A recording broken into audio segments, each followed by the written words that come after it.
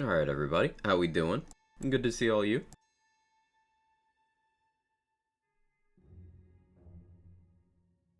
It's me. Oh yeah, I'll show you guys something. I don't know if you can see it very well, but you can probably see my fucking gray hairs. Ugh. I somehow managed to just unconsciously, like, claw my face, so I'm like a little carved up over here. It's like a weird anxiety tick. It just, ugh, unpleasant. So, don't let me scratch at this side of my face. If you catch me doing it, tell me to stop.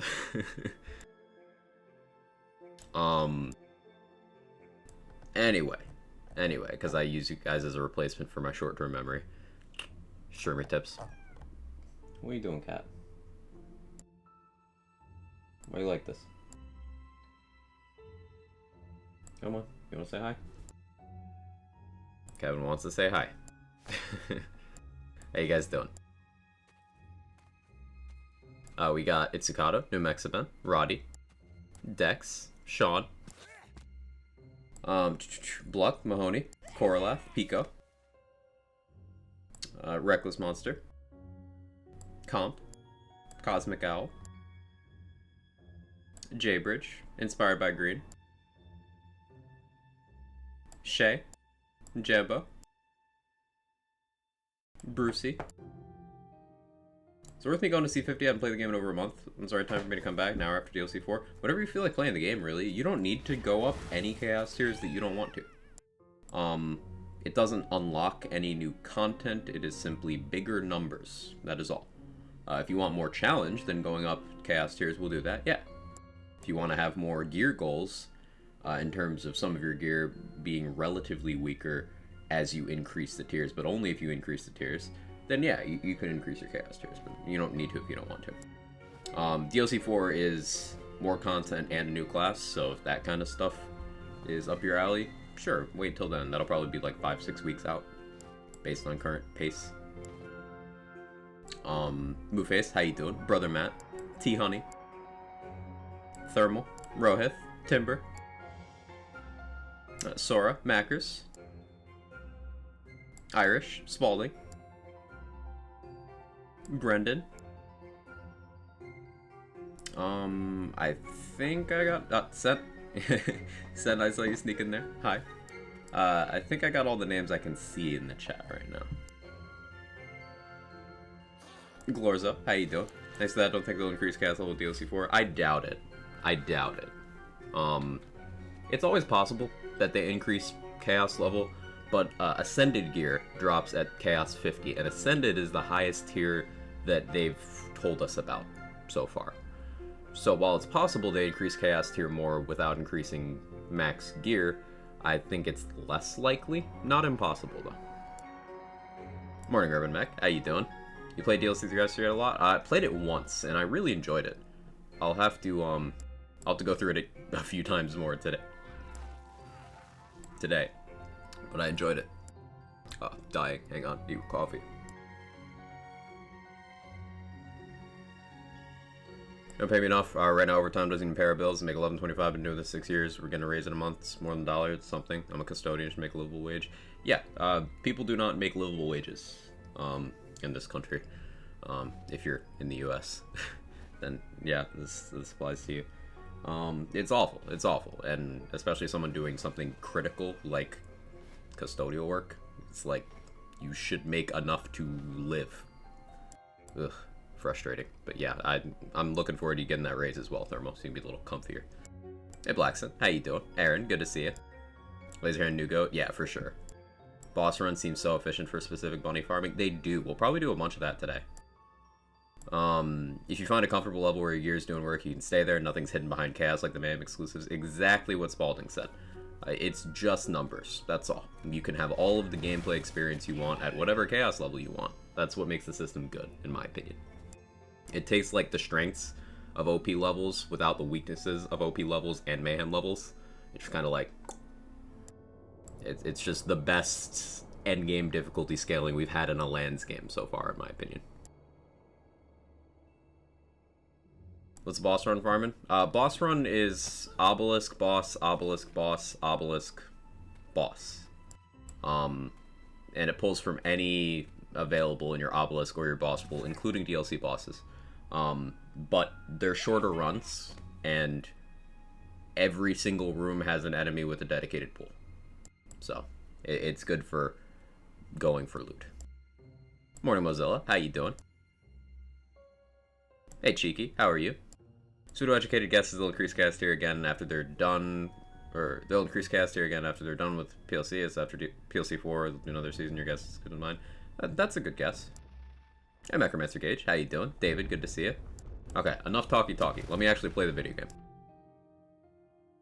So, I actually finished this up right before stream. That's why it took me a few extra minutes. I had to then go, like, make my coffee and stuff in my, my starting soon.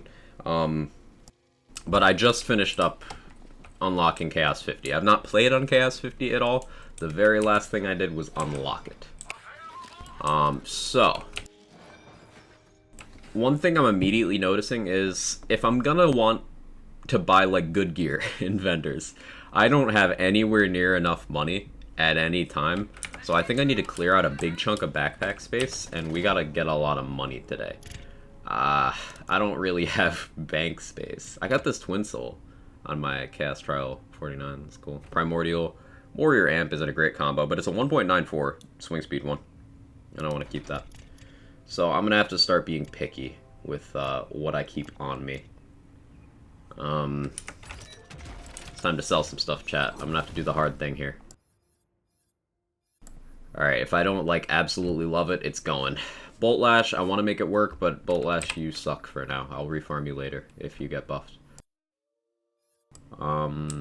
Caustic Hilt, I don't need that. Donkey I want, but at Volatile I don't need to keep. That Deathless can go. I have copies of this elsewhere. Garlic Breath can go. Now it's getting difficult. I don't need that. I don't need that, but I'll keep it anyway for memes. I spent 2 hours last night clearing out all non-essential regular and chaotic gear. It hurt. Yeah, I'm gonna have to do that. I didn't do any inventory management, and I should have. I need to remember to put on this Brad Luck when I actually hit the wheel. You guys, come on. Kevin, don't pick fights you can't win. He does that. They'll be playing, and Kevin will get rough, and then Jake will be like, bet, and then Kevin will start losing, and then he'll start whining. Cat. Don't you ignore me. I know you know I'm looking at you. I see your ear moving. Don't start.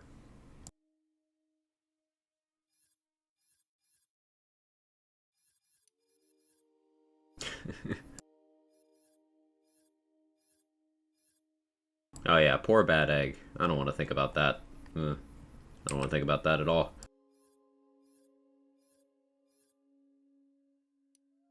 Alright, so that should be some space. Enough that I think I can start grabbing cosmetics to sell. So let's start with the featured. I've not done the featured at all yet. Gotten tried any new DLC gear. I've gotten one ring. I've gotten one ring. What's wrong with Bad Egg? Apparently the melee multiplier from it has been removed. They only ever wanted it to have the dark magic bonus, Ellie. So now it is just that. What are you doing, cat?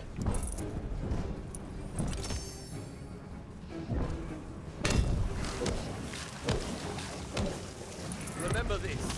You can't run.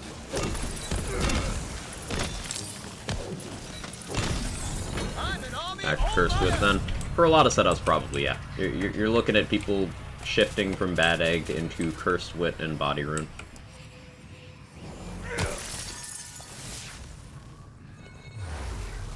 Features great for gold farming. I've heard that, Kamzy. I've heard that. I'm gonna do a run-through playing normally, and then I'm gonna do a run-through, like, actually prioritizing my money, I think. Good thing about doing a melee build is, I don't need to worry about the fact that mimics are annoying to hit. How do you like DLC 3? I want to play more to form an opinion. So far, I love it. Like, it's way better than DLC 1 and 2. Like, way better. And it also came with a good patch. So, like, I'm chilling. I'm enjoying.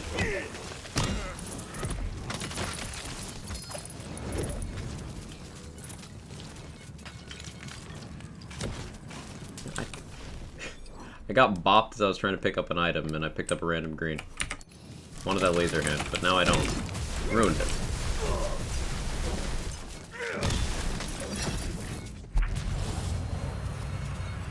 Blank slate.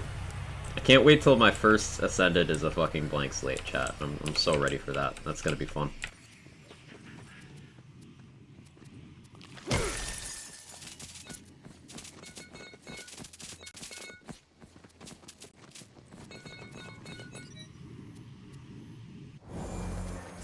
I should do Gloop, but I'm not gonna. So the 20% element on Transistor Shield, bonus element, like Body Rune. No, it's an elemental increase to existing damage. And it's noteworthy because the Transistor can even boost non-elemental damage with that. So, like, if you get hit with a non-elemental damage source, Transistor will then switch to non-elemental for its boost for you. Makes it very unique.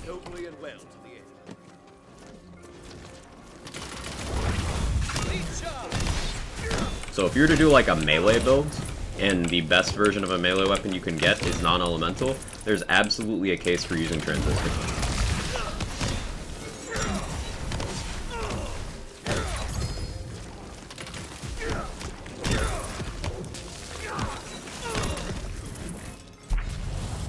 You 40k more shield than I have health shield. Well, I'm running a Deathless build, and I have a bunch of HP parts on my shield. And, I also took the Trusted Magic Curse, which promotes shield tanking.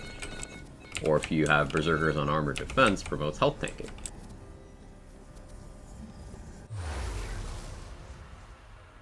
First Ascent is one of those random ingredients on the ground? Probably.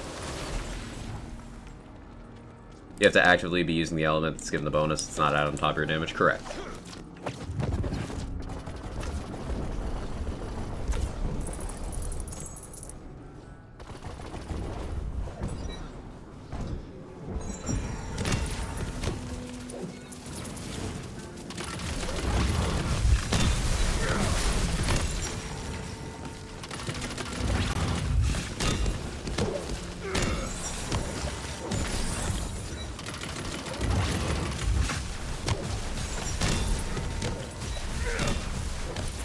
I already made a decent amount of money so far.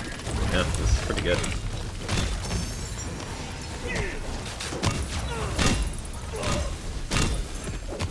Good thing about swinging a greatsword is you can just hit the whole screen at once. Like, I didn't even see what happened there.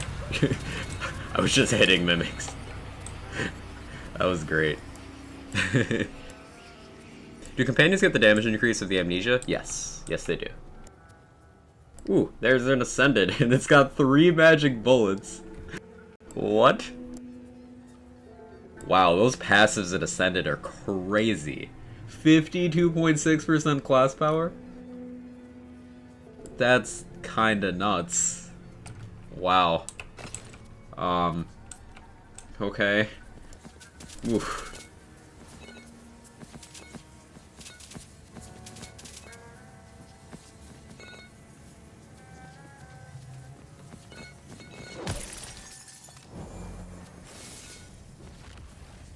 It's a really good amalgam. Hello? Area damage, melee crit chance, melee damage. 2 in awe? Yes. Yes. Thoughts on the patch? I think it's great, Meteors. I think it's great. I have almost no complaints whatsoever. We got a bunch of new content to play. We got new ways to play the Chaos Chamber. Got some very nice buffs to some items I wanted to see get love for a while. Just, good vibes.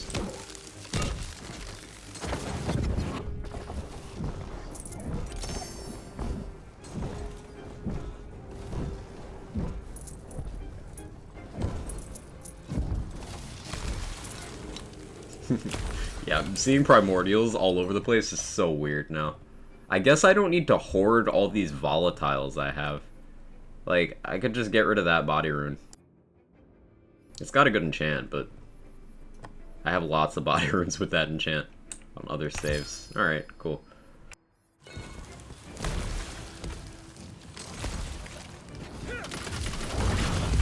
Yeah, primordials are really common on C50, as it should be.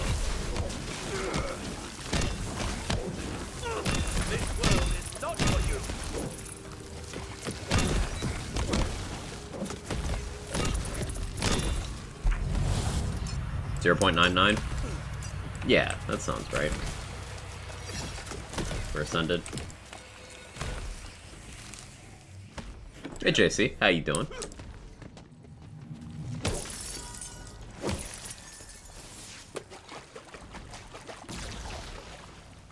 I've not done anything on C50, so this will be my first C50 raid boss. Looking forward to that. We gotta give Bark a hug, you know? Before you get rid of volatiles and get all the ones you didn't use for science. No, stop. Don't expose me. DLC's really good, really like the boss? Yeah, me too. Really good boss design. Like, they did a bunch of things I've specifically wanted for so long. They even used the words. And, like, I'm so happy with that boss. It's so sick. I wanted bullet hell mechanics forever, and, like, they literally promoted it with saying the word bullet hell. Sorry for spoiling. I didn't know that, but it's in the trailer. It's fucking cool. Anyway, I won't go into more specifics for anyone who hasn't played it yet, but I really like the DLC 3 boss. Leave me answers for what happens if you take unarmored defense and use a deathless. Unarmored defense takes priority. So you get the you get this bit, the ward delay bonus from deathless, but the rest of it won't work. Instead, you get unarmored defense.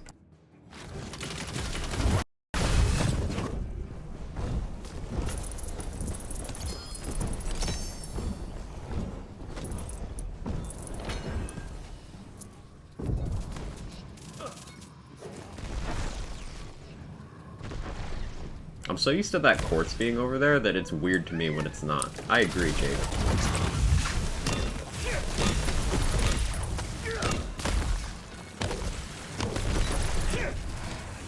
Take control. How you doing?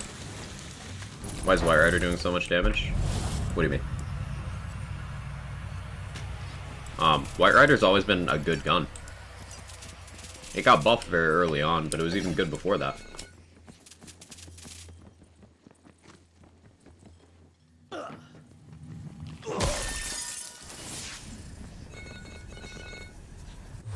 Finished building my new chair and moving the other downstairs and this one upstairs, and I feel a bit dead. Moving chairs is tough. It's not even just the weight. Uh-oh, I'm on a deathless build. Oops, this is gonna be awkward. It's not just the weight, they're so awkward. Like, did you have to move it like with an armrest attached and stuff? Yeah, puppy. Like, drink something, relax. That shit's exhausting.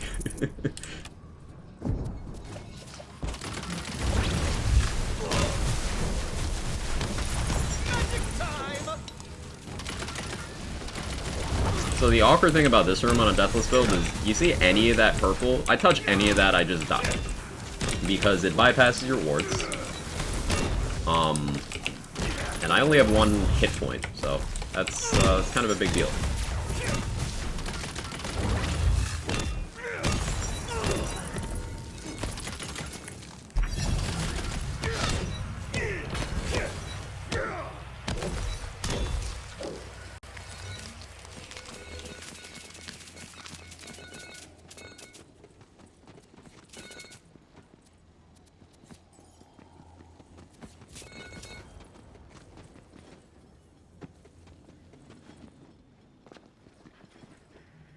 You know what the chaotic tier above Ascended is going to be called? They have not announced a tier above Ascended. Scroll. Ascended is the highest one that they have already told us about. So like a few days before launch in one of those dev blogs, one of those interviews with Matt Cox, he mentioned all the names of the chaos tiers, and Ascended was the highest one that he mentioned. So I don't know if any more are planned, but it's the highest one we know about.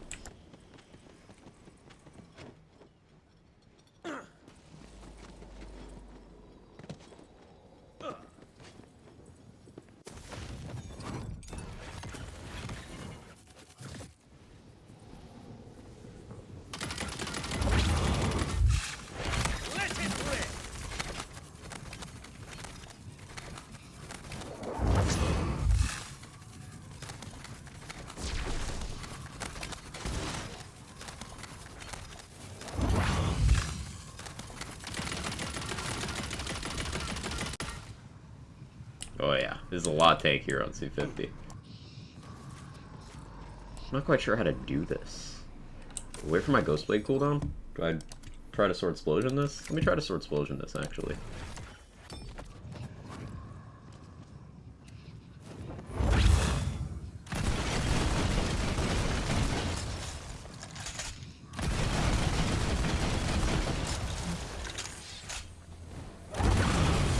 Okay, I'll probably just Sword Explosion that from now on. Cool. Maybe I keep a Sword Explosion equipped instead of a White Rider, because I need it for that. Ghostblade with my current gear, with my old gear from C35, is not strong enough to break that in 1 cycle now. It's good to know. Our interweb's playing nice today. Seems to be better than yesterday, so far. Fingers crossed.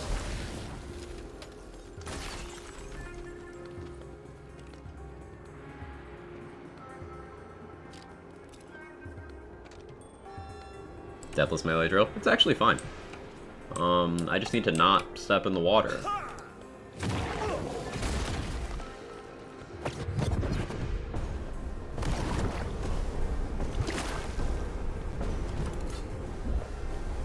This is also what I want a Calcon with melee bolts for. This situation right here. Because currently I'm using a Tooth Raider, and achieves the same thing. But Con would be more DPS.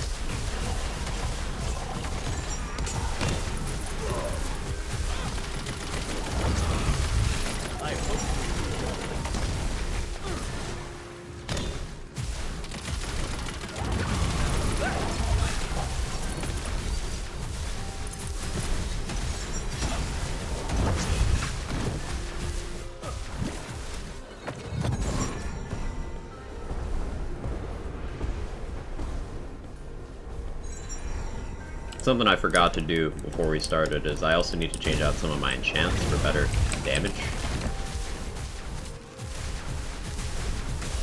It'll go okay. Uses Forward and Frost, Frenzied Wrath, double cooldown, Reaper Bones. Interesting.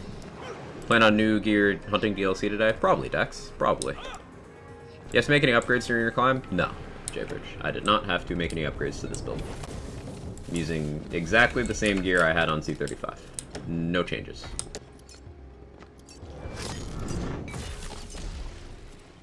I can only contribute 2k at a time. How do you guys do more? It's 2k per stream. Scroll. So each time I hit live for the duration of that broadcast, everyone can contribute 2,000. Morning, fam. How you doing?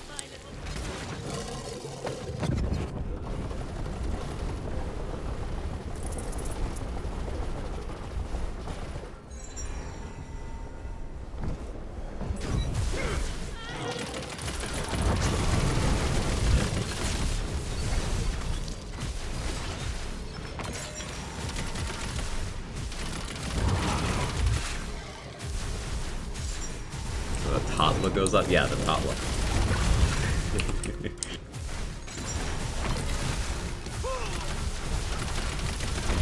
He almost bonked me into the water. That would have been awkward. Alright, do your regen thing. I need to tooth the raider. Are you gonna dive? No, cool.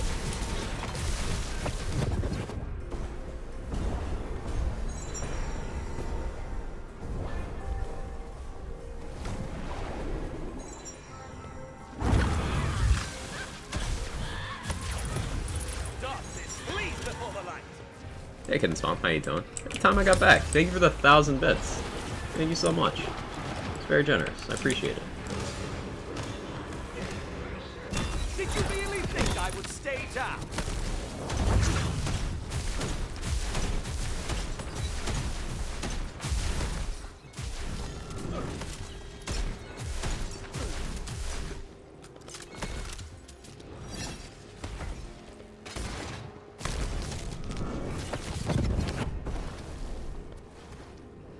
That was awkward timing. I shouldn't have popped that.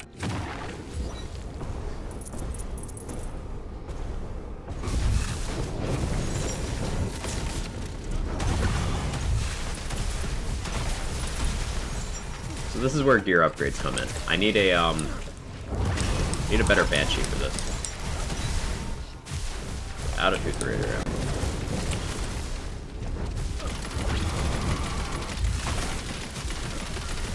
Hey, loading screen boss, thank you for 5 gifted subs. Thank you, holy shit. You guys are so generous, I appreciate it. Thank you. Sorry for the laser focus on this boss. The under-geared max difficulty drills awkward when you don't have a specific bossing strat. Hang on.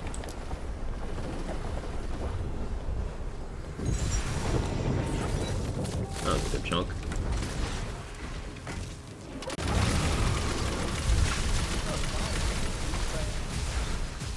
Gear become more and more important during later chaos tiers, and I'll look forward to it. Yeah. Power shifts from like skill tree to gear and myth rank as you go up through higher tiers.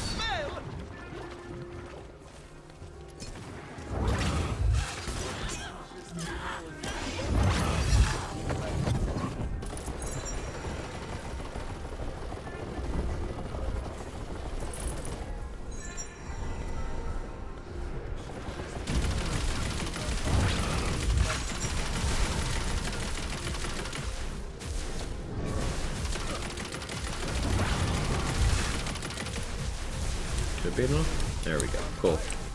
Shell casing is probably ideal for anything that never actually fires the gun now. So shell casing goes off of your current mag, right? That's how it checks low ammo.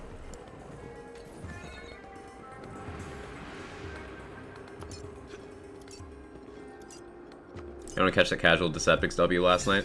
What Deceptics do? Did great things as always, I imagine. I was busy binging Umbrella Academy yesterday. I got nothing productive done. Yeah. Oof. So those attacks can actually one-shot me now. I don't know what Deceptix is. Deceptix is a very talented Borderlands speedrunner. Pops around here sometimes. Super cool person. Has many records in Borderlands 3, pre-sequel, Borderlands 2, Doom Eternal. Just a talented gamer, you know?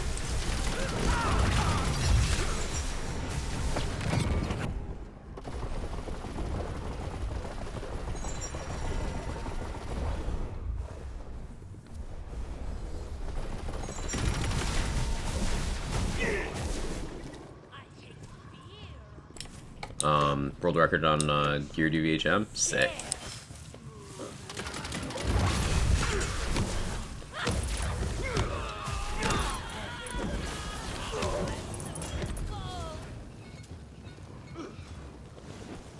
Did that too? Yeah, Festus. Hey, Fatal, thank you for the Prime. I appreciate it. Thank you so much. Every time I look away, you guys are too nice. I can't multitask.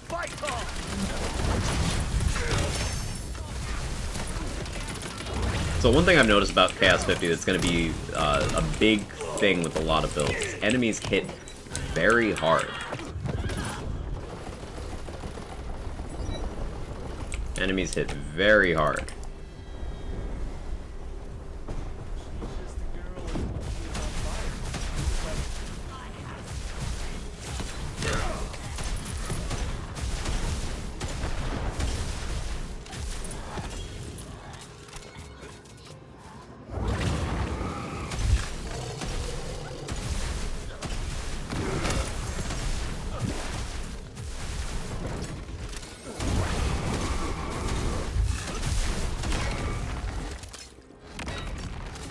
Hey, Mr. Black Guy. How you doing? How's Chaos 50? Hope you're doing well. I'm doing great. Chaos 50's nice. It's, I'm not having any trouble with mobbing. Drill hits a lot harder than he did, which I like to see. And, as you can see, my gear, comprised of mostly volatiles, is not exactly fast with this particular setup on C50, as it should be. Still very doable, though.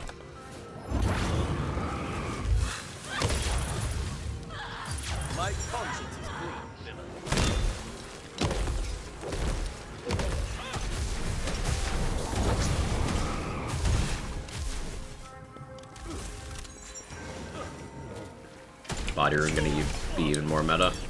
Oh no! That's why you don't touch the water.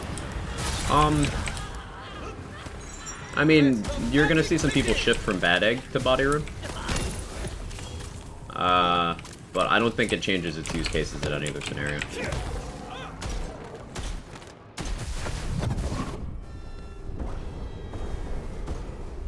It's kind of like already the GOAT, you know? Shell casing probably be the go-to pick for dead shots, maybe melee abilities too. What's the percentage on shell casing? Sawmill. Oof. Oof.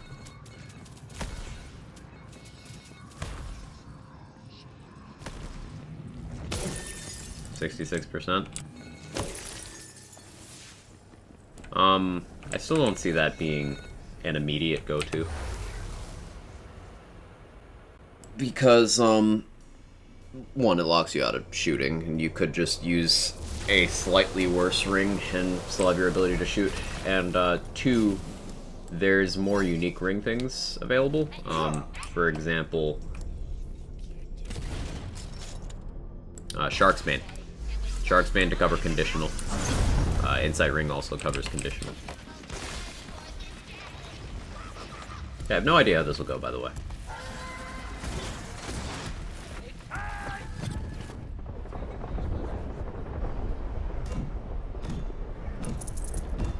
Seems fine.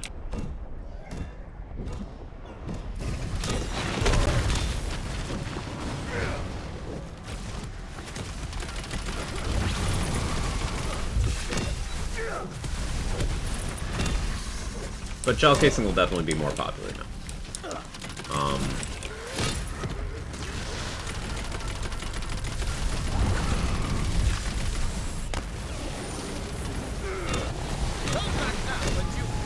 Rip boss now feels like a raid boss. Under-leveled gear will do that.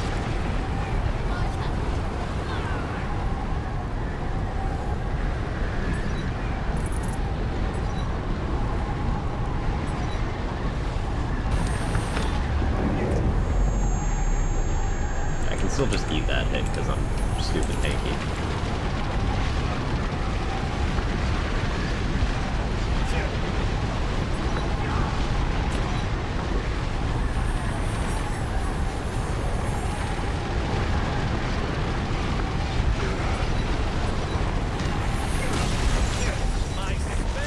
GG, bunny. Justice has been served.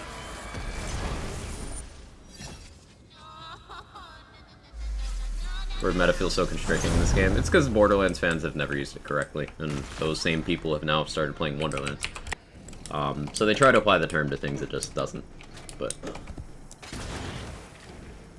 Body Rune's one of those cases where, yeah, you could argue meta is accurate.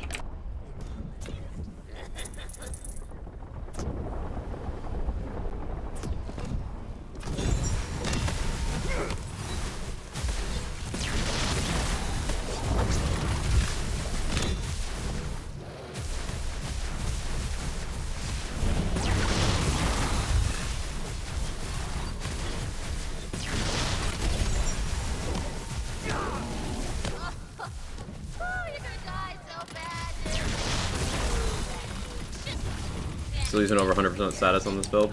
I think I have exactly 100, actually.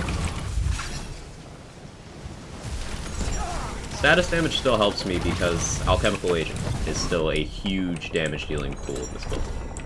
Alchemical Agent's so much of my damage. Like, it still makes sense to boost status.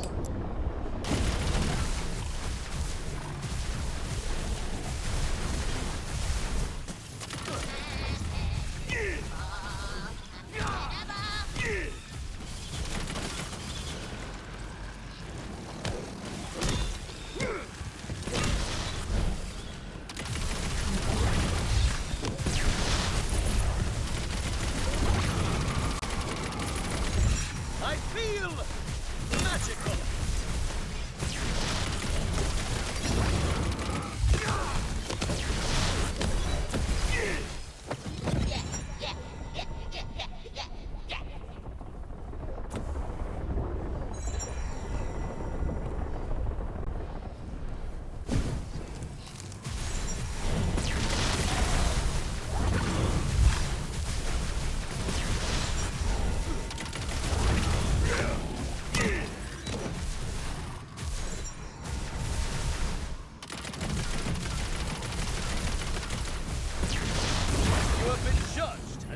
Wanting.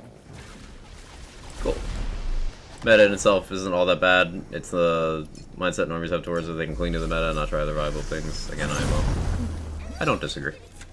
Popped on YouTube last night, saw 9 videos with meta in the thumbnail and cringing over that so hard. It's just a buzzword.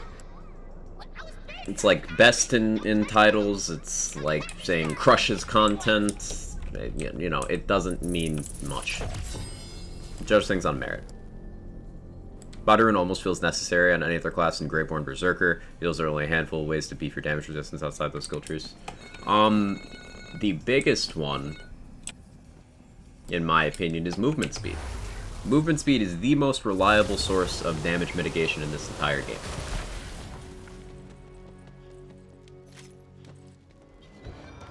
Because simply not being hit is reliable.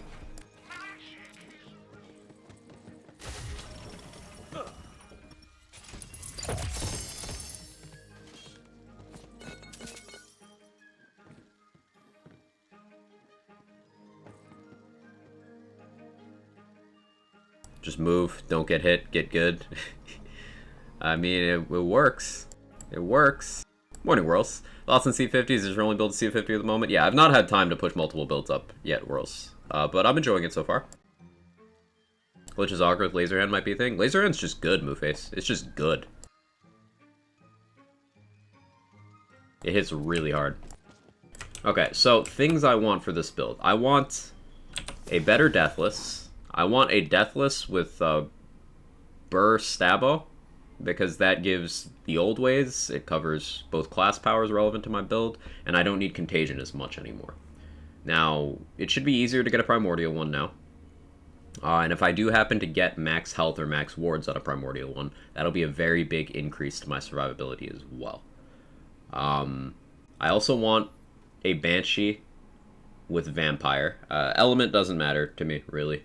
A Banshee with Vampire, because that will increase not only my melee weapons damage, but it'll increase my Executioner's Blades damage. So that's important, too. My rings can stay for a while. My ward, that can stay for a while, even though Ascended would be a huge tank increase. I'm not going to get a better Barbaload. That's just not realistic to expect. And Inflammation doesn't need more damage. So I need to roll Armor and Melee Weapon.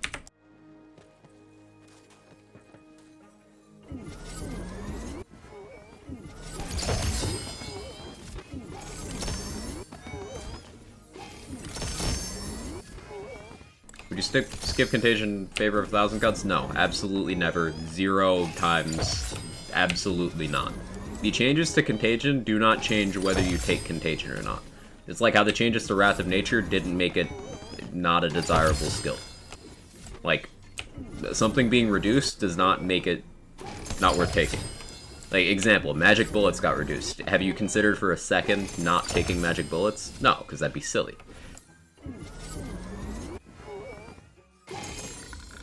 That would be silly.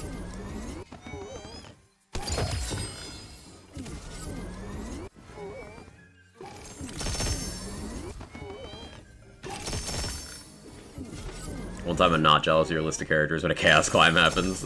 Yeah, that's fair. The Bunny straddles MLG strat. Hitting 2 bunnies at once just lets you spend crystals faster. It's nice when you have bunnies that are, you know, either next to each other or alternating, because then you can do that.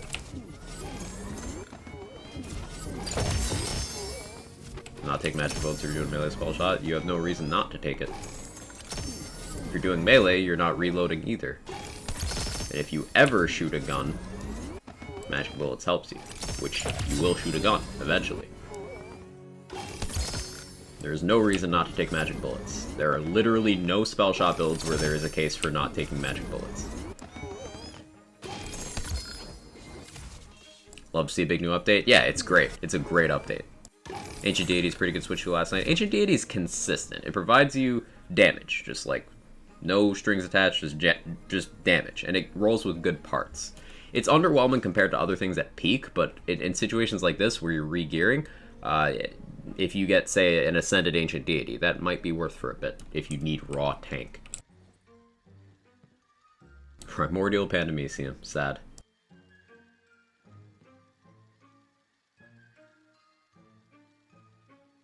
Yeah, this double money strat was don't have to pick up crystals level QL advice. Glad it's helping you out, Jay-Bridge. Glad it's helping.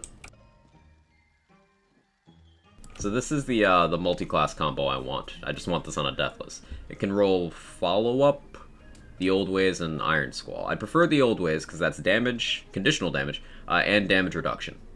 Iron Squall would be good too, though, because swing speed. I just don't really want Follow-Up as much. So the first Deathless I get of an appropriate tier with, you know, good passives, I'ma take. But fingers crossed about the skills.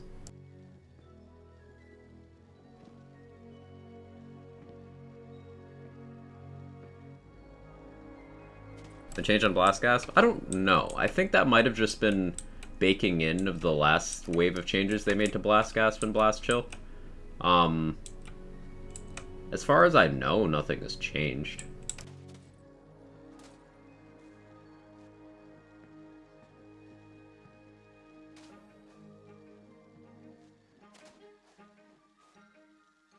I don't have a command for that, Big Daddy, but I can go over the spec for you, personally, if you'd like me to. I don't mind.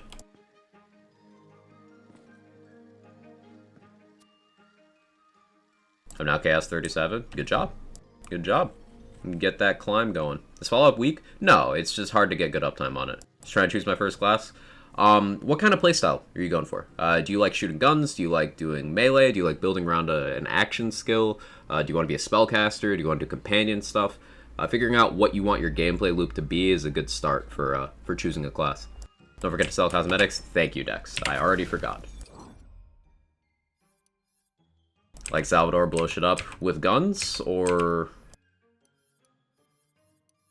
Because lots of avenues of dealing damage in this game. Gearbox game development has evolved a lot since Borderlands 2, where In Borderlands 2, characters are just like, hey, I shoot gun, but in different way. In this game, you don't have to shoot gun. So, there's lots of depth to it. Guns mainly. Spell shot is generally considered the strongest class, and is good with guns, and with spells, and with pretty much everything. So some combination of spell shot with something else. Spell stabbo is very popular for gun builds. Maybe something like that. Because that would give you very consistent damage and access to a lot of different damage boosts for your guns.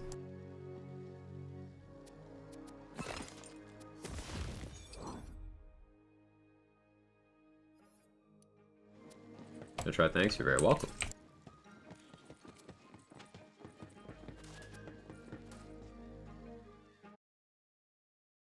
With Livewire changes, you can actually shoot the thing and make use of follow-up. Yeah, that is a positive to that. Livewire use is more interactive now, if you want it to be.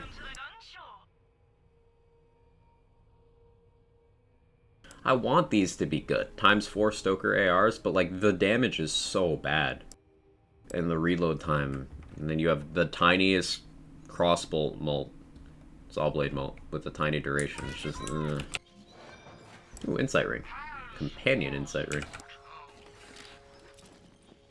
Back on the Deathless on Armor Defense topic, the ward health effects don't stack correct. Like, get the... So, this little bit on Unarmored Defense covers this, Roddy. That last line before the flavor text, health can no longer be reserved. Deathless only increases your wards by reserving your health. So Unarmored Defense stops that bit from happening, meaning you don't get the increase. The reason why they don't work together is because Unarmored Defense specifically accounted for that.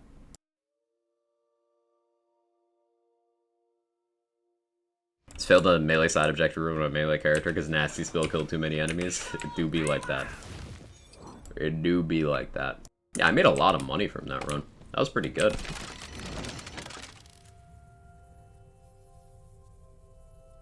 I feel like I don't need this enchantment because I'm running from the shadows now. So I think I can change this out for damage.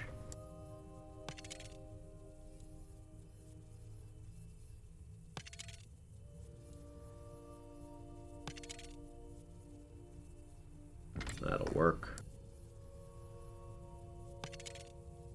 That'll work too.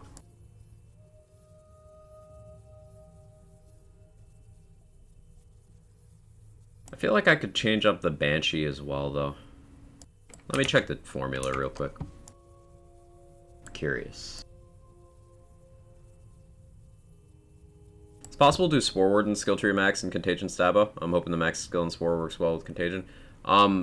Contagion is not a thing that works on its own anymore, inspired by Green. So they made a change in the patch. Basically, Contagion now works as advertised. It doesn't do that infinite looping thing where you can turn a 1 damage dot into a 1 billion damage dot with enough good RNG. It doesn't do that anymore.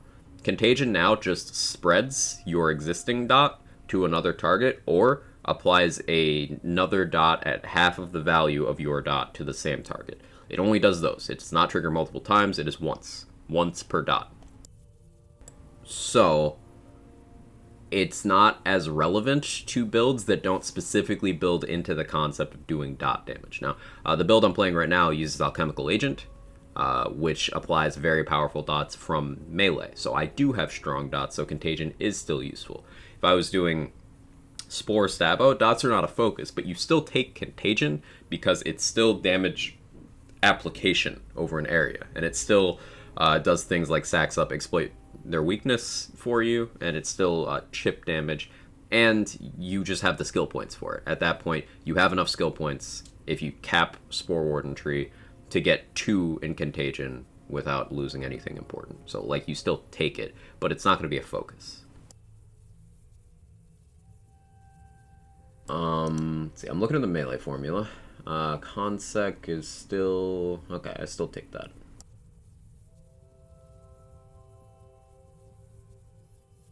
Still take that.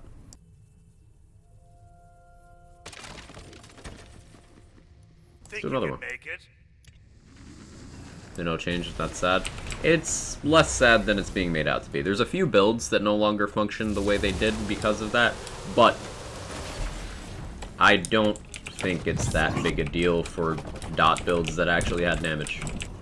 Like, dots are still useful to me on this build, despite it being built around Contagion and Barbalode together.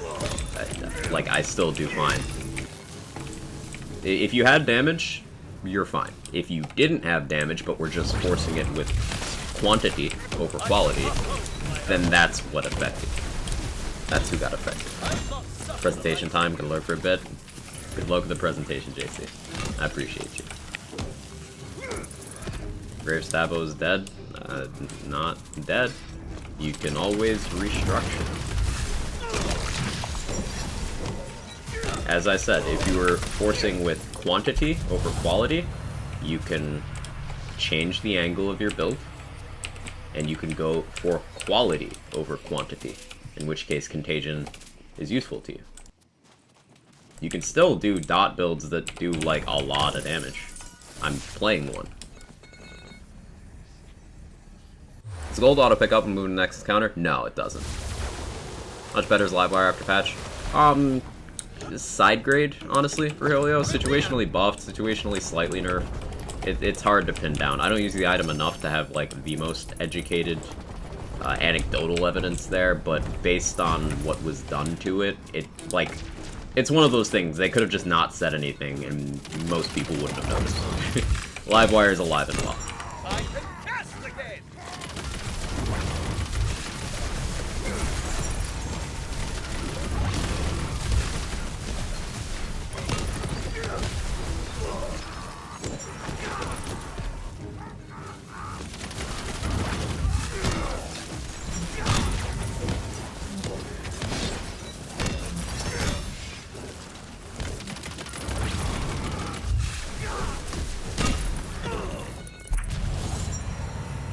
Trying to figure out the best way to do Spore Spell Shot.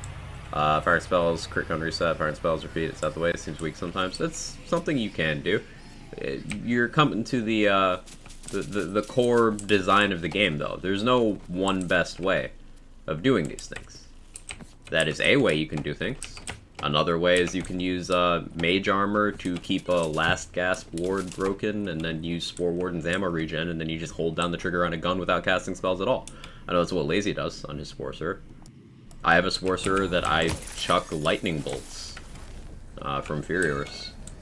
There's no one way of doing things. You got lots of choices. Remember Sword Explosion came out and everyone's like, it's broken, the hype has come all the way down now? I mean, it's still busted. Sword Explosion's still very much ridiculous.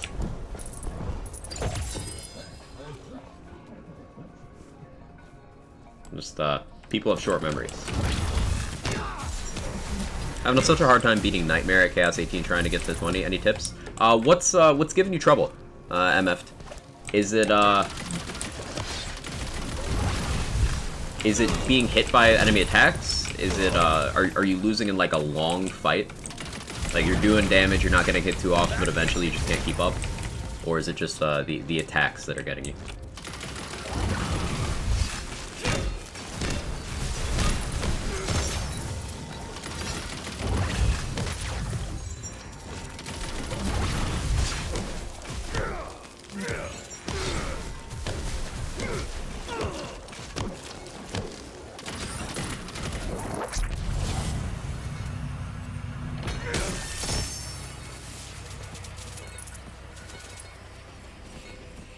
I need to make sure I pick up this money. There's a lot of it.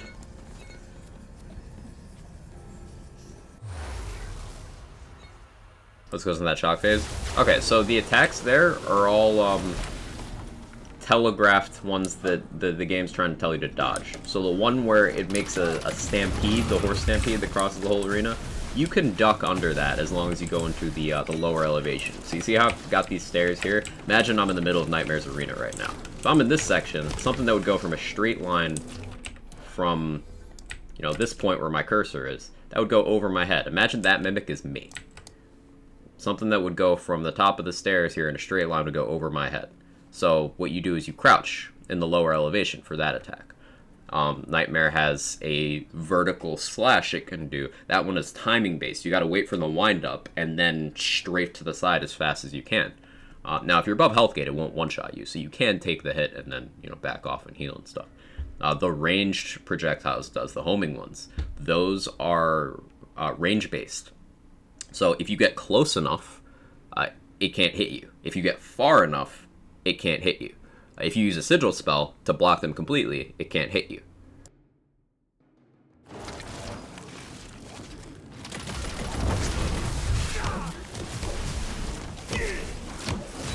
There goes the science. It goes well, Ken. How you doing?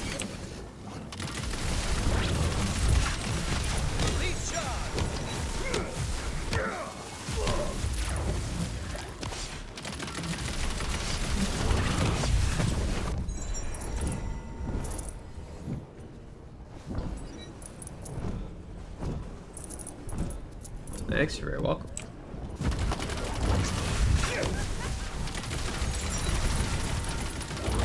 Yeah, does Ribula one-shot me? That didn't even do damage. Ribula, you okay?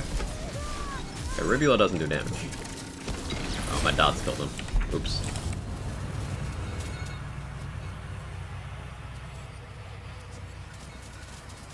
People tend to get focused on one weapon or you're about to move on to the new one. Now people are focused on hidden spell bunnies. Right. You'll hear people talking a lot about laser hand for a while now.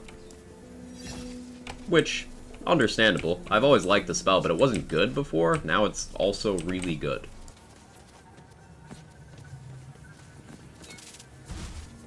I didn't mean to take that. I meant to pick up that, but I didn't have inventory space. Ugh.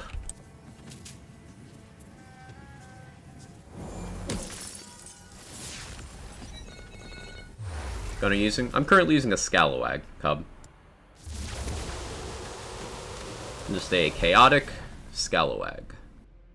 Reason being, it's got that 25% blade for melee boost, and then it's got the crossbolts for further melee boost, and also I never have to really reload this thing as long as I space my shots. It's got homing projectiles, good fire rate, multiple projectiles. It's cryo, so it's freezing enemies up, allowing me to deal more damage to them.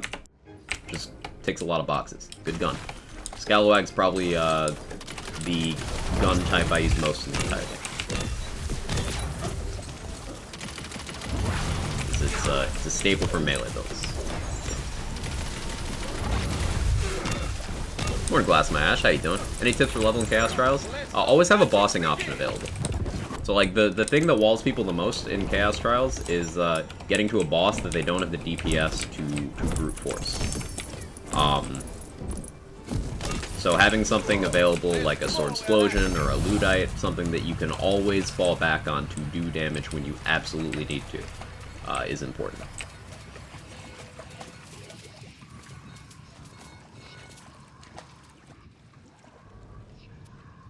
Ascended Eruption.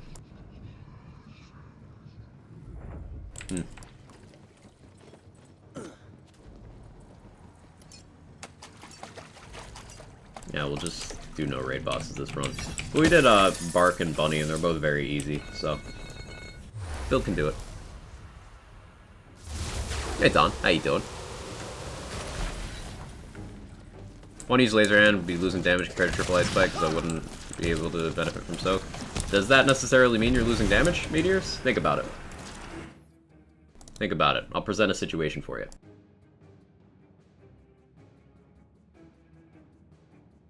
This is a good reason why that's not always true. Example, you're fighting a flesh target, you're on Intense, you're on Chaos 50. Your Ice Spike is getting a 30% elemental matchup penalty. Sure, Soaked comes in and you get that plus 50%. But Fire, you're at 125% bonus, which even when you factor in Soaked, is stronger, assuming the Ice Spike and the Laser Hand did exactly the same damage. The Laser Hand would win on elemental matchup against a flesh target.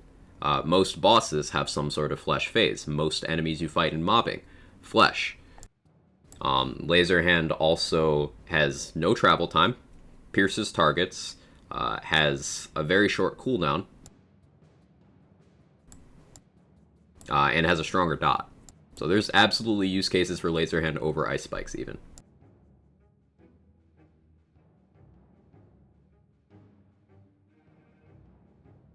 I would not say that ice spikes have an inherent damage advantage.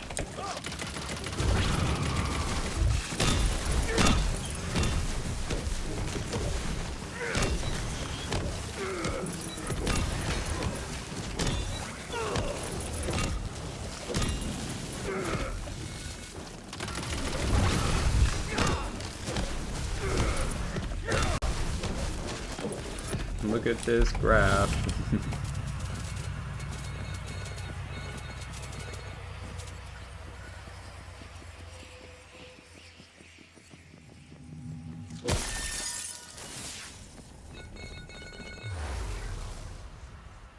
Probably also a farm for God Roll Ice Spike if you're just now looking for good laser hands. Yeah, that's a good point. It's easier to get a good laser hand than a good Ice Spike. Inflammation plus laser hand would be a fun Pyromaniac combo. Yeah, I'm looking forward to doing that. Hey Fleece, how are you?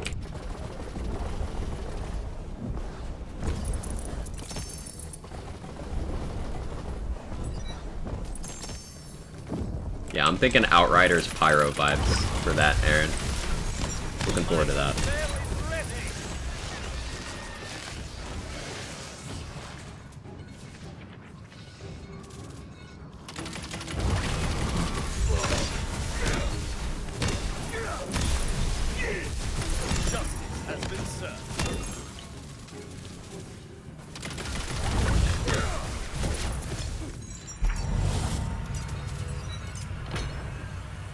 If I can get good gear to replace my soaked armor, definitely play around with it. Yeah. If you're using Cape of Tides, then yeah, you'd just be taking the penalty the whole time for laser hand with other armors. And then you've got the fact that fire does have some things unique to it, like for example, Clawbringer's Awe skill references fire and lightning.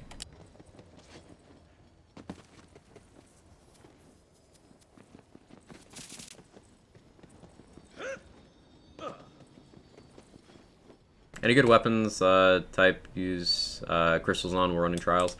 Pistol Bunny is usually just a good bet. Pistol Bunny's got a lot of good unique items in there. Actually, no, I don't want to do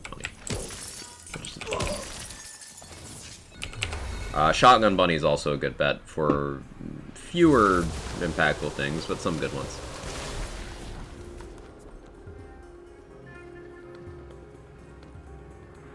Soak worth it on a Clawbringer, not running a melee build? That's not specific enough of a question. Clawbringer using cryo and lightning stuff? Absolutely. Clawbringer not using that stuff? Less so. What are you farming for today? Just playing Chaos 50. In terms of starting gear progression on Chaos 50, the things I'm prioritizing first are my armor and my melee weapon for this build. So I'm hitting those bunnies primarily. Looking for good Salt and Battery, good Banshee, good Deathless. That's the goals.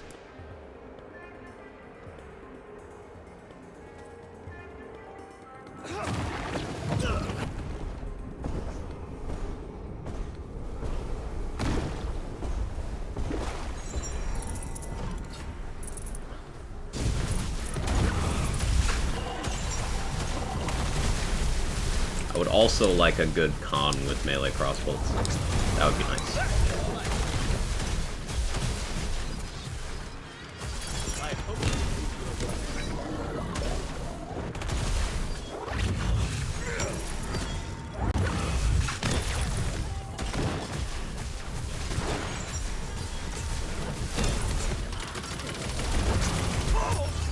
Ouch. Yeah, they hit hard on C50 now.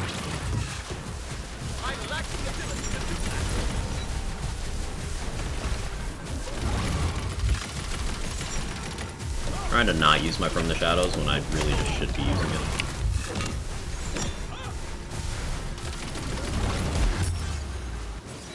Oof. Yeah, that's why I should be using it.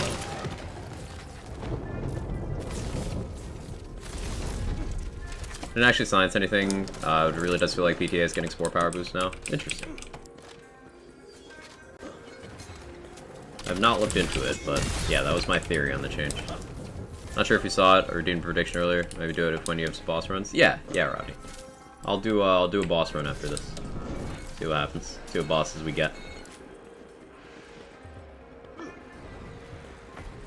I'm thinking like at least one Imelda or not because the game hates me.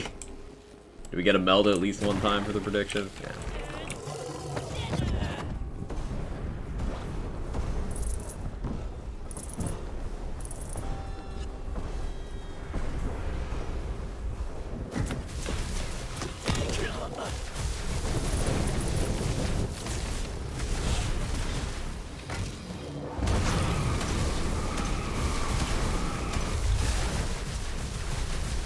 Sabomatic help with Imelda? Probably. I do not have one though. I don't have much interest in using that item either, full disclosure.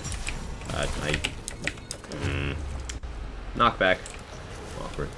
I spent so much time using Face Puncher and BL3 that I'm like, I'm over it.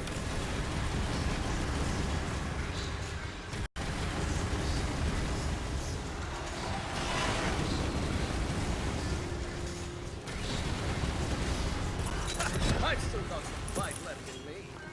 That was unfortunate. I lost a lot of ground there. Okay. Hitbox? Question mark? Maybe even exclamation point. Serves you right. Enemies in Chaos 41 and 42 have like no health for you two, is one-shotting them for some reason. That's a bug that happens sometimes on any Chaos level Flex and harder. Occasionally enemies will not load the Chaos health multiplier properly. So you'll be fighting enemies with Chaos 0 health. It's a known issue.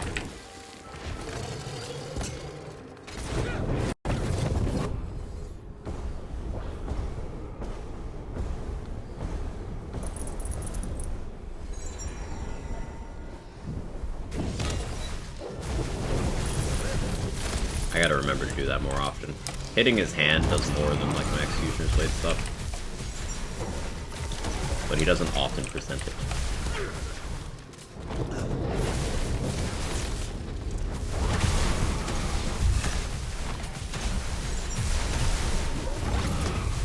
Wherefore art thou, Unused?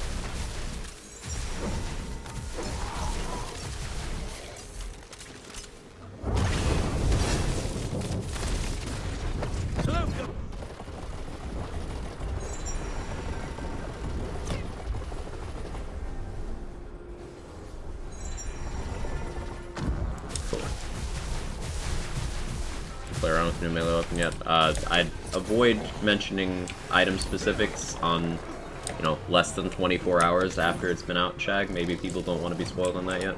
I have already been spoiled on every single item, by the way, so I no longer care for me, because people already ruined it for me. But maybe consider other people in the chat.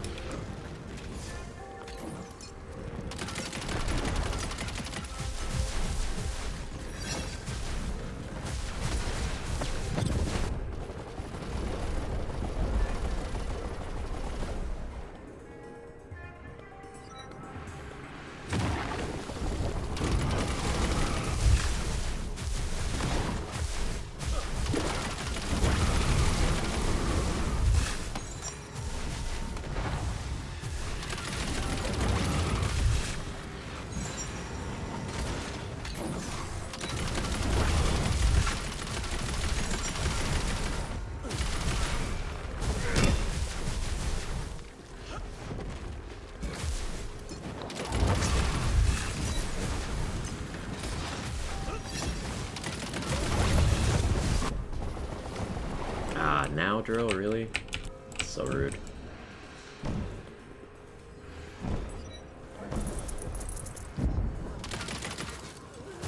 My conscience is free.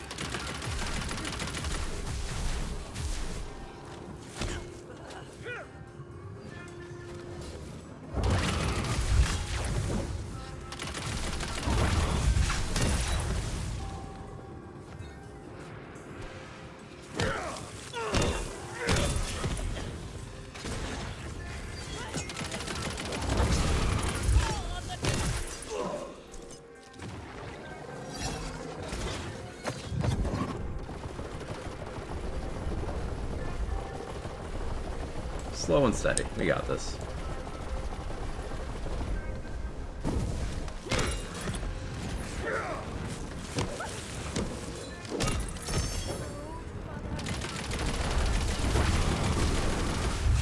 Quite shots still inspiring. Been sitting here theory crafting Graveborn since said, wait, you can change your build. Not accomplishing any work-related things right now. Oh no, that's bad inspiration. No, do important thing. Do important thing.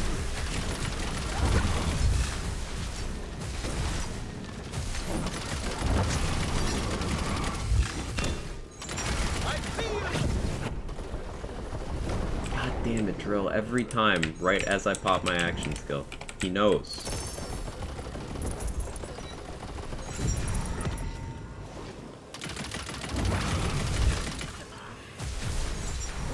Not too much trouble. How exactly in detail does the barber load actually work?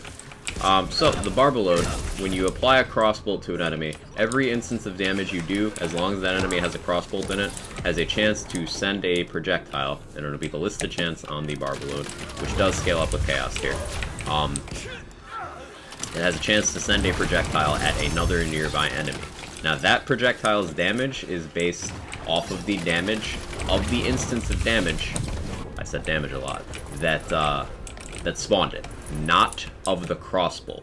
So you could apply crossbolts with a level 1 white pistol, and then hit an enemy with an ascended ice spike. And then if you proc that barber load chance, then that ice spike is going to apply its damage as a ricochet to another nearby enemy.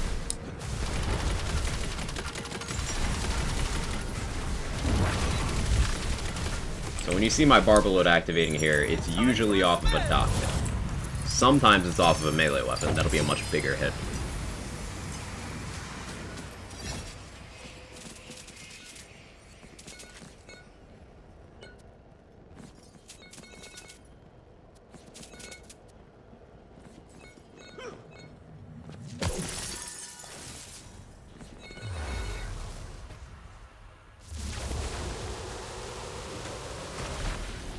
Cool.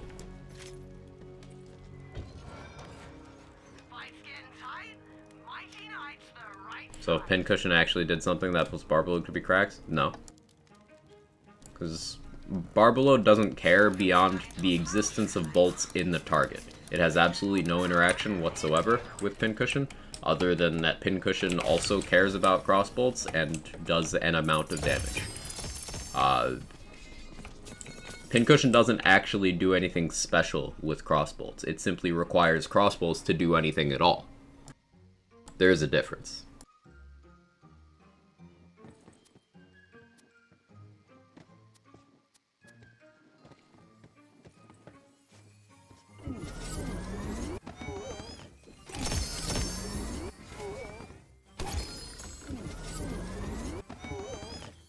Like, Pincushion with its effect does less damage than just using a better melee weapon against a target with crossbolts in them.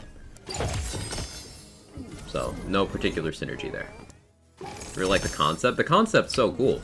And, like, I'm already doing that gameplay loop in all of my melee builds. Like, I'm already using crossbolts and then bonking the enemy.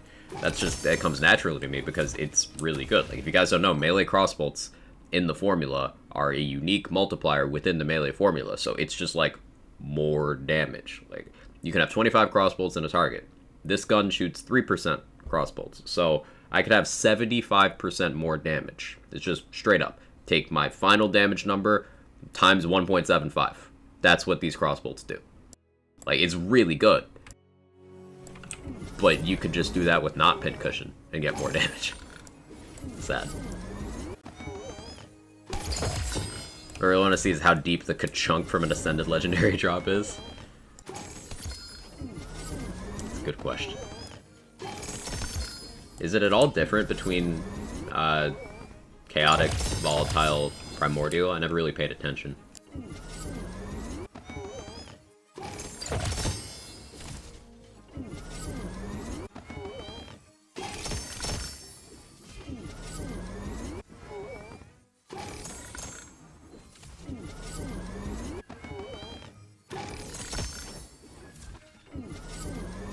Thought it was might be placebo. Yeah, I don't know. It'd be cool if it was. It'd give you a way of distinguishing between them. But I was listening and I didn't hear any different sounds. There's some volatile and chaotics here. So I don't know. but I believe you. If you say it might. It's one of those tricky things.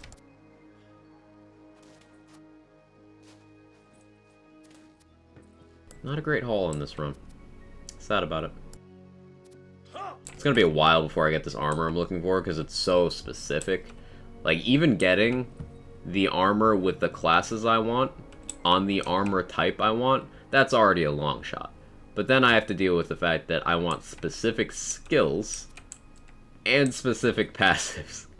Like, I probably won't be seeing this armor for a long time.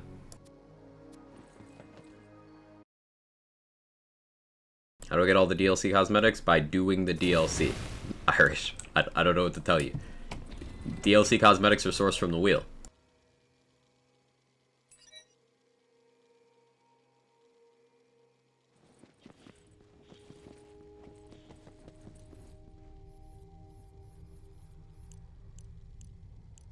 Okay, I promised a boss run.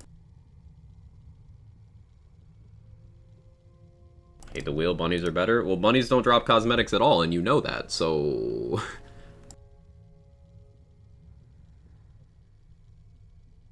Have I managed to pocket unfollow? Not cool. Sometimes Twitch eats your follow, Platinum Meal. It's all good. You're all good.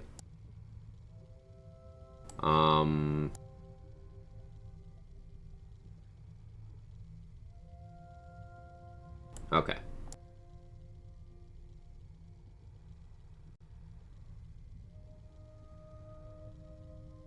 So I'm going to do a boss run, which, if you guys don't know, is obelisk, boss, obelisk, boss, obelisk, boss. So 6 rooms, 3 boss rooms, 3 obelisk rooms.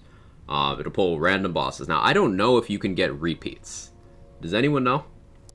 Because it'd be interesting if I got 3 Imeldas, because existence is pain.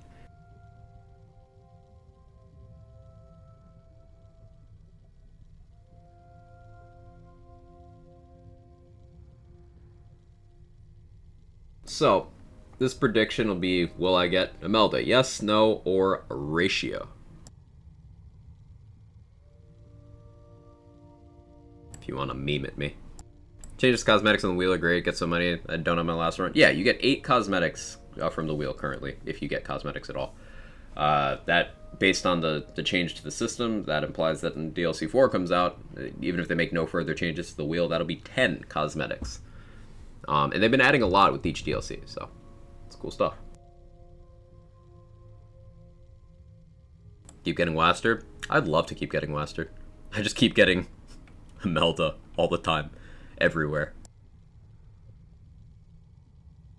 I got more souls from in Chaos Tears? I don't know. I don't actually know the answer to that.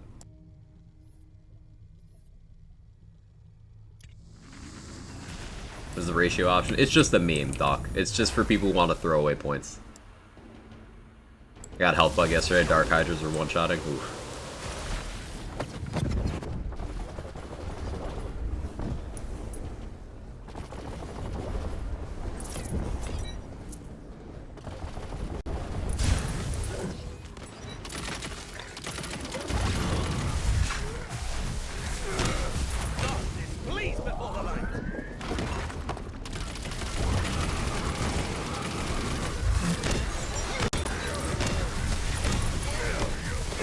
Dot's still good.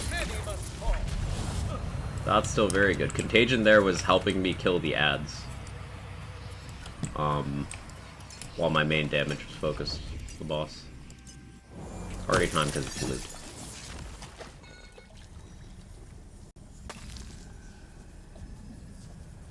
It's a love-hate relationship with Imelda. Yeah, I love to hate Imelda. It's got an exact copy of my Solemn Battery from the wheel, only it's Primordial instead of Volatile. Nice little upgrade. Let's go, Sean. That's progress. How we doing? Doing great, Mr. Adblock. How's the rest of your birthday? Happy belated. Alright, let's see what we got.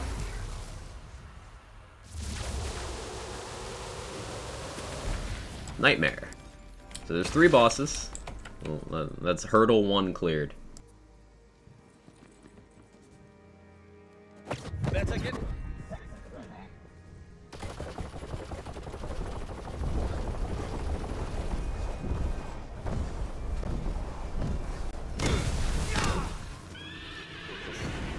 Solid, spend time with family. Hey, that sounds fun.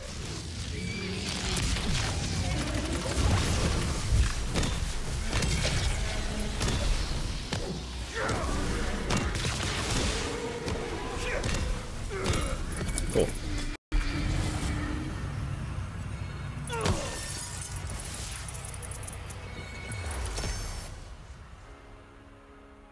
Amela's lucky she came with good gear.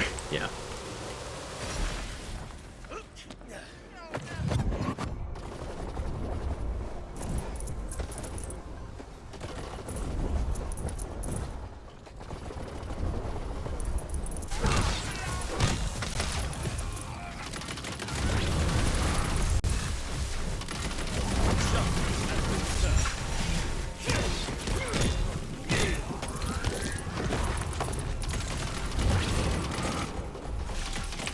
That's awkward. Very awkward.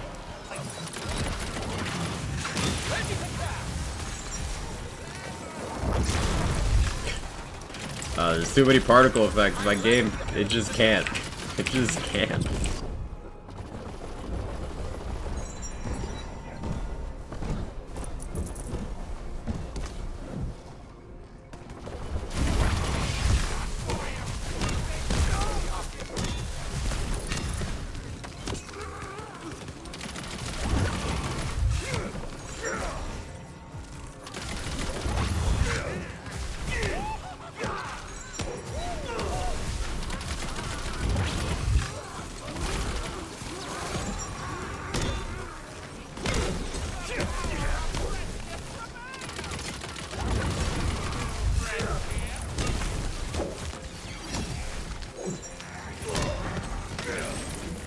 Cool. There we go. Got any DLC 3 loot? I've gotten a ring. I've gotten a ring.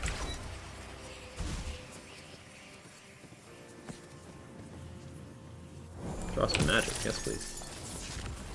Alright, next boss. See what we got. I sent you. You know if your shotgun stab medic deals melee damage? Yes. Celissa.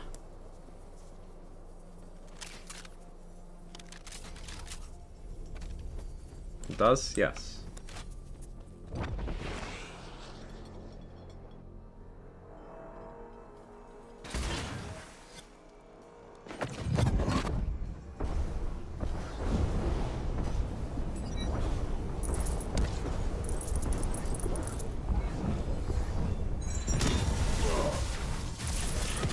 Bye, Celissa.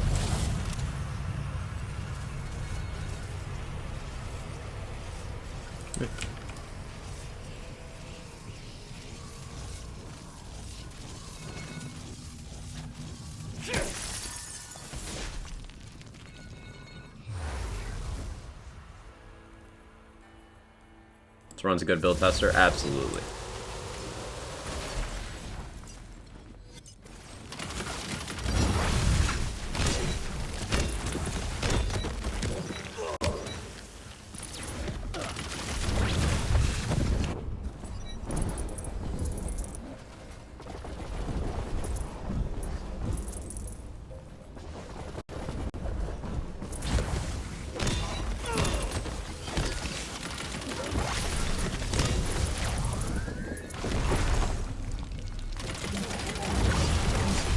Barrel hurt.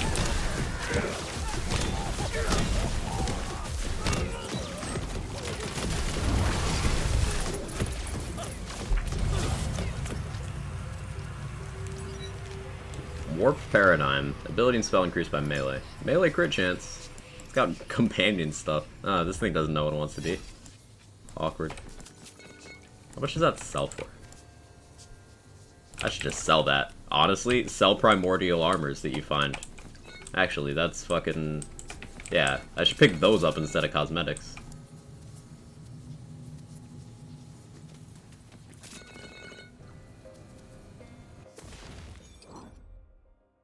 They're not as easy to identify to sell, but, like, yes.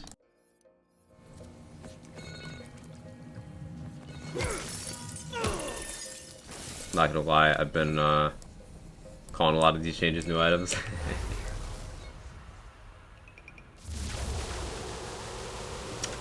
Dom boss.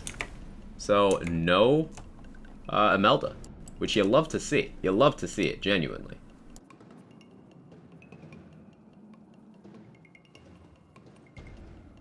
Bus and rush.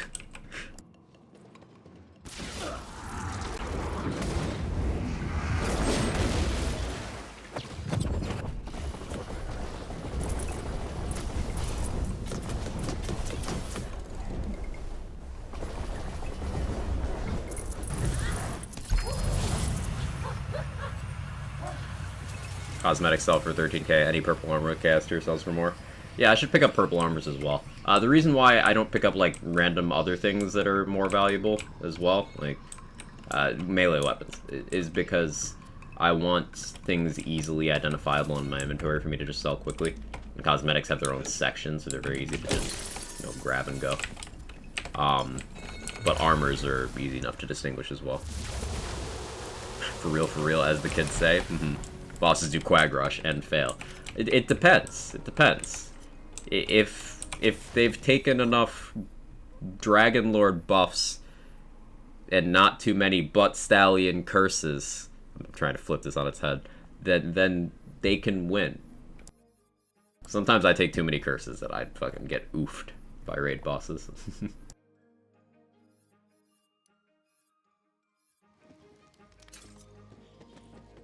We made good money so far today. We made like 16 mil. No cap. I'm wearing a cap though. What do you mean?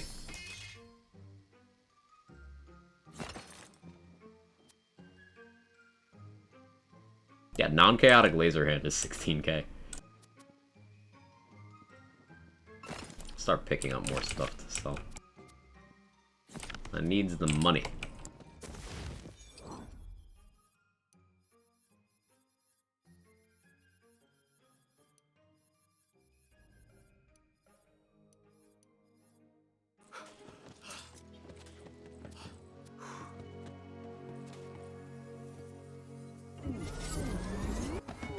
Quaggy's rich. Quaggy wishes. Need to elevate and have a lack of hitboxes to beat the Quag Rush. How dare you say something so controversial, yet so brave. Do wish there was an option to pick up his trash when picking up items. A big reason why I don't see something like that happening, Roddy, is like console players already don't have enough buttons. They already don't have enough. Like, maybe you make it a menu option, but like, meh. I'd rather them just develop other things. That's something that's like future game type of shit, you know?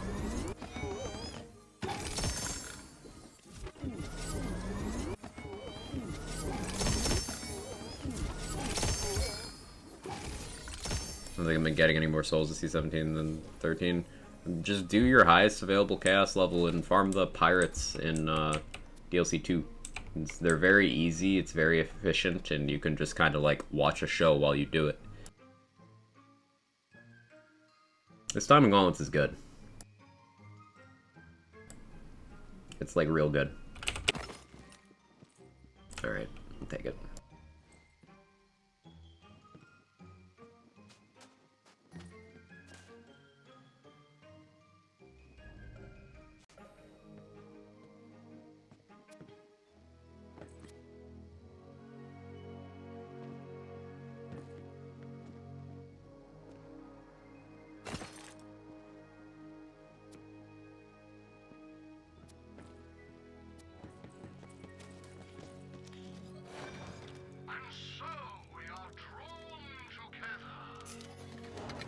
Okay. Don't make fun of my lack of buttons. I would never.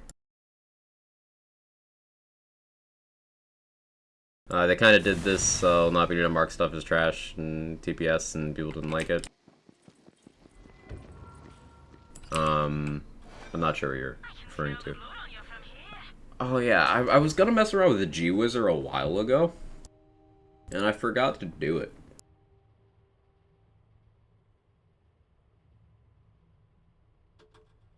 I don't think that's worth 8 mil to experiment with, though.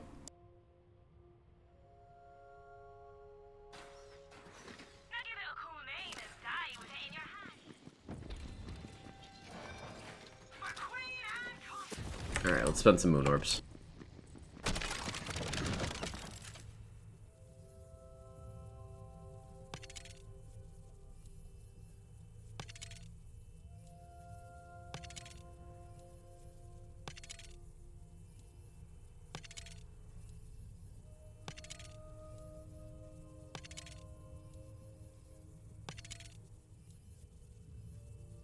I think I want action skill start melee on that Tooth Raider. DPS, you had to favorite stuff you wanted to keep and sell always everything that wasn't favorited. Ah, yeah, I could see how that would be polarizing. We'll run the same prediction again. Fuck it. I enjoy boss run. Here you go, chat. Those points in. Enter if you dare. Gamba gamba. But seriously, you should dare.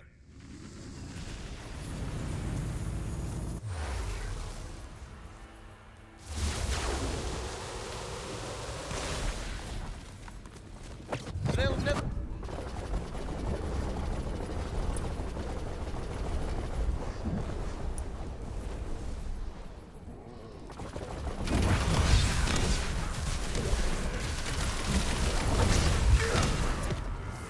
How swift they fall. Lead charge.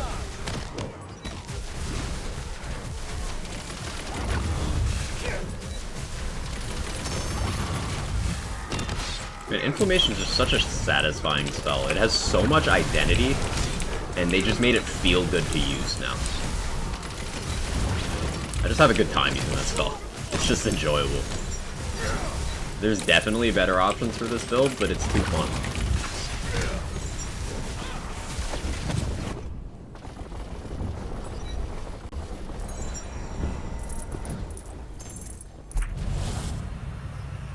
Nice for gear left on the ground, leaving a room just auto-convert to cash. I think that would quickly eliminate the point of currency. Like, I don't mind that we have to actively work to make money in this game, because in Borderlands 3 we didn't have to at all, and there was also nothing to spend it on, to the point where people just regularly ended up hitting the overflow point for money, where it would roll over to 0.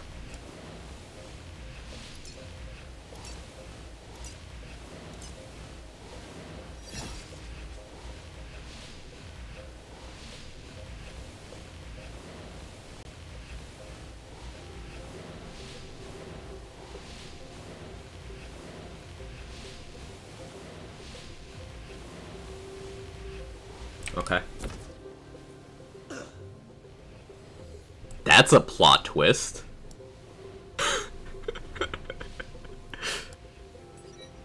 A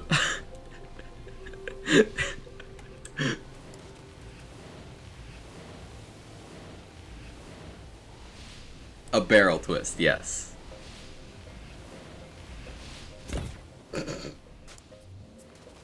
I love it. You know, melee barrel, barrel melee you, jump on top, try to launch up, bet.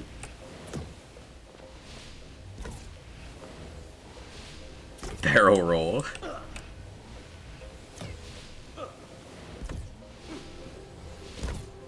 Whee! That's great.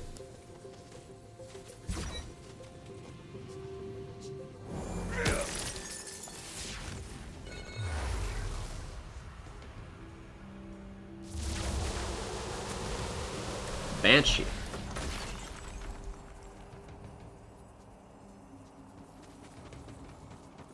Could I come back to? A cursed barrel, Dex, or maybe a blessed barrel. Who am I to judge?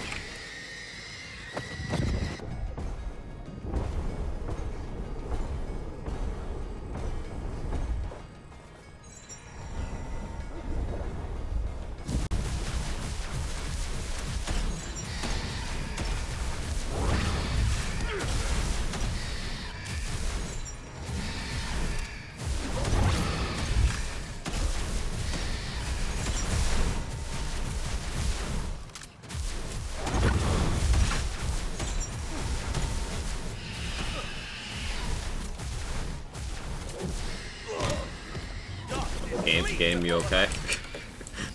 How did you die? Oh, just jumped on a barrel roll. Yeah, normal stuff.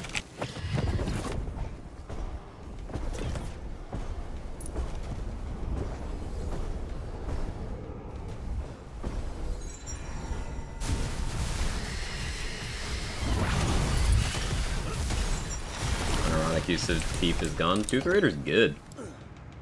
High projectile count, strong melee crossbolts with a long duration.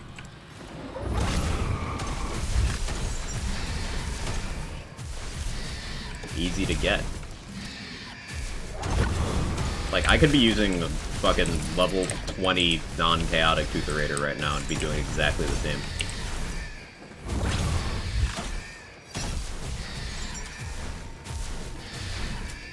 I'd recommend having an on level 1 for enchantment quality, but it's good.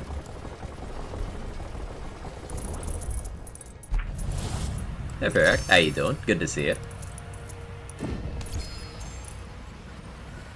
The face he made when he got launched needs to be an emote. Let me see this clip.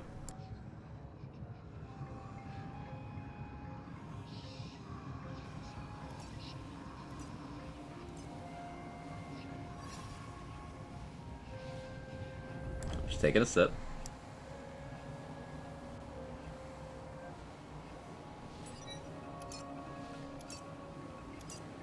Content.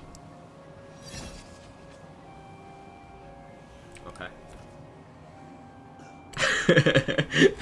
That's a plot twist. Oh, I love that. That's great.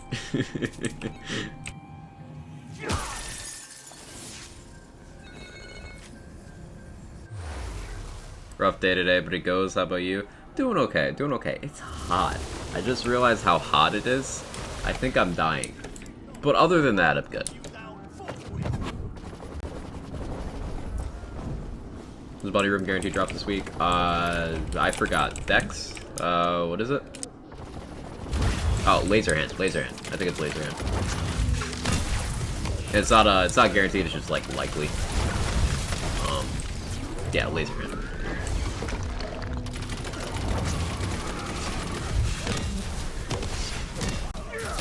Just convenient. There's more where that came from.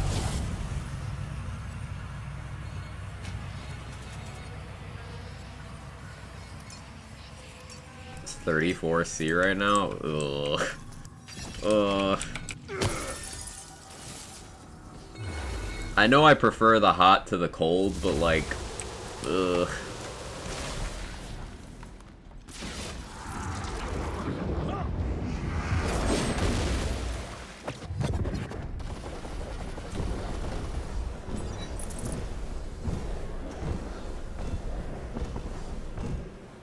I love killing Zomboss before its AI turns on. That's always great.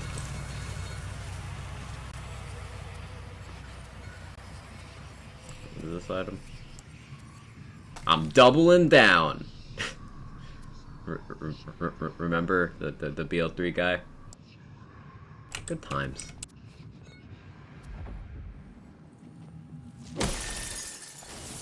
Gonna be kissing 100 where I live. Stay cool if you can, Thrask. That sounds awful. That just sounds the worst. I always prefer cold, easier to warm up to cool off. I've only almost died from cold. I haven't almost died from heat. So like that's where I'm coming from there.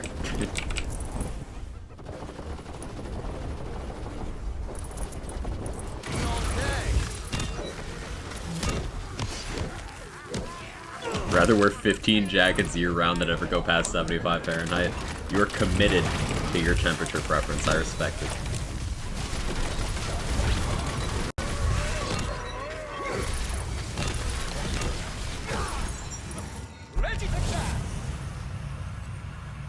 Feels like I've been watching Cry for years now. He's the best from throwing holes to pet chums. It's awesome. Hey, I appreciate that.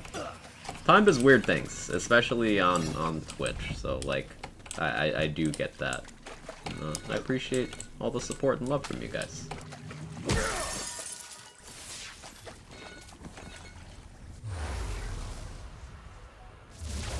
You sacrifice movement and comfort with more clothing. You also have to interact with people more, the more clothing you wear.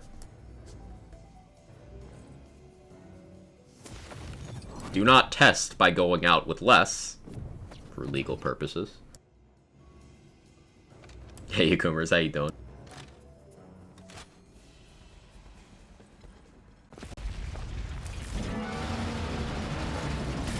can always put more layers on, can only take off so many. That's quitter talk. Improvise, adapt, overcome, butter. There's always something you can remove.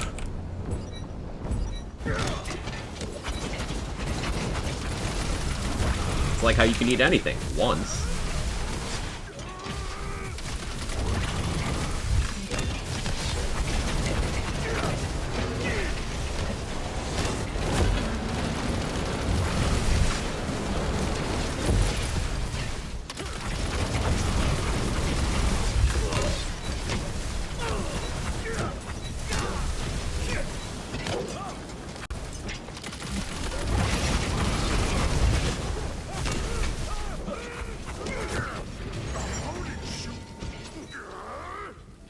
Jokes on you, I'm in Cali and everyone's...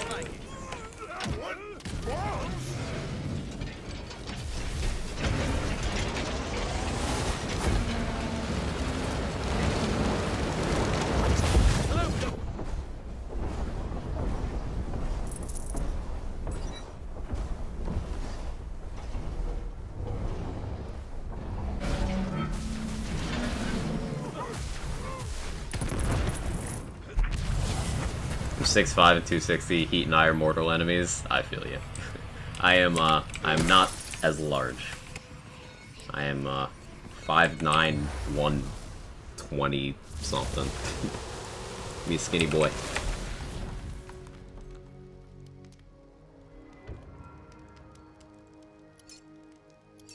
No Imelda though, so that's the thickest thing of all.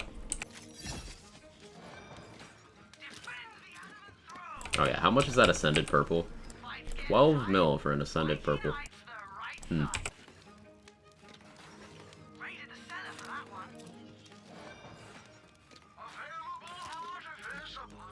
Didn't realize how hard the colony shrooms hit until they downed me. I really like colony shrooms from like a bunch of balancing angles. Like they're interesting, they're flavorful, probably delicious too. They give you a lot of room progression, but they also are legitimately threatening. Like, they're high-priority targets. They hit hard, and they make more enemies. So, like, yeah, I think they're well-designed. Stats on Ascended Armor. It's like 59% for crit chance pollination. It's pretty crazy. Like 40% move speed.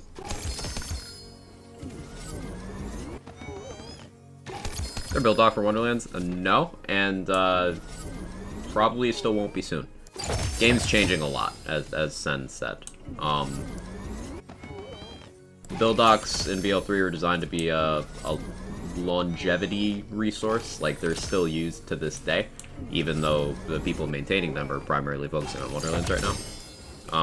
Because BL3 is not massively changing every week. Like, example, if we had made the build docs 3 months ago when people started asking, every Contagion build in there would have had to be, like, audited this week. Now, some builds, like the one I'm playing right now, would be fine. But builds that work because of Contagion looping specifically, those would have to, like, go.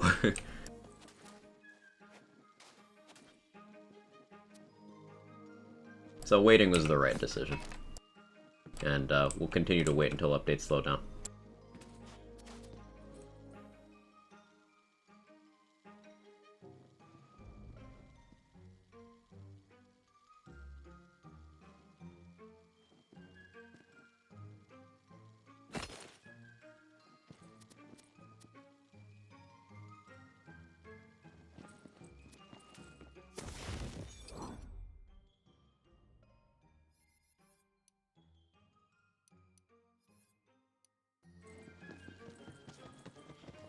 Sended Sharks fans over 50% gun damage? Of course it is. Enemies sure do hit like a truck at C50. They do. They are very strong. I think at C50 you'll finally start to see more people running Absorb. Because Absorb's a great mitigation mechanic. And ranged enemies are some of the higher threat ones. Example, the skeletons in the bunny fight, like Aaron mentioned. in DLC 3, there's a lot of ranged enemies in the sections where you need to stand in one place with no cover. So if you don't have a sigil, you're getting shot a lot. So Absorb and Reflect, we're probably going to see more use. I'm using a Maced Wardu with a Reflect part right now, so yeah, up that alley. Choose, Fate Maker. Let's run another prediction.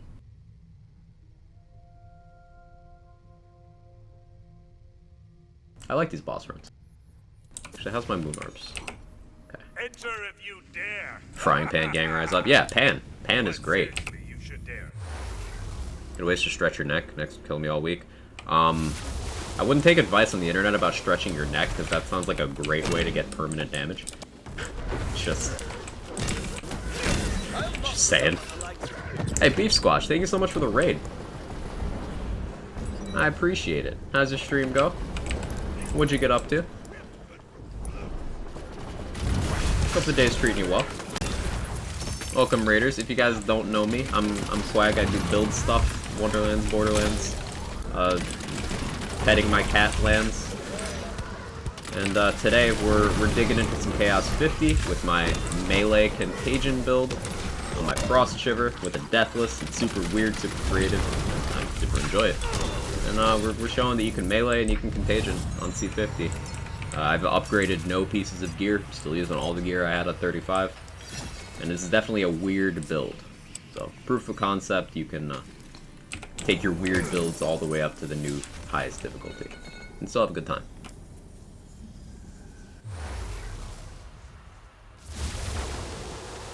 Nightmare again.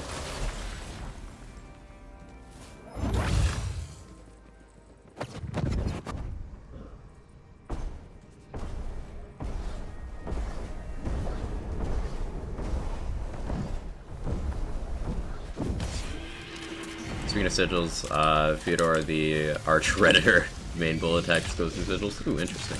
How did Contagion to work? Contagion now no longer replaces having damage.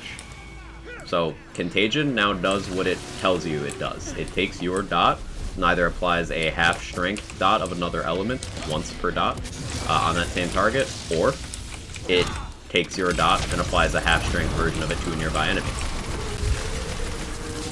It is still extremely relevant when you have a powerful dot going in. So, like, I'm using Alchemical Agent, so I have very powerful dots, meaning that it is either upgrading my Alchemical Agent on one target, or it is spreading it to another target. Simple as that. It now doesn't do the thing where you can turn a very weak dot into a boss melt. So things like Pandemicium and bonus elements to spam instances of damage, that's gone. But it's still very, very relevant for builds that are using a smaller number of very powerful dots to kill things. So I've made no changes to my build in light of the Contagion. I guess you could call it a nerf.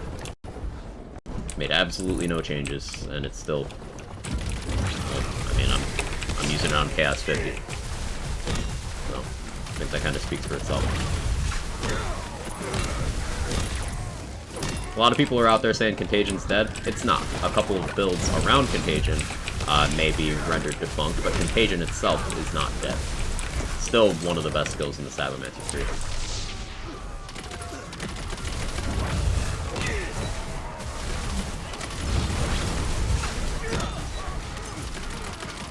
And Alchemical Agent is arguably the single best damage dealing skill point in the entire game. Like, if you're going to spend one skill point to deal damage, Alchemical Agent is very likely peak.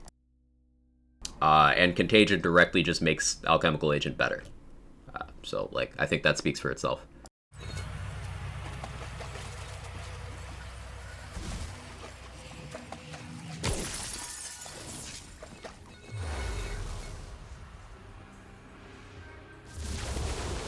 Drill.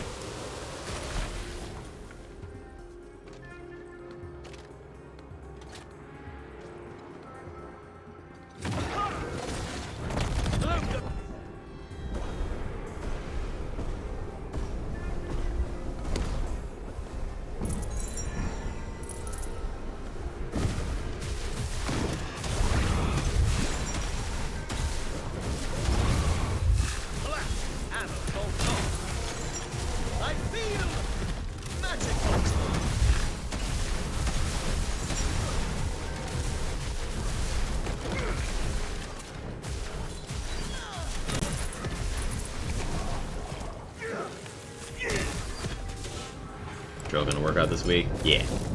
I like that the community's gonna have to deal with this guy much more this week and going forward if they play boss rush, because you gotta learn it.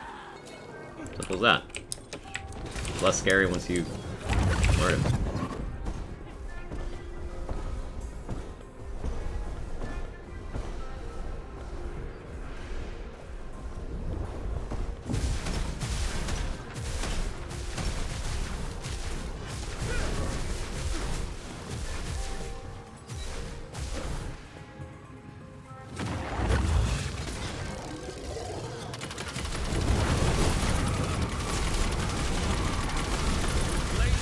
Like Soak's a bit like Slag, actually. I push back on that very heavily. Slag was the worst possible implementation of debuff mechanics they've ever done in any of their games. It was RNG application, it bloated part variant by bloating an entire element. Several bosses, aka the targets it was most intended for, had bugs or mechanics to completely remove it from the table, namely dragons and Hatteracks.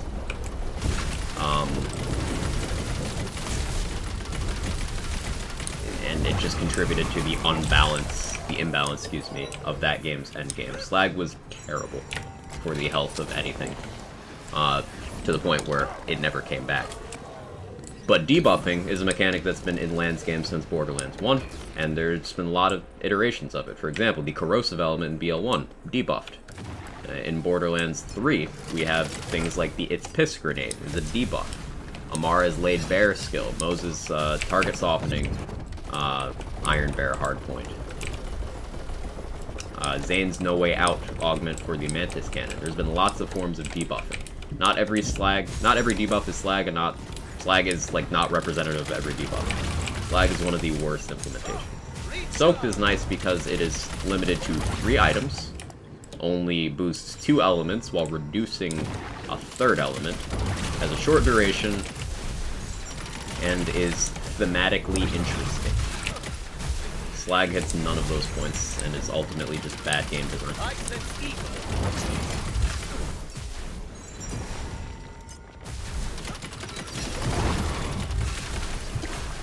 Soaked fully optional, Slag was mandatory. Slag wasn't mandatory either, but it was definitely much more central. You could do stuff without Slag. You could clear all content without Slag. It would be horribly inefficient in some cases, but you could do it. It was not mandatory. I'd say closer to mandatory is an accurate statement, but it wasn't mandatory.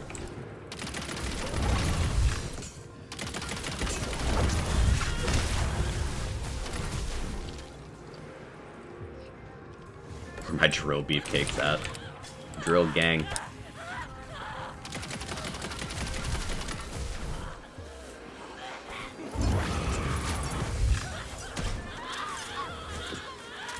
Designing difficulty around a single debuff was bad design. Even if you could do it without Slag, it was definitely meant for it. Right.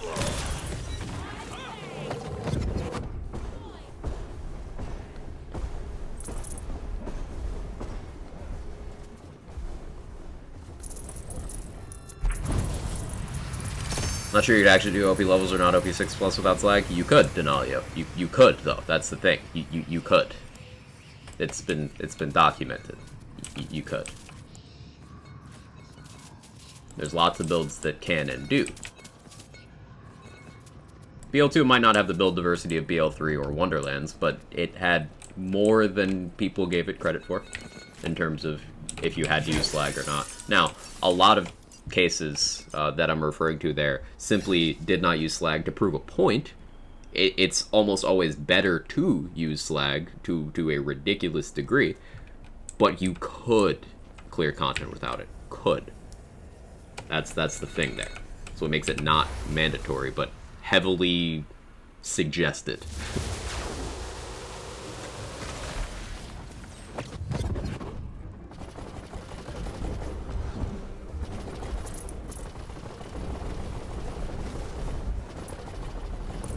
Too heavily suggested.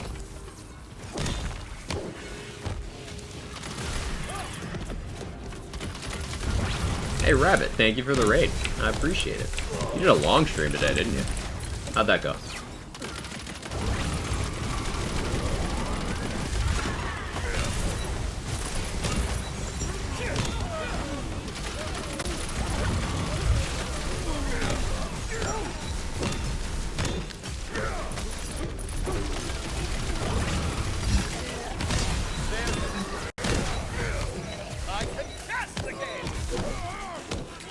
11 hours was fun. Did loads of Calamity started prey. Nice.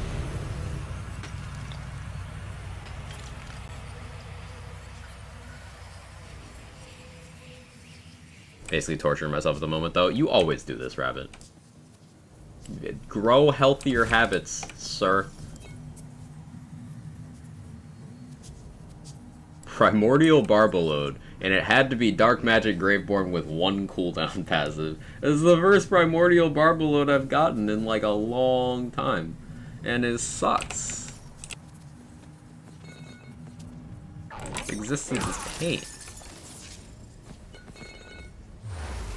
I have to look up Slagless OP level content. Seriously, no idea you can pull it off. I don't think I have the link. Actually, I might have a bookmark somewhere. Borderlands 2 Time Trials has several things that did not use slag.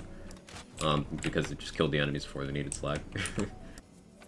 Here, I'll give you a very quick example of a thing people rarely actually use slag for. This one will be super applicable and everyone can vouch for this. Sham fleeting.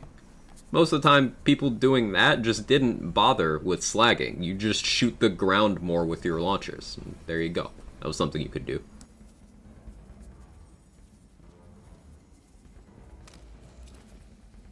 Now, you would slag against bosses and tankier enemies and stuff, and it would always be more optimal damage-wise to slag, but the entire point is, you never had to.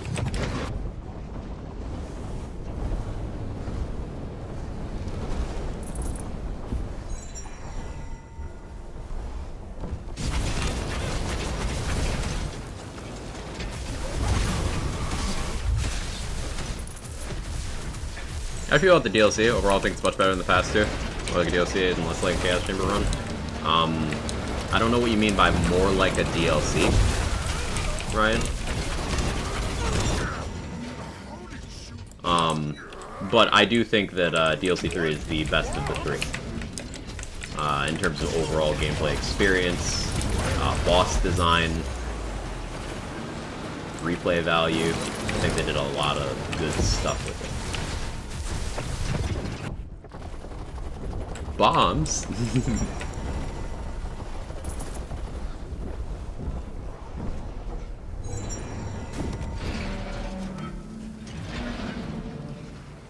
Which is death save on? Ads.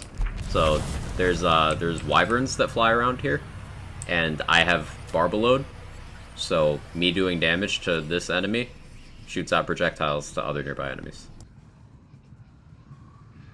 Probably means linear. Story DLCs are also linear decks, so I don't assume it's that.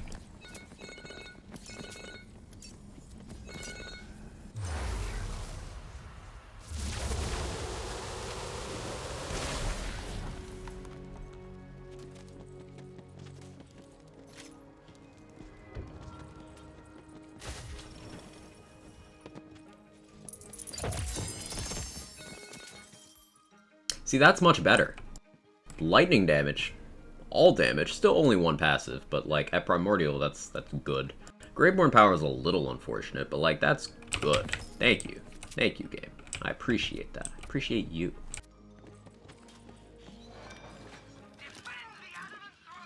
Beans. How you doing, Tender?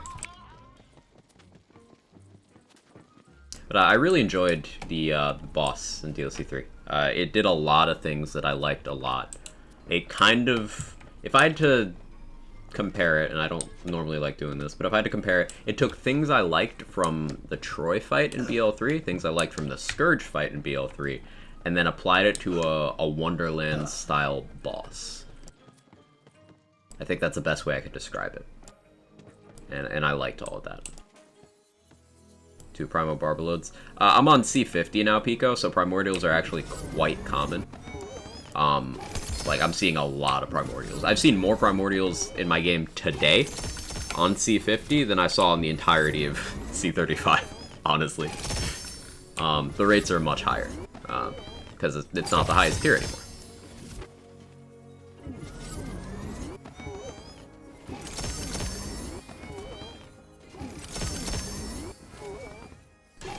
Like the immune phase length is down to the player, not just waiting around. Yeah, I agree completely. That's good game design.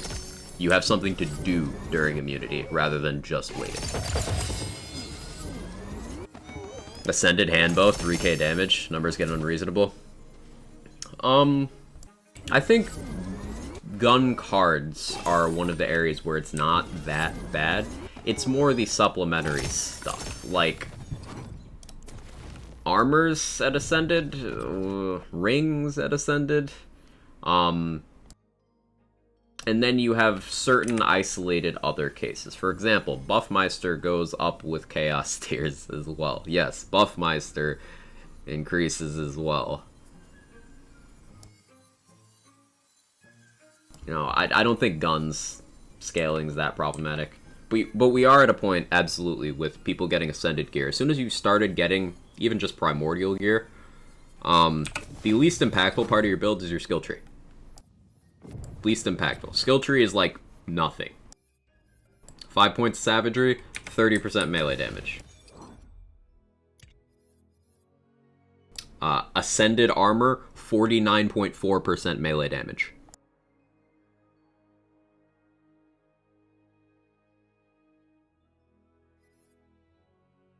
So, like, one passive on an Ascended armor is, like, 8 or 9 skill points.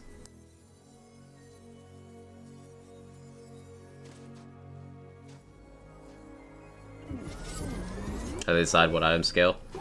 Most things in this game, in terms of gear and stats and stuff, gets the same scaling of 1.09 to the power of whatever level it is. But some things have more to them. Like, a gun will just scale up its damage by that, and that doesn't keep pace with enemy HP. So guns, technically, in this game, get weaker as more Chaos Tiers go, because they scale up at the same rate the entire time. But enemies get health faster than that gun gets damage. So, for example, if you had the highest Chaos Tier of gun at Chaos 20, you have Volatile at Chaos 20, you were doing more damage proportionally than you would do with an Ascended at Chaos 50. You're doing more damage because guns don't scale up as fast as health, proportionally. But if you have something like a Buffmeister, for example, which the bonus element scales, the boost to your stats scale, the move speed scales, all of that scales. That, proportionally, is better at Ascended than it is at Volatile, because it is more stuff.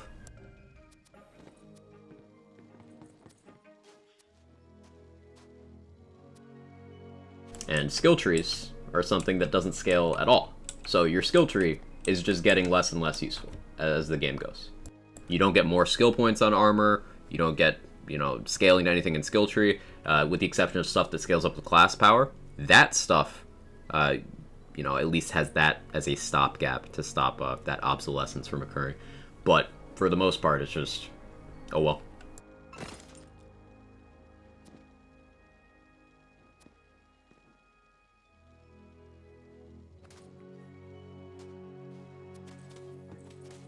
Manual transmission Buffmeister meta? I mean, no.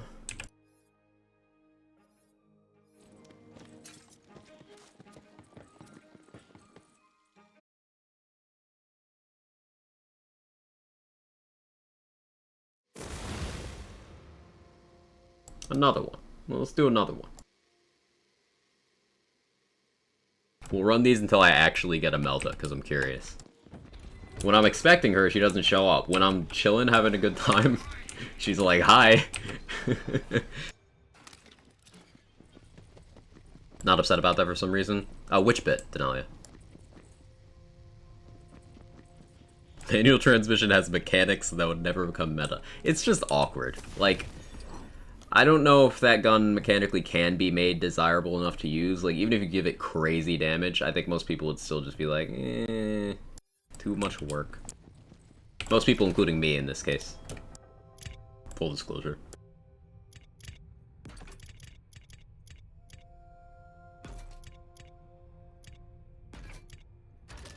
Gear mattering a lot more than skill trees, which are high, but chaos.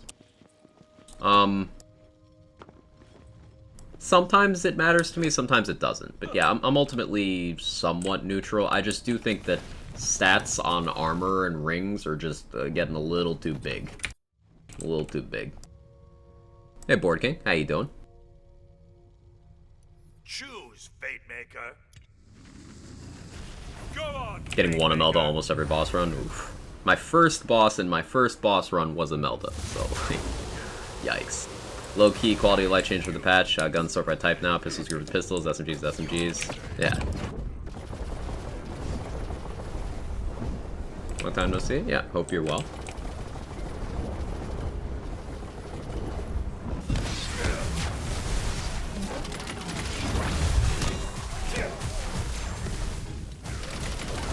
Speaking of Imelda, just got her again. I'm sorry for your loss. Oh, that barrel's gonna kill me. Oh yeah, I moved. Maybe I'm a gamer after all.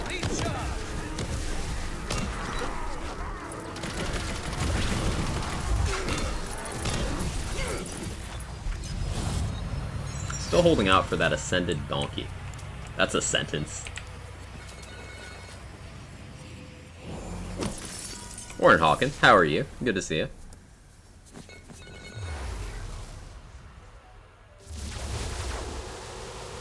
So, Wastard. Any tips for beating on Chaos levels? Spell shot Greyborn build, C35 and Stab Claw build. Mechanics, spells, something you expect in the skill tree wise that'll help.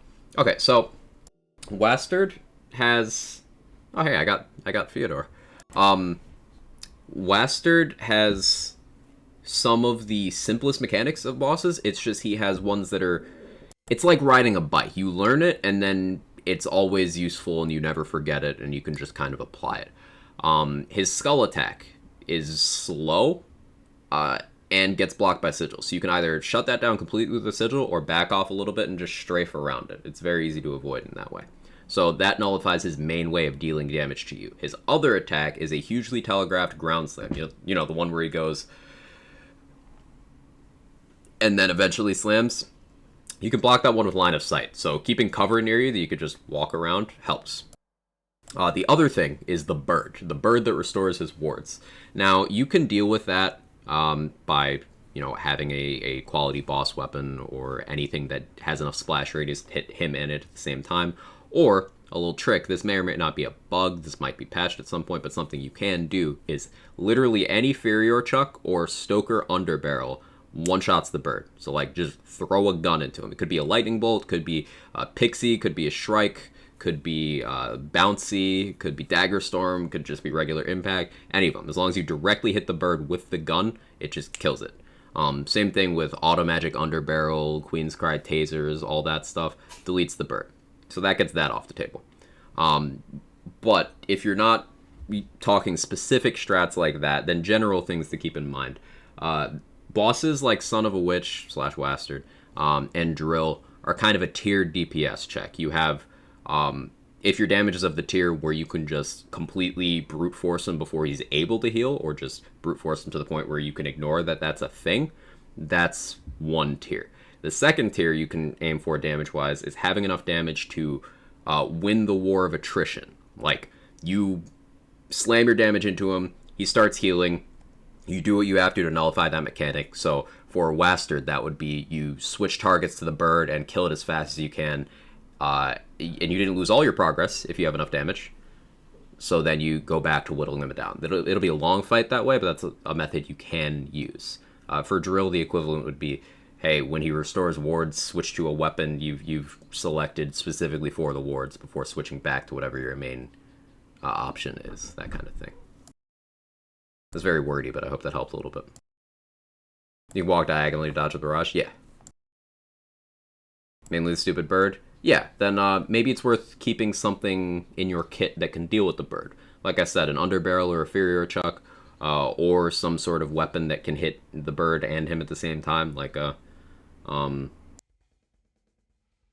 Rain of Arrows is great. Rain of Arrows happens to be in the weapon vendor at the end of Chaos Chamber for the week, so that's a good way to get one. Hey Don Ursa, how you doing? Avi, hope you're well. Also, yeah, this is DLC 3 boss. Might sound like a broken record, but the chances of sandwich 1 and 4 consecutively in the same run's been experienced in C50 and have lost all lives. Wait, you got 2 Imeldas in one run, Rohith? Oh no. Explain what the changes to Contagion? Sure. So, Contagion had a thing before where there was nothing stopping it from triggering itself. So you could, for example, let's say I shot an enemy in the face with a Scalawag, applied a dot that dealt 100 damage per tick. Contagion could then happen applying, say, a fire dot for 50 damage, because it halves it. But that second dot, not only did it get status effect damage, but it also could trigger Contagion again.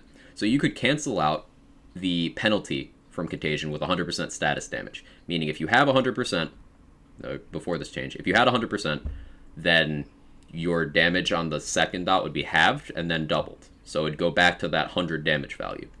Anything over 100% would mean that a Contagion dot would be stronger than the original dot. And Contagion could also trigger itself. So that, let's say I had 101% status damage.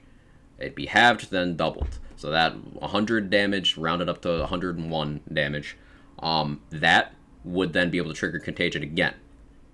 So then I'd have that 101 times 101%.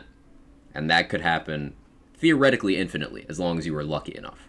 That no longer works. Now, Contagion just does what it says, where it will take your dot, when you apply it, if you meet the RNG roll, and apply a half-strength version in a different element to that target or a nearby target once. And it does not trigger itself. And it doesn't get the status thing.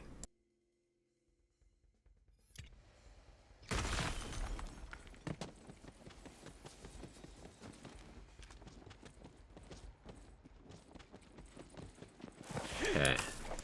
I haven't done this guy in Chaos Chamber. Isn't she a beauty?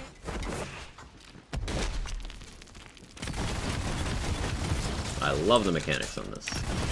Fortunately, this is not quite set up to deal with the soul cells fast, so it's like a little slow. That's fine.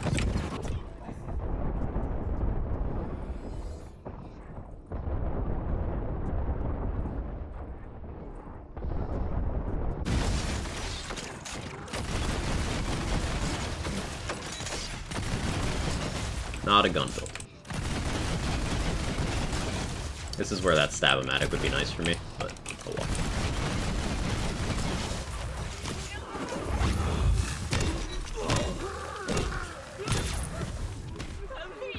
You can keep.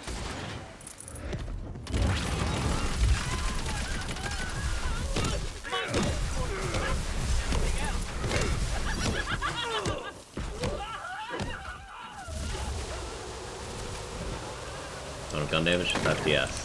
I love this bit. Ah, pain.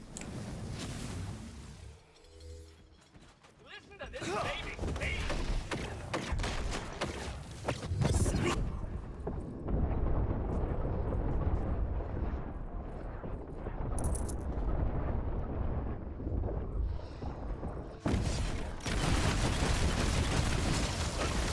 So it's no longer broken, still decent? Yes, it's still very, very good.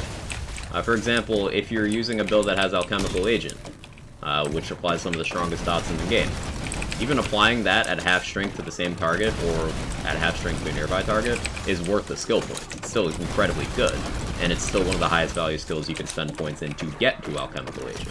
So it's still great. Like, my build didn't change.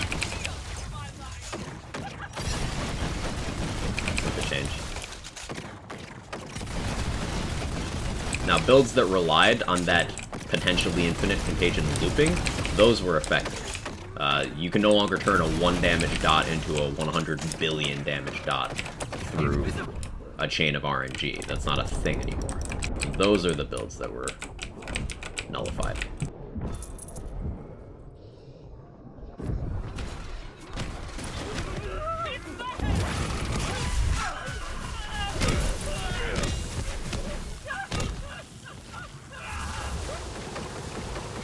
Why isn't this build using Face Puncher? Because I don't have one?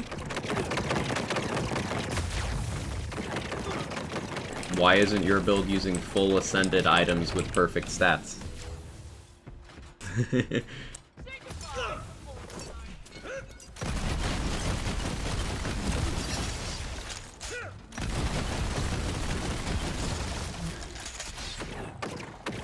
Just get one.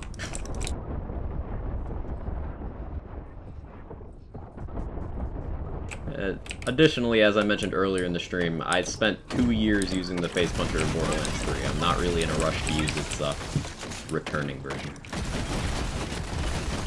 Even when I get one, I probably won't use it much.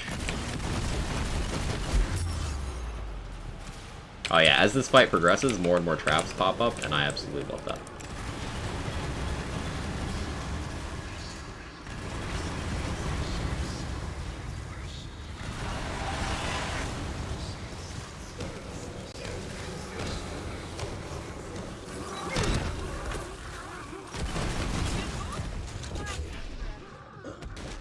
Remember this. You could have run.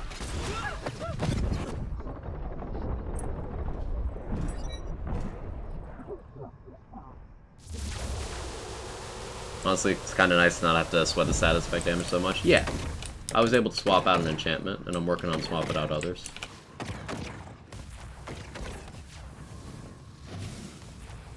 Laser hand is making me quack, Chad. Also play a different sound you fire two at once with the ambi-hex. Beautiful.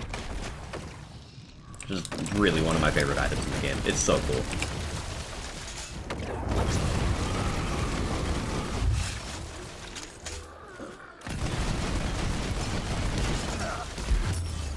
Oh, fire bat. Fire hurt.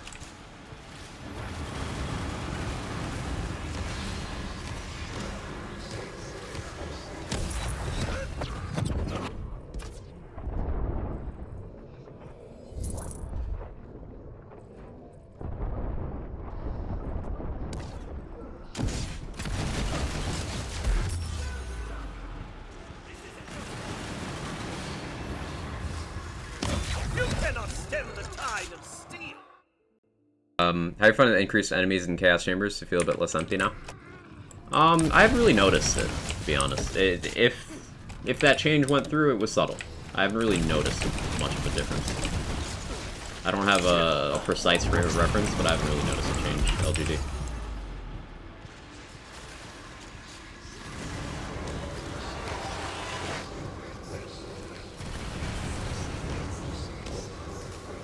No, get back here.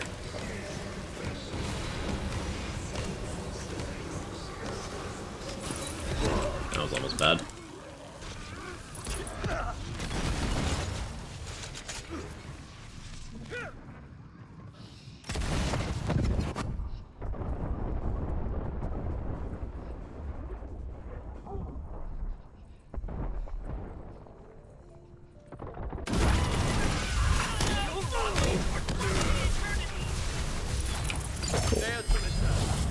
Thanks, buddy. You're very welcome.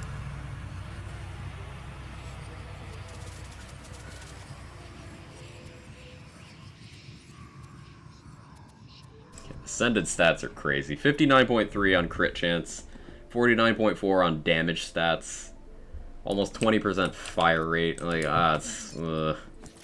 that's pretty nuts.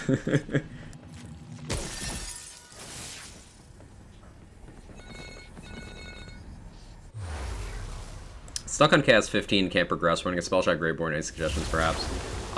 What is your problem, Pointy Toes? Are you having trouble surviving, having trouble dealing damage?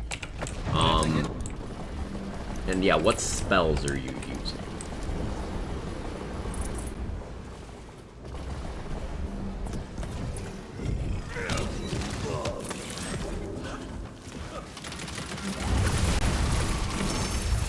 Chain fire explosions, love to see that.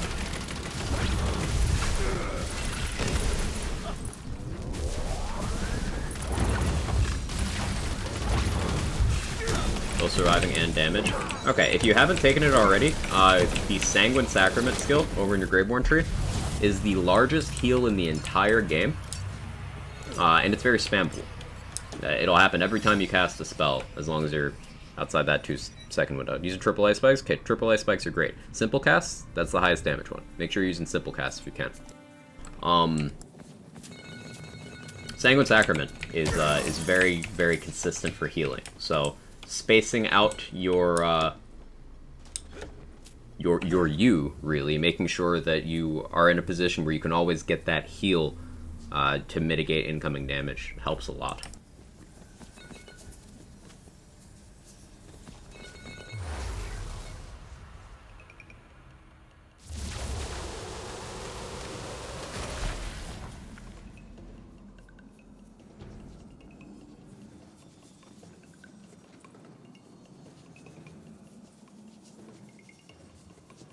It's fun hanging out and watching. I'm headed to bed finally. Catch you tomorrow. Sounds good, Rabbit. You have a good one.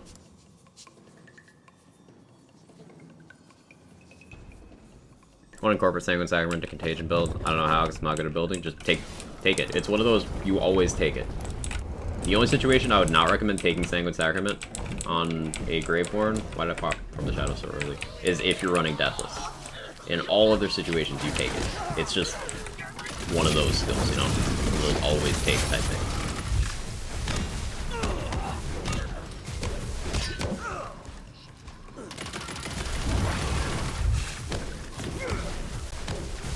Seems like I have the right things, so something still missed. Here, 1 second. If you could take a second...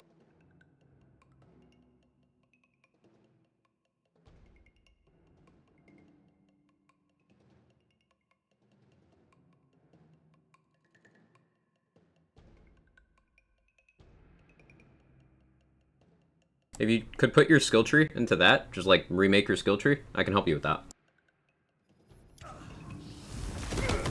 If you'd like me to. If not, no worries.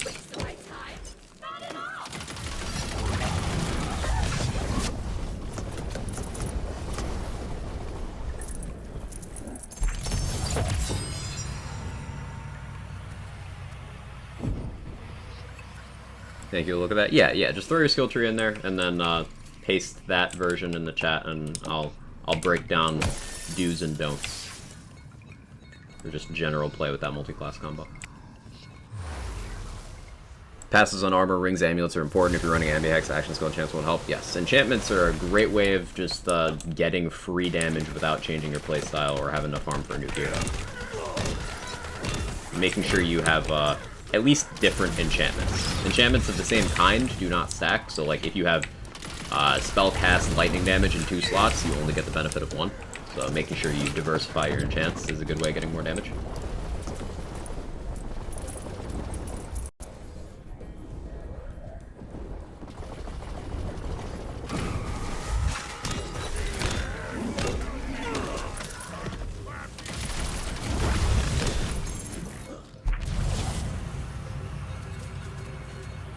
Hammer and Anvil. It's a fun one. I prefer Mace Mordu, though. It's trying, though.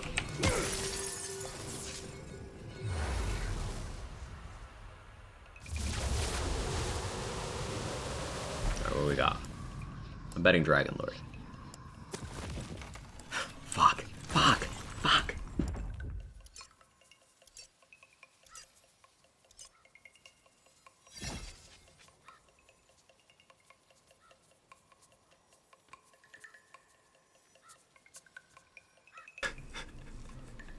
Damn it. Take a look at my build as well? Absolutely. Anything except fighting Imelda. I'd be happy to.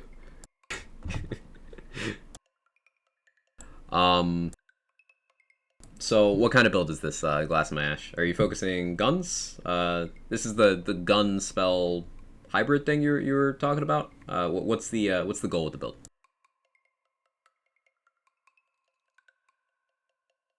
Guns? Okay. So Stabomancer Tree is a bit interesting in terms of, it's peacocking a little bit. Let's use that phrase. It has a few things that are less impressive than they look. So I'm going to pull this up on screen, so you guys see what I'm talking about. So, like, this right here, Arsenal. You think, damage good, right? Like melee damage, spell damage, gun damage. It's only 3% per point. It's only 3%, meaning it's one of the least efficient uses of skill points in the entire game. Despite it giving useful stats, it gives them in such minor quantities that I don't really recommend taking Arsenal often. Contrast, you have Potent Poisons, which is right here, and that's status effect damage and duration, which are less common stats. So, like, it's harder to get this than it is to get this. Example, Butter mentioned in the chat earlier, this is an unrealistic item to get, but if you happen to get a gun damage primary stat, Ascended Sharksbane, that's over 50% gun damage from one thing, one place. No skill points required.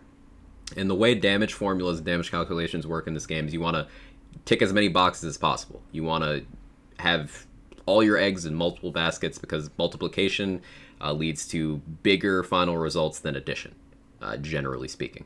So like 1 times 1 times 1 times 8 is 8. 2 times 2 times 2 times 2 is 16. You have smaller boosts, but you didn't put all your eggs in one area. So pumping gun damage isn't the way to getting max gun damage. You'd get more here if you took these 5 and put them there. Potent poisons will increase the dots left by any elemental things you do.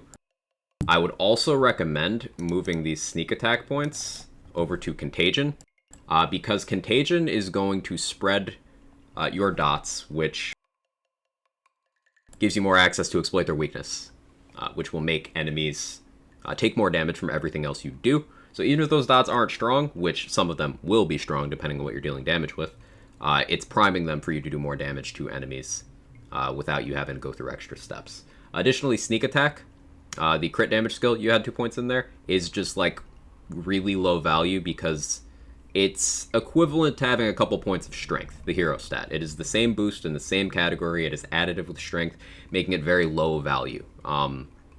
Contrast that with something like Clawbringer's Awe skill, which goes in the Shrine crit category, which is a lot less populated. There's fewer ways to boost that, meaning it doesn't clash with other sources of damage as much. It multiplies the higher final result. So yeah, definitely move from sneak attack there. Swift Death is another of those kind of problematic things. Swift Death goes in a category that it's fairly easy to stack. It goes in the global damage category. So if you have an all damage stat on your armor, on your amulet, that goes in there. If you have spellcast damage dealt enchant, that goes in there. Action skill start damage dealt, that goes in there. Selective amnesia, that goes in there. Faithful thralls, that goes in there. You get the point. Lots of things go in that category. And Swift Death maxes out at max movement speed at like 30%, which is very minor, especially for 5 points. So I would recommend moving Swift Death points to get more favorable, more impactful things. Yeah, damage formula is there in that link if you would like to check that out and follow along. Nimble Fingers is great because fire rate is faster application of your damage. If you shoot an enemy 15 times in the time you would have shot them 10 times, even if each of those shots does a little bit less damage, you're applying more damage. Also, spell damage from this skill. Spell damage not only makes your spells hit harder, but since you're a spell shot with magic bullets, that makes your guns hit harder too. So I'd go for Nimble Fingers 3 of those points. That leaves you 2. So this is personal taste. Shadow Step can be nice if you have any melee weapons that do things on crits that you like. But you're at a crossroads here. These 2 points that are left over, you're gonna have to put them in something that's not as useful. So Arsenal or Swift Death. Now, just thinking in a general sense, not looking at specific gear, it's easier to get gun damage and spell damage than it is to get all damage. But because you're a spell shot with magic bullets, I lean Arsenal here because it boosts your guns and then it boosts your spells, which boosts your guns. So I would go to Arsenal here with the remainder of those points. Over at Spell Shot Tree, Double Knot is really, really good anytime you do cast a spell. If you want your spell to just deal some meaningful damage, Double Knot is just one of the strongest damage dealing skills in the game. So I'd move from 3 from Imbued Weapon over there, personally. But as for the rest of this, I'd say this would be like the final thing. I would settle on this for your build concept you're going for.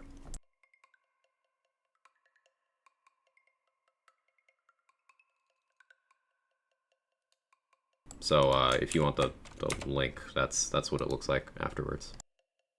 And let's do a Pointy Toes tree. Okay, so this looks pretty good to start with. The Spell Shot tree looks good.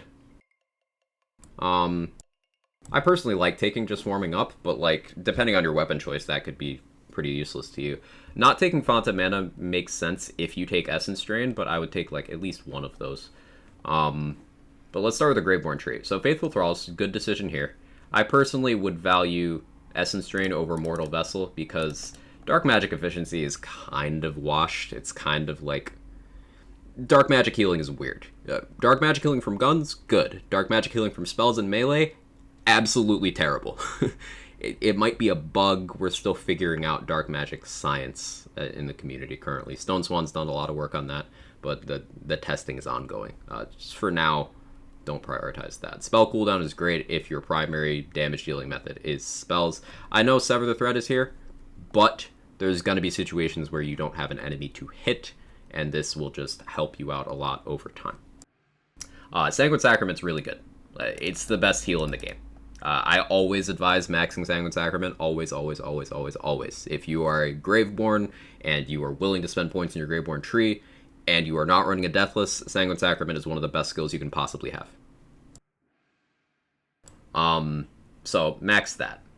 Moving on from here, yeah, you could put 2 points Dark Pact to move down the tree if you want more damage and you're running Sever the Thread. That makes sense to me. For the next tier, Dark Hydras is really nice because Dark Hydras count towards Faithful Thralls. So for each pet you have, Thralls gives you another 9% in your all damage stat. At 3 points in Dark Hydras, you can have 3 Hydras, which is 27% more in this stat. It's really good. Dark Hydras is great.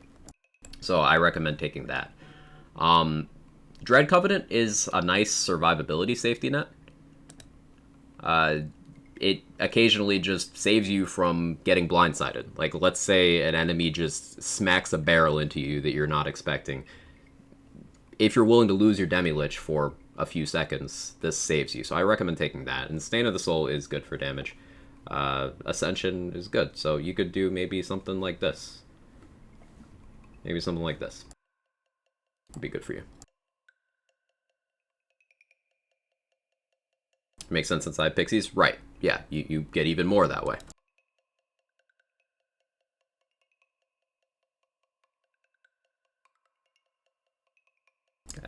Do I have to stop stalling and fight Imelda now? Can I just keep doing this? I really don't like Imelda.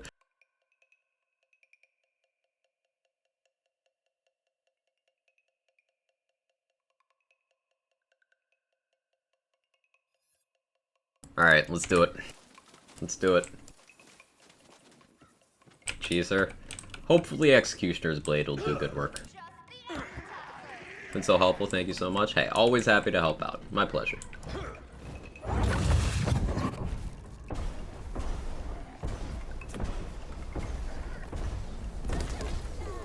Okay, Executioner's Blade, Alchemical Agent, does pretty good work here. This is one of the less painful builds to fight Imelda on. I like that. Oh, apparently my frame drops put me into the launch pad. Why is it stuttering? Game, what are you doing? Why do you like this?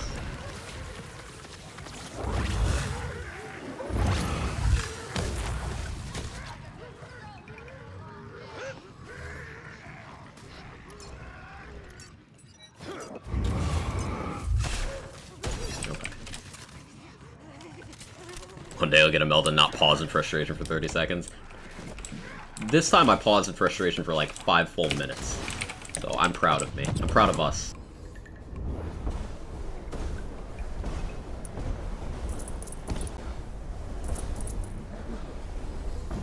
At least this one I can actually melee without dying immediately. It's the least annoying form of Imelda. That's something. Thank you, game, I guess. Lunchtime? Ooh, what you got for lunch? Send. Primordial Miasmic Male with a Blast Chill. The passives aren't great, but I kind of want to try this out. It's definitely worth picking up. Snipe hits hard. The cool thing about this is it's Tooth Raider. It's not even the sniper rifle doing the damage here. I'm using it to trigger other things. So like 9 projectiles, it applies crossbolts, so I'm getting a 45% melee debuff per shot, up to a max of 25 bolts, whatever that math works out to, 125%. And it's triggering Executioner's Blade, which is melee damage and benefits from the melee crossbolts. So it's just a really good vehicle for triggering Executioner's Blade. first time in your stream, learned a bunch. Thank you for time helping us all out. Hey, it's my pleasure. That's what we do here. That's what we're all about. Spreading good info, making cool builds, and just having a good time playing Wonderlands. Possible for me to go back later and clip your Wastard advice, so I can have your permission to upload that to Reddit? Yeah, absolutely, Kirk. Using the clipping function, you can only make like 1 minute clips, so if I was talking longer than that, you'd have to chop it up. But yeah, the VOD will be here on Twitch and also on the archive channel on YouTube. If you DM me on Discord or Reminder, I'll try to make a highlight of it myself if I have time later today. I'm allowed to make longer than 1 minute highlights, and then I'll just send you that.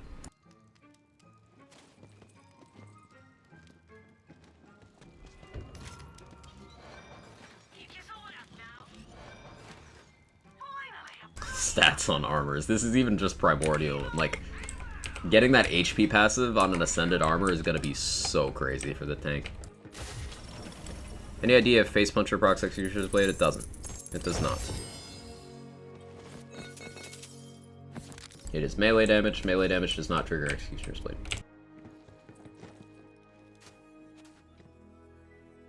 I like the boss run. I think it's really sick, Pragmatic. I enjoy it a lot. We've been doing a lot today. Heard Contagion took a huge hit. It's fine.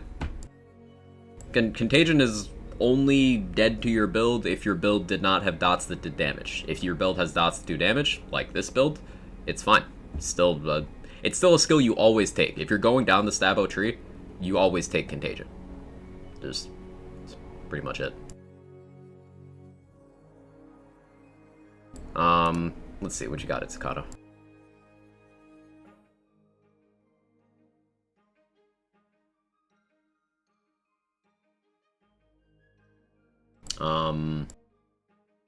Gun build? Gun build? Or, well, what's the build? Oh, I'm almost out of coffee. Ascended Unused Grey Bow? Shit, yeah, Jaybridge, I gotta start going for Great Bows. Ooh, maybe we hit Sniper Bunny and just, try to get a full inventory and then we just get some Ascended Great Bows. So I said the left side of Stabbo Tree is the best.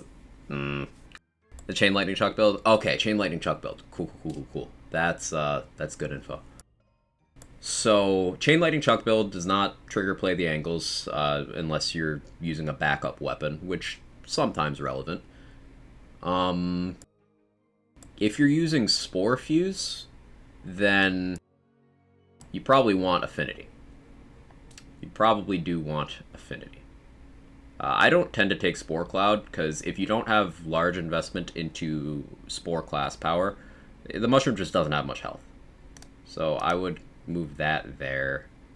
I would honestly move those there too. Just, like, let the Mushroom either die or revive you after you've killed everything, is my approach there. This looks pretty good over here. What spell are you using? Doesn't really matter too much. I'd still take Glass Cannon, honestly.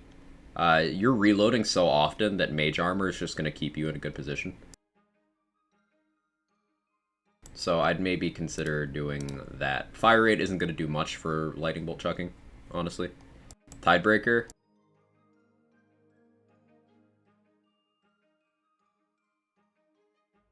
Something like this. Yeah, I like this for that.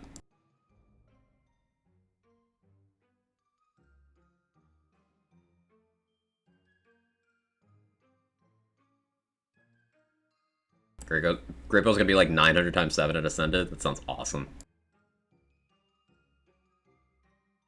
Not sure this might be your thing. You could have a special session called Quagga Builder where you roast and better chat builds. I would never roast. That's not constructive.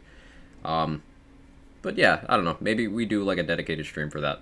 I don't do like on-stream build review ever, but I'm trying something new, you know? Let's see what you got, Denalia. Polymorph spell spam. Okay. I like it. Maybe want a point in Blood Frenzy, if you can manage that somehow. if nothing else, that helps you keep your enrage going if you should end up not using polymorph for a while. So, like, maybe that. Just one is enough, really.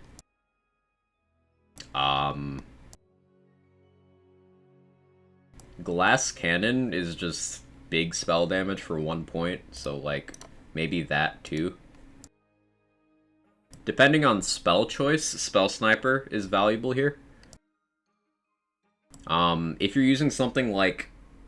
something with low crit chance, Spell Sniper is really nice. I assume Double Knot Armor would be, like, the play here for this build.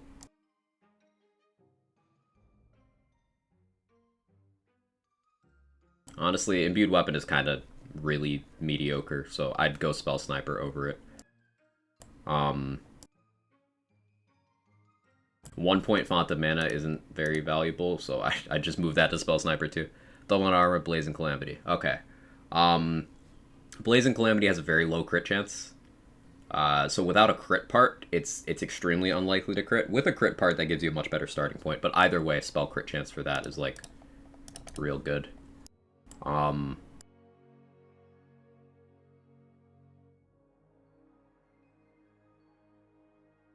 So maybe something like this. I like the use of Instinct. I'm a big fan of Instinct. If you have Instinct and Prestidigitation, though, you could probably justify moving some Prestidigitation elsewhere. Like, you could probably do...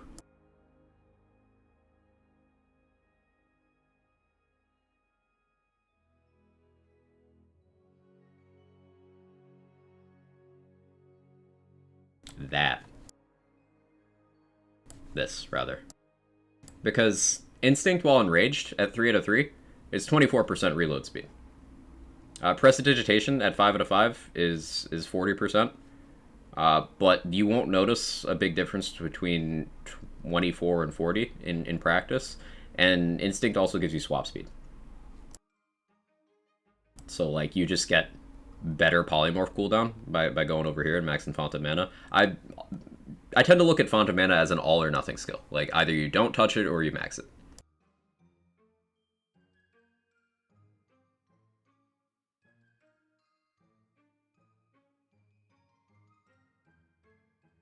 Yeah, I like this.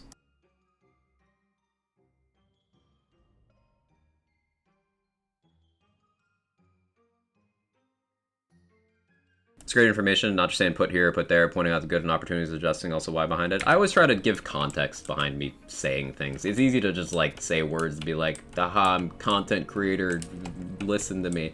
No, like, it doesn't tell you why I think the things I do. I try to... Context is always important, especially when building. Lots of things do different things, and that information isn't always at your fingertips.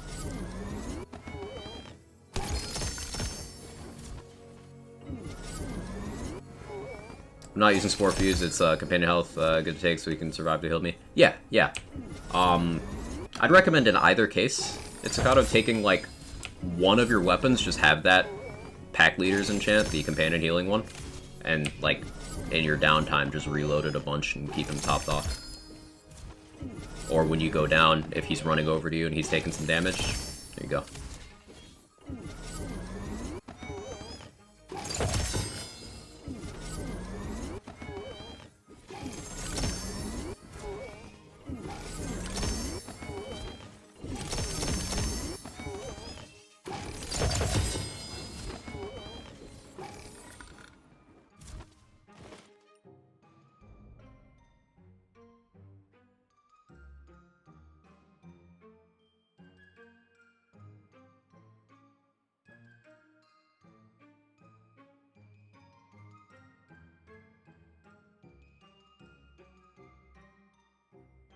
Wow.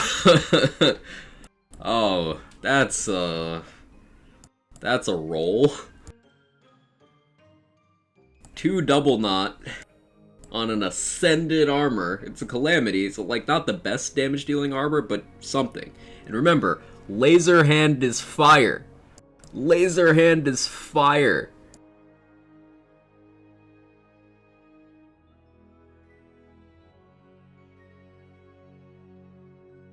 Ah, that's really good.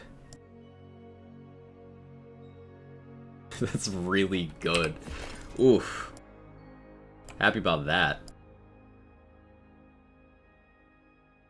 This would be really nice if this had been on a deathless. Melee crit chance, ward capacity. It's got 4 in old ways. Like, I'm still taking this, but not a deathless. Not a deathless. It's super close. 52% spell shot power? Yeah. Class power is crazy on Ascended Armor. What is it on Amulet? No Blast Chill point. I would have used this if it had that Blast Chill point. Still pick it up, but... Eh.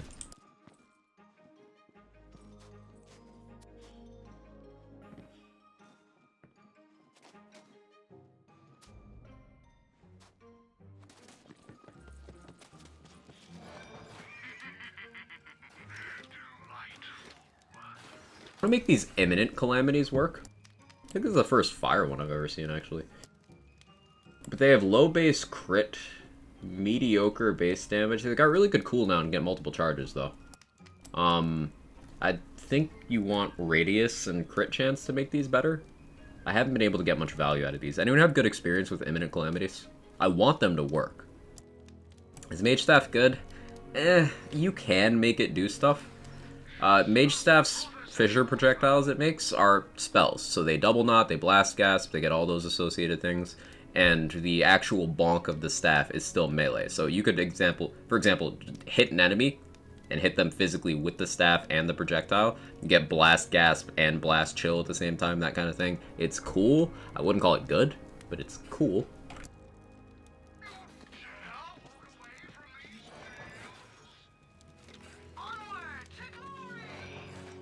Yeah, Rain of Arrows in the machine. For the earlier Wastard conversation, this weapon does really well against them, as long as you can stomach the ammo cost. Wonder how much Ascended Gear costs in the machine. For Primordial Armors, it was 35 mil, so it's probably pretty crazy. Probably pretty healthy.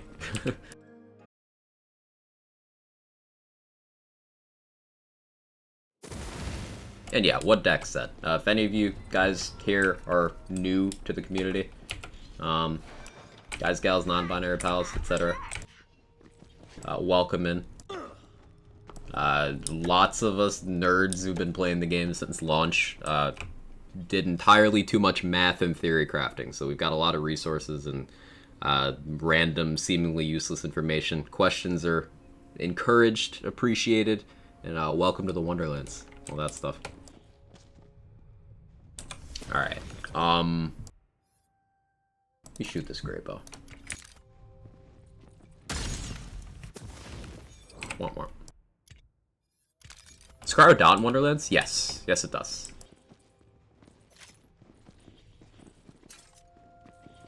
Thinking about a Contagion setup. The thing to keep in mind with Contagion now, Beef, post-change, is that it doesn't do the thing where it is your damage. It just distributes your damage. So, like, you need a good dot going in to make Contagion work. You can achieve that. In fact, many of my big dots for this build are Cryo, because I'm using a Cryo Banshee and Alchemical Agent, so it's applying big status effects. So yeah, you can absolutely do that. Just keep in mind, you're going to want to make your initial dot big instead of focusing on Contagion. Before this patch, you could focus on Contagion to make your dot big. That's not a thing anymore. Choose, Fate Maker. Let's just keep doing boss runs. I want to do some DLC 3 at some point today. But like, we can get the boss in the chamber, so.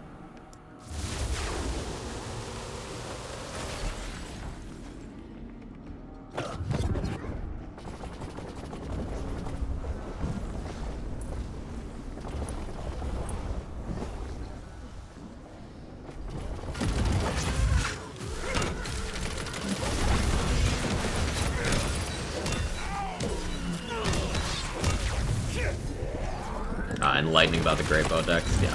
Used Grey Bow is an extremely powerful sniper rifle. Now, the Unused Grey Bow. The Antique Grey Bow is unique because it's a weapon that if you fire once, it breaks. It breaks and deletes itself from your inventory. That's not a meme, it does that. But it replaces itself with a version with 1/10 the damage that can't be enchanted. However, that used version is still extremely good. Like, one of the harder-hitting, more ammo-efficient weapons in the game. And the good thing about the Great Bow is that it's completely fixed parts, aside from the element, so you don't have to worry about, you know, getting the right stock or scope or whatever. It's fixed parts. And you can have any Chaos Tier turn into any other Chaos Tier, since it's calculated as a different item. So, if you're looking to get a weapon to get your foot in the door on a higher Chaos Tier, something you could do is get a pile of Great Bows. Chaos Tier does not matter, level does not matter. Any Great Bows that are unused, get a pile of them, and then go on your highest Chaos Tier and shoot them all. They can turn into the highest tier that you have available. So you could have a level 10 non-Chaos tiered Great Bow, shoot it on Chaos 50, and have it become an ascended level 40. It's pretty neat.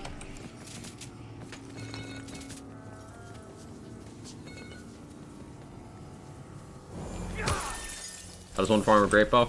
Sniper Bunny would be the best way. I believe it's sourced from one of the overworld obelisk bosses as well.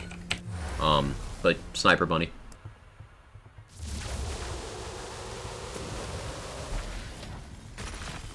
La chance.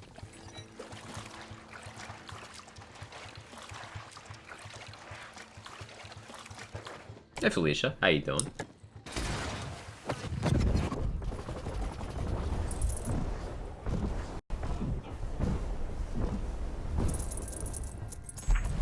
Give us a Great Bow stock mold, please no. If my melee is rotating elements, does that apply to Ghostblade? If you're referring to the Shark Lesson Ring, that only applies to your actual melee swings. If you're referring to the Diamond Guard Sword rotating elements, then I believe Ghostblade Snapshot's the one when you activated it. I know other action skills, melee action skills, will change with whatever your Diamond Guard is on, but I want to say Ghostblade sticks. Feel free to correct me, anyone who knows that. I've not used Diamond Guard with Ghostblade much. It was like a period of 5 minutes on one day. And my memory sucks.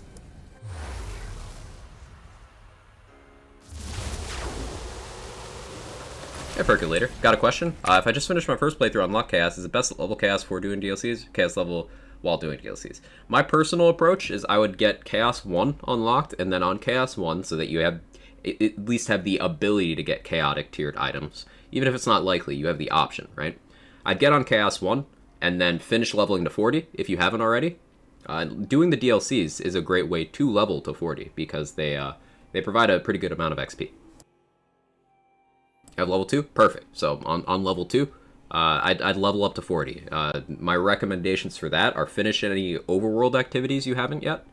So getting all your obelisks, poetry pages, getting all your shrines, loot dice, all those things. Knock out all that stuff. That'll give you enough XP to get to 40. And you do get a bunch of stat buffs for having those collectibles. So if you look at the journal over here, this stuff above my head, this character doesn't have all the stuff. Like, I don't have the strength bonus because I didn't get all the marbles. I don't have dexterity. I don't have intelligence. I didn't finish those collectibles on this character. But all that other stuff is from knocking out those things, which do also give you XP. So it's a good way to bridge that gap and make you stronger without needing gear to do it.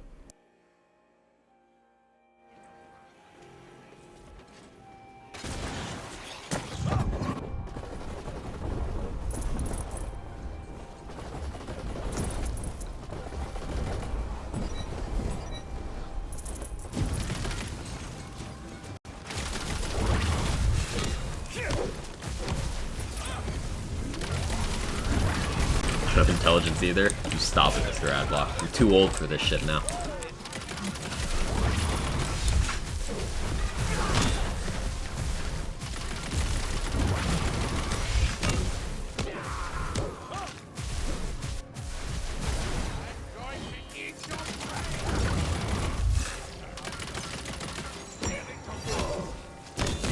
Physically is a little awkward because I have a cross melee weapon and I'm being obstinate and not changing. So we're just gonna brute force him with dots. Alchemical agent triggering Contagion to apply different elements of dots. See the poison and dark magic dots? That's from Contagion. Still very relevant skill. Tested Barrel Maker at all since the buff? I haven't. I haven't gotten a good one since the buff. And I never kept any before the buff, so. Nope. Hitting that hard? I'm hitting that hard. Playing on Dice Hunt and such, yes, thank you. I'm late to Wonderlands, even though playing Borderlands since 2011's catching up now. Hey, welcome, welcome. There's no such thing as late, really. You're arriving precisely when you're meant to. No, references aside, though. It's a great time to jump in the game. We had a really good update yesterday. Community grew a bunch, and just good stuff to do. So, welcome.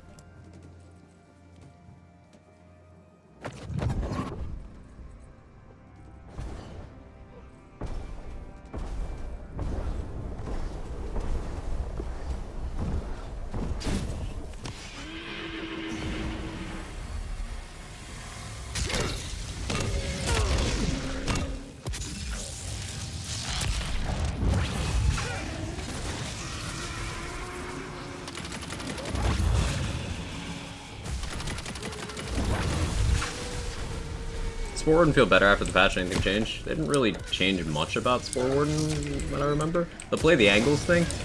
If you're talking about the play the angles change, the thing with that is play the angles, even if they were to quadruple its damage, right? It doesn't change it, because it was already like, hey, you shoot one enemy, one shot other nearby enemy. So it's not gonna feel different, honestly. It's just not. I was curious if I could tank that. The answer is no, I can't tank that.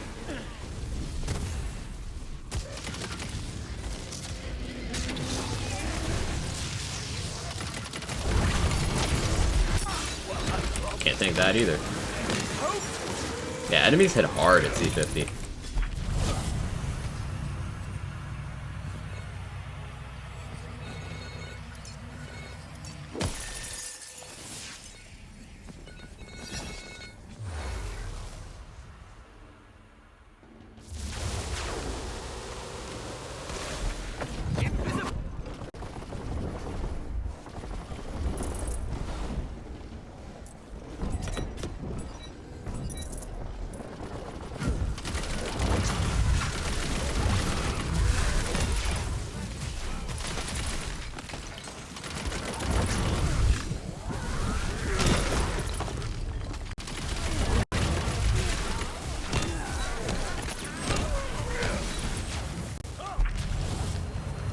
Really got weird instant PDA melts. I'm seeing them more now.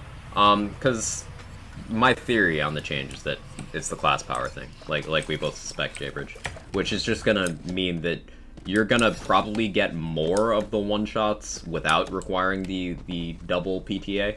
So instead of having to go through crit chance, then chance for play the angles, and then chance for play the angles too, one of those is probably not necessary for most of the enemies in the game now.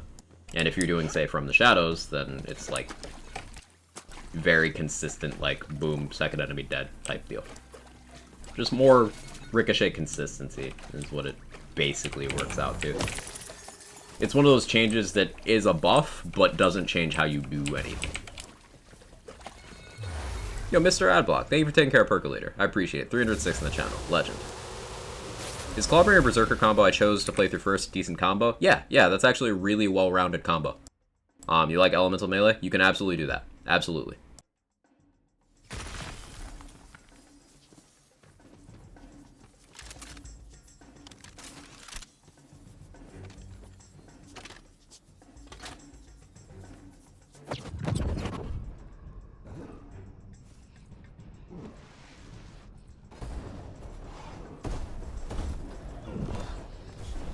Game? You okay?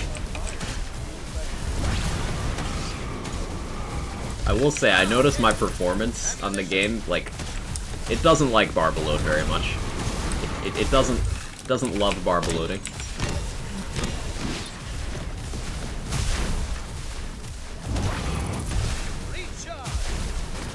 So I wasted a lot of the Shadow's duration there, which is a bad boss kill.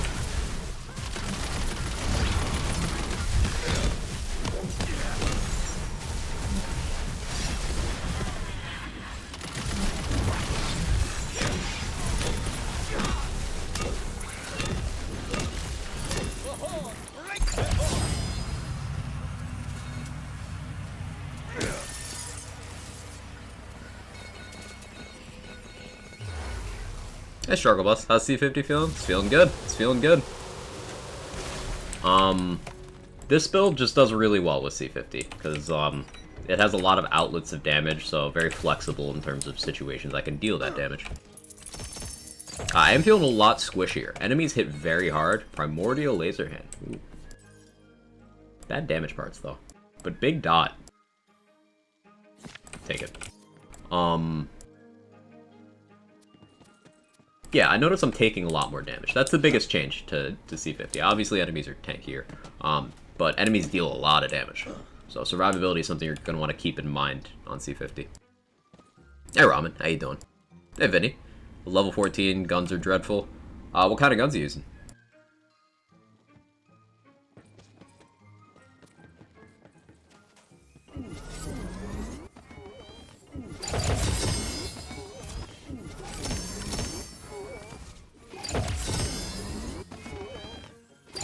Experiment and have fun is the way? Absolutely. Laser Hand DLC drop? No, it's a base game item. It wasn't very popular because it wasn't very good, Pointy Toes Maple. But it's been in the game since launch, and they gave it over a 500% buff. So like massive, massive, massive buff to Laser Hand. It's a day one item that wasn't good, now it's great. Hey Kevin. What are you doing, cat?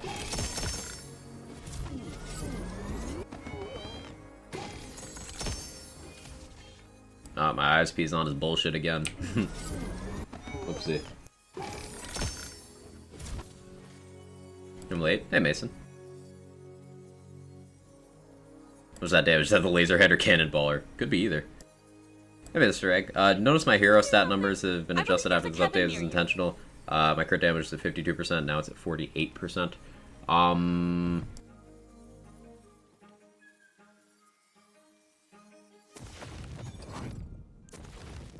You check your collectibles.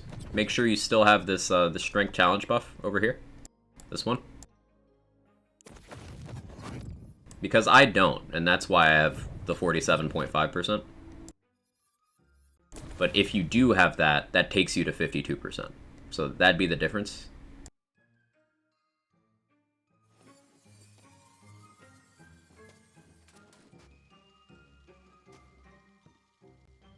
Primordial Mage stuff. Sure. Really? No, now I'm selling this one. You can't talk me into that game. I'm not gonna do it.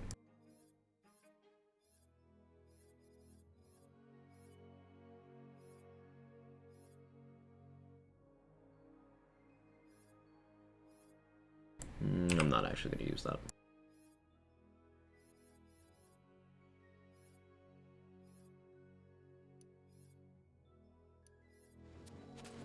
You reset hero stats? Yes. Yes, you can. Not your background, but your hero stats, yes. Okay, that's a Deathless with all damage and max HP.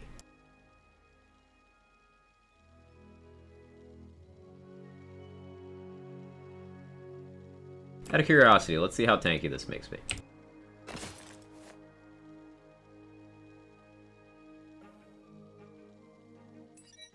About an extra 2,500 health. Good to know.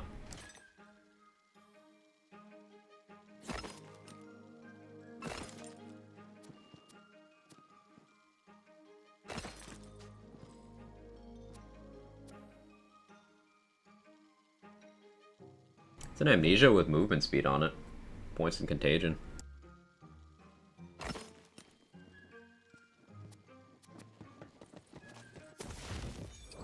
What items you get from DLC? I mean, they've all been spoiled for me by now, Ramen, but I'd still like to keep DLC item spoilers to a minimum for people in chat who have not yet been spoiled.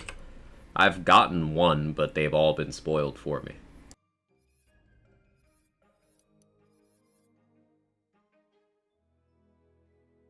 I have more copies of that.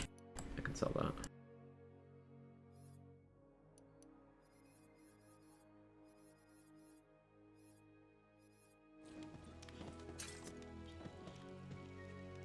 +3 in Contagion isn't a thing. It is. All mine are 10%. Village Idiot background, Minister Egg. That'll show as archetype thick. Right now I'm using a non-chaotic purple armor piece with 2 enthralls, 1 in Hydra, and gun damage, and Scary Me C35. Nice. How's Thread of Fate's doing? I haven't used it. I haven't used Threads of Fate yet. So Mr. Quagmire, when you do Hammer Zerker again, I'll make my way around to it. You know me, Pico. Builds, I'm always trying to make a new one. So, eventually.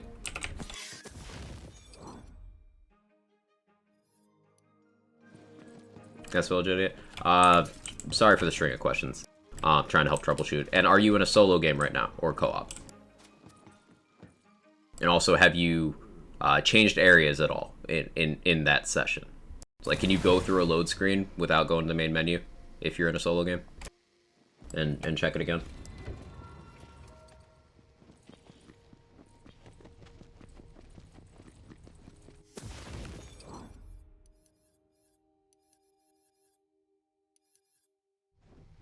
Hammer Zerkers at C20, so is my Frostwilder. I never played them. My Frostwilder is my Dreadwind build. I play it. It might be sidelined for a bit, because it's going to be super squishy on C35, and Bad Egg being changed is an unfortunate thing for that. Probably have to switch that to Body Rune and figure out how exactly I'm going to survive. Gotta give that one some thought.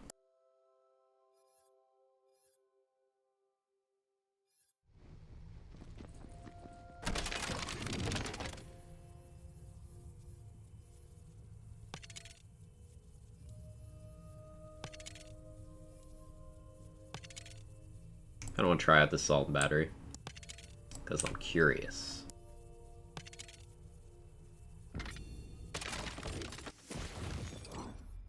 See how this feels. Are you prepared? We'll see. Max strength, max dex, and the rest of the spell cooldown. I feel like attunement over dex maybe it's play because River Bones cooldown is abysmal. There's a couple ways to lower that cooldown through gear. You could use a Theurge amulet to shave some chunks off. You've also got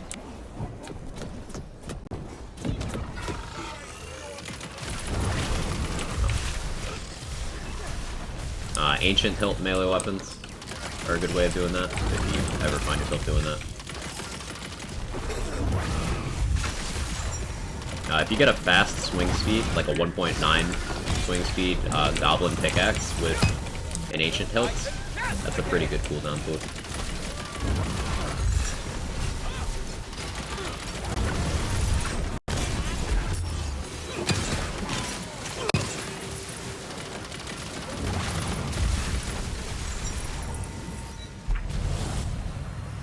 I've played with the Storm Smite since the buff, or even Blastman's favor. I've not played any Clawbringer outside of my Ghostblade setup since the patch. Lots of builds, don't have time for all of them yet.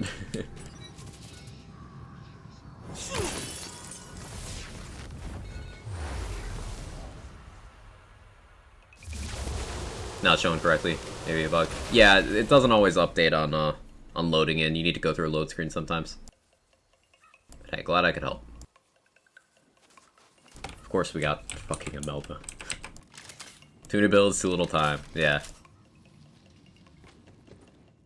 Never know what melee weapon I should put on my Showmonger poly spell spam builds. Never really catch myself using melee weapon like ever. Peg Leg is a good one. Peg Leg's a good one, because even if you melee infrequently, hitting once with a Peg Leg gives you a 10-second buff to your reload speed and movement speed. So that could be nice for you. Spellblade gives you a buff to your spell crit chance for a while after hitting with that, so you could use that.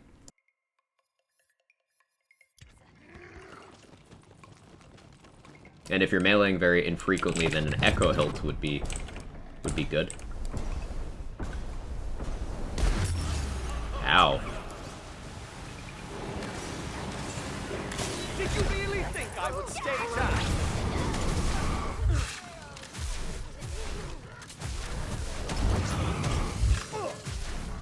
Okay, this is confirmed as suspicion. Yeah, the volatile assault and battery is not gonna cut it for this.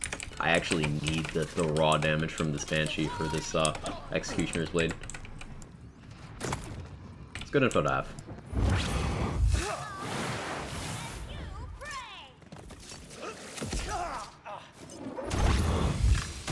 I'm trying to bait a teleport, but like that's probably not gonna work out in my favor.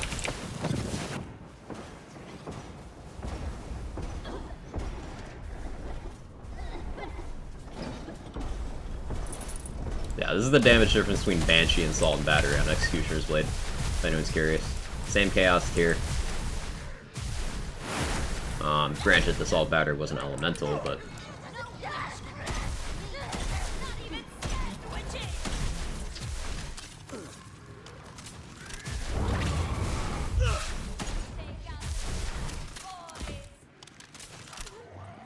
Is a melting through FTS intended or a bug, so we know?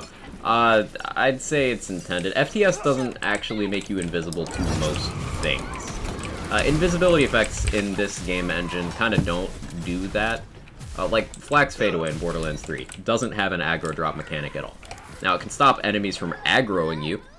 Like, they won't notice you if you go in Fadeaway. And the same thing happens with From the Shadows in this. Enemies won't notice you if you are already invisible when you engage. But it doesn't have an aggro drop mechanic. You'll see some enemies do forget where you are and just kind of walk around or stand still. Notably, Drill and Wastard both do this. You can see Drill just sitting still waiting if he surfaces while you're invisible. Same thing with Wastard. But that's because they're just kind of leaving the arena and coming back. There's no actual aggro drop mechanic there. Ow.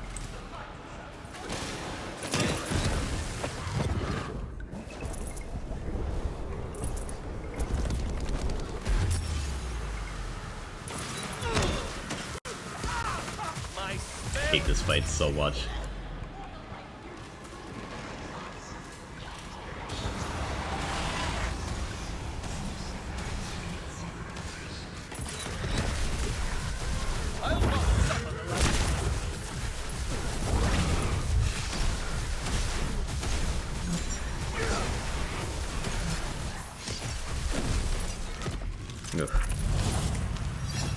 Hey Daisy, how you doing?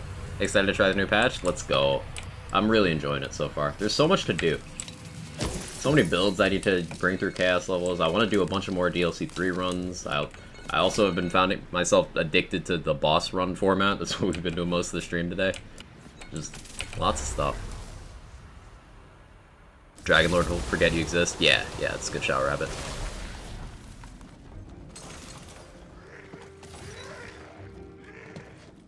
Airdrops thing, not directly. It's related to phase changes and enemy AI behavior changing. It's not the action skill doing it. It's just they can't lock on to you if you are already in the mode. It was a thing in BL3. It's why Hidden Machine didn't work for a lot of setups in that game, because you were technically still aggroed by the enemies. You needed an actual taunt, or to have never aggroed them in the first place.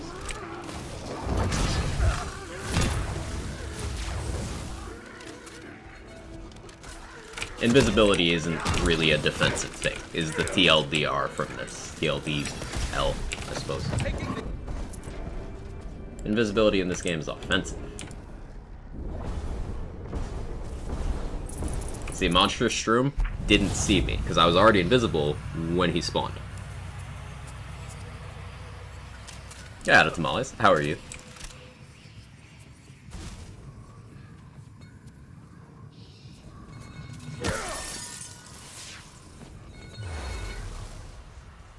Does Grey Bow allow for Barbaload to work? No.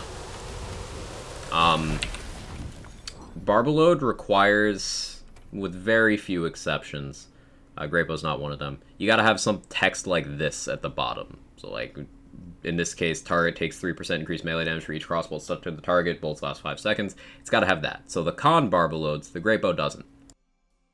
Because the con has that text, Grey Bow doesn't. Donkey Barbaloads, but Sawmill doesn't. Tooth Raider Barbaloads? It does. That's one of the reasons I'm using it. And how have a good rest of the stream. Take it easy, fan. You have a good one.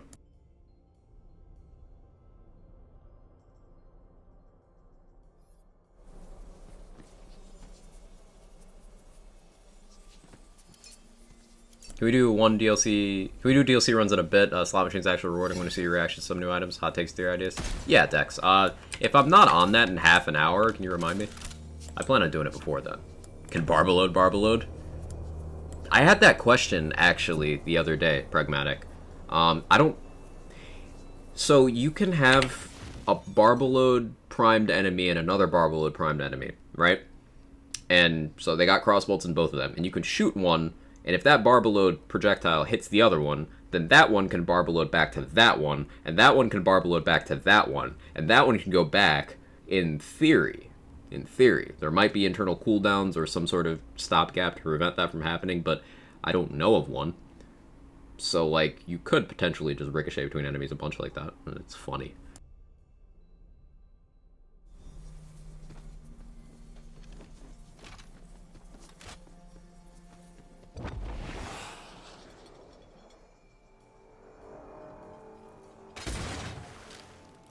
Oh, wrong gun.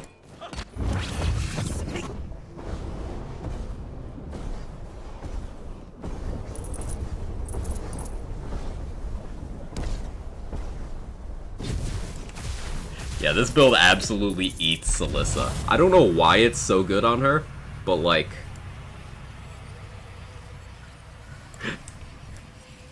it just consistently does that to Celissa.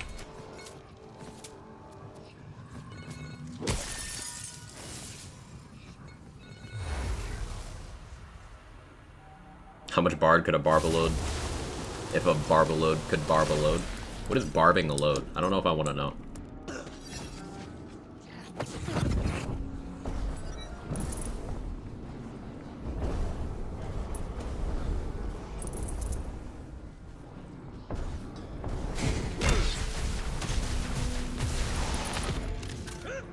Barbara slays the snake. What can she say?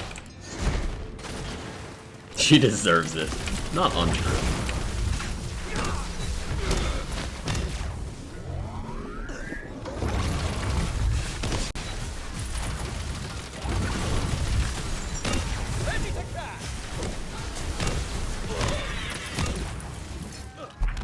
You okay, OBS?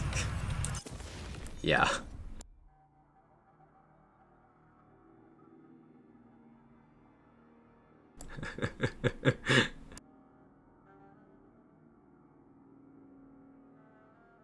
I'm still here. It's just I don't know. Maybe Big Brother is watching, doesn't want me to have bitrate. I don't like to bring it up. Yeah, no, I know. It looks better now because I'm standing still and not doing much. Boss melt is too brutal. We had to censor it. Yeah, for anyone new to the stream, my ISP sucks. It's been having extra issues lately, so occasionally... So, like, I'll just tell you what my bitrate is right now. It's 400. Yeah, it throttles it down to 400. I've got a setting so, like, it lowers the bitrate so that it doesn't have to buffer, but it slowly climbs back up. It went down to 400. Yeah, not ideal. So we're gonna wait here for a second for my connection to not be awful.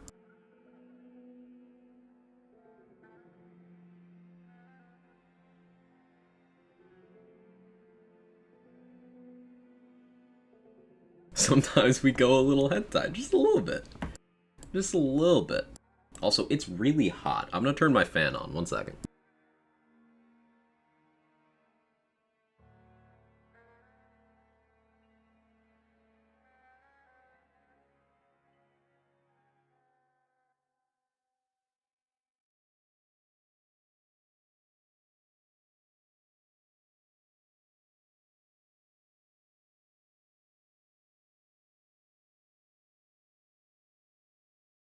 Okay, it should be, like, a little better now. I'm back up to 2,000.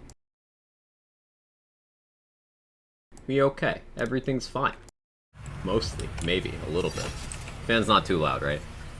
You guys probably hear it faintly.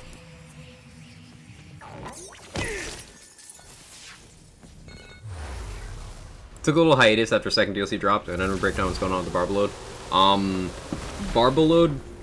So, when you Barbalode, having crossbolts stuck in an enemy means that dealing further damage to that enemy can cause ricochets. These ricochets damage is determined by what damage you did, not by what applied the crossbolts. So, for example, you could stick an enemy with a level 1 white rarity pistol crossbolt, 1 crossbolt, and then you could hit them in the face with a triple ice spike, and then if a ricochet happens, it'll look at the ice spike's damage and do a big ricochet off that.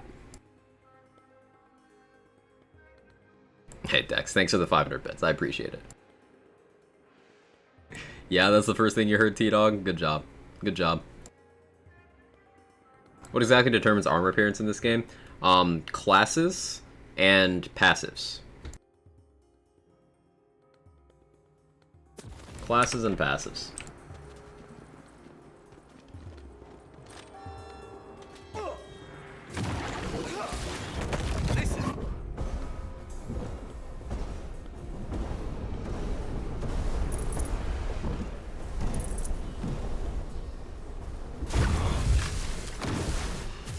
Interesting, what type of damage do the bolts deal? I believe it's gun damage. It's either gun damage or non-categorized damage. It's not spell, it's not ability, it's not melee. I want to say it's gun based on the fact that it does some Ruby Spite stuff. It's very powerful. Drill who misses his ex-wife Barbara. Oof. That's a rough one, buddy.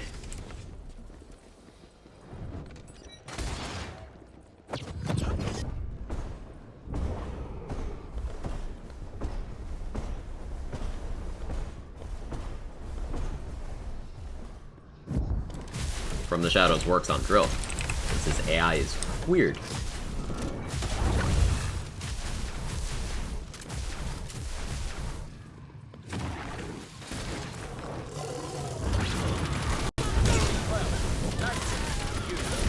So Contagion is fine? Yes.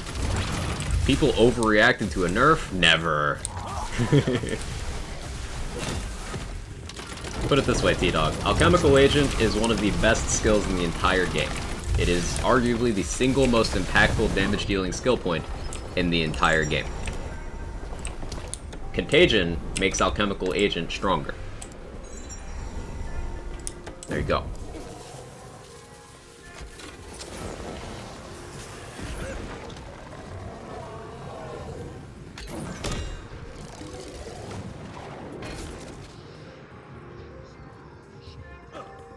More than spell shot.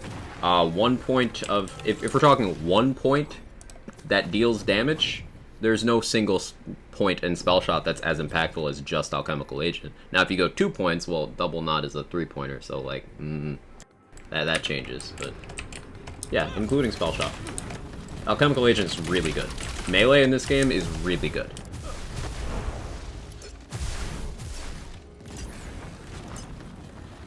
Stopped and drop off some suffering points. Have a great day. Take it easy, Stump. Thanks for stopping by. Ah, I always do that. I always do that.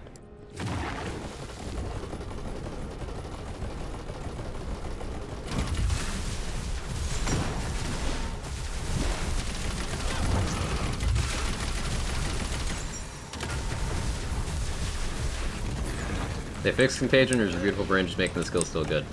They fixed the part where you could infinitely loop Contagion procs to make a 1 damage dot into a 100 billion damage dot. They fixed that, but so now the skill's just doing what it says it does. It spreads your dot 1 time at half strength. That's all it does. So it's just working as it reads now.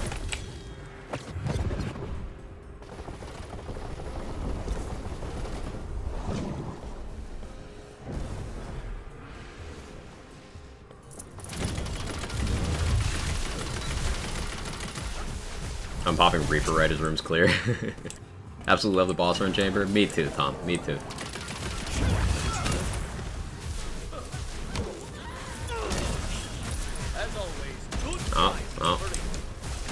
ISPing again. Sorry about that. Quite frustrating to me as well. Understand how it survives with Deathless? Like this. That was actually a good illustration. I was hoping that would happen too. Large single instances of damage can still absolutely delete you. But smaller chip damage is fine. Now, on C50, enemies hit real hard. So, this does happen. You do die. I'll take the L on this one. But, Deathless makes you really tanky. You need a lot of investment into various forms of damage mitigation. Like damage reduction helps a lot, throw out a run approved point. Rolling with the punches, more like it, pragmatic. Rolling with the punches. I didn't intend to die there. I intended to maybe take a really big hit, but not die. It happens, though. With Deathless, it converts your health into wards as a 3-to-1 ratio. Basically. Math. Fun. So, like, more health means more wards. So that's why having adaptive on my ward is nice. And big number is good against certain types of damage. So like small instances of damage like basic enemies don't do much because I can get 10% back on every melee bonk I do. Their health version of Deathless? No, but Berserker has unarmored defense, which is partially the same concept. It puts your wards to half of the max size they could have been, and converts wards into health for you. So, same kind of thing. They're mutually exclusive, though. You cannot have the benefits of both at once. Basically, with Deathless, as long as you avoid purple water and purple effects like that, so certain attacks from the Maker, certain attacks from Drill, or not certain attacks, but just the arena for Drill, certain attacks from the Dragon Lord, all bypass wards. So those will kill you with Deathless. Those will just straight up kill you. But as long as you avoid those, the biggest things are attacks that are meant to health gate you. So attacks that are meant to put you to a point where, hey, you need to heal or the next one's going to one-shot you. Like that. Those will one-tap you. But things that are more moderate amounts of damage, they don't.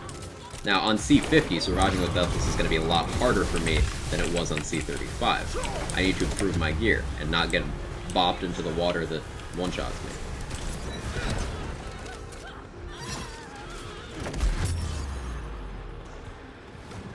I gotta be more evasive. I don't mind a challenge, though. Evil shall ne'er prevail.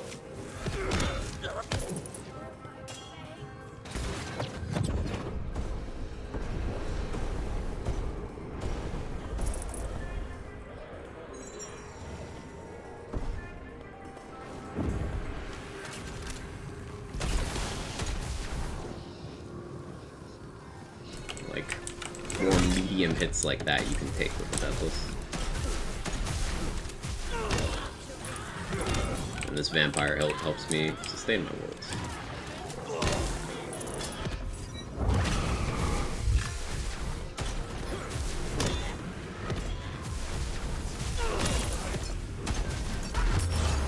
Ouch.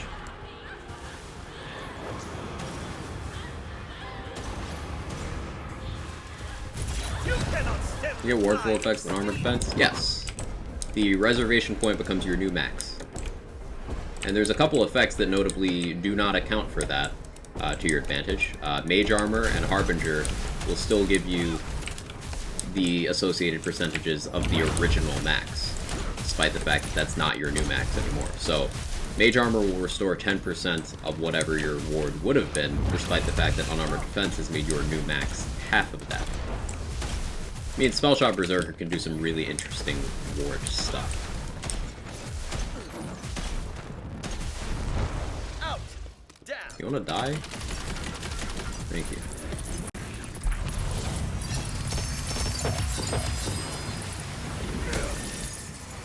Hey Viper, how you doing? Just got off work. How's the update? How's Ghostblade? I haven't Ghostbladed much. I've been playing Barbara mostly. But update's great. Update is really fun. Ooh, I'll take that.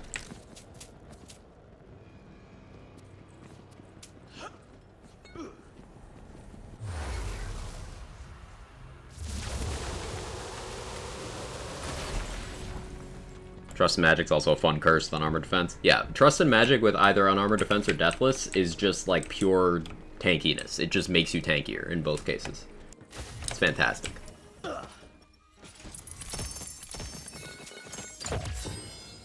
Dazzler's damage is actually looking pretty decent now. Huh, 1304 times 7. That's like good. Sure. I scratched at it. Ah, don't let me do that, chat. Don't let me do that. It hurts.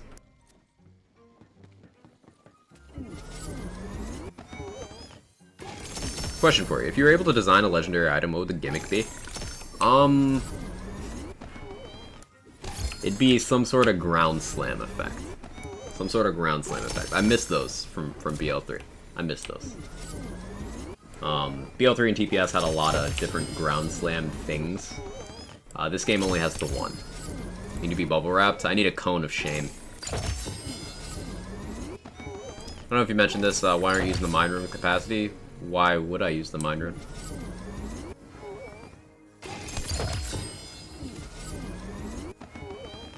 Body rune? Body rune has lower capacity than Mace Wardu. Does not get reflect parts. And does not have the Mace Wardu's effect of applying melee damage based on my equipped melee weapon to enemies that hit me. Meaning, like, this can apply Alchemical Agent if enemies touch me. They take big damage back. Additionally, Body Rune's heal would be completely wasted. And it wouldn't really help me in certain bossing scenarios. Body Rune's great, just I wouldn't use it on this build. This build I like Trick Mirror and I like Mace Wardu, because they are wards that have good effects while you have some amount of ward. And with a Deathless build, that is at all times when you're on your feet. That's one of the strengths of Deathless. If you like ground some effects, you have a specific one you'd like to see. I really liked Spark Plug. I don't really advocate for returning items, but that was a fun effect. Hey Rishiki, how you doing?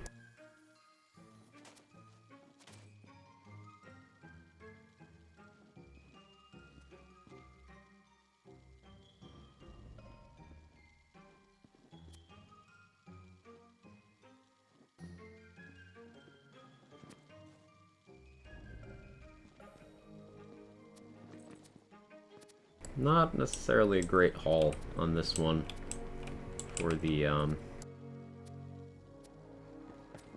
legendaries. A little disappointing. Never mind. Ha! This is the first Primordial Banshee I've ever gotten.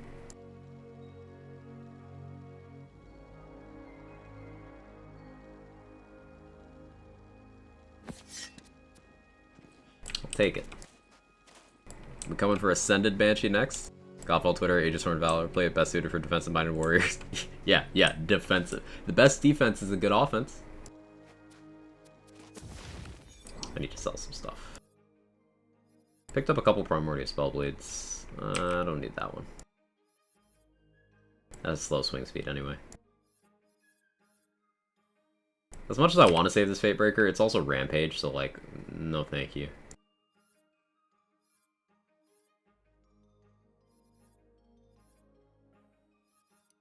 And I'm not going to use that, who am I kidding?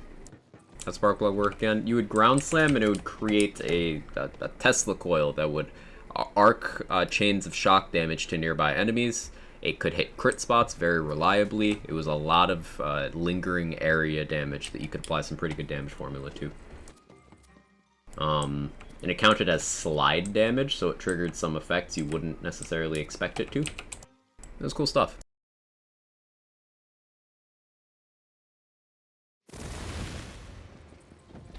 Might be the first time I've seen you use a different word other than Body Rune Bad Egg.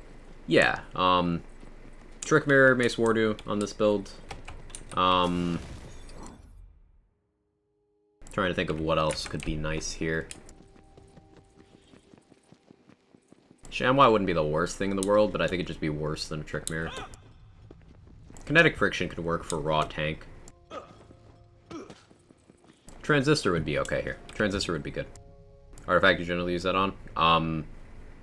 Most of the time for me it was on either a Static Charge, a Deathless, Auto-Idle, Vic Rush, one of those four. Finally reach C50, never again, please. Remember, Meteors, they don't necessarily intend for you to do it all at once. Like, it is a longevity mechanic, right?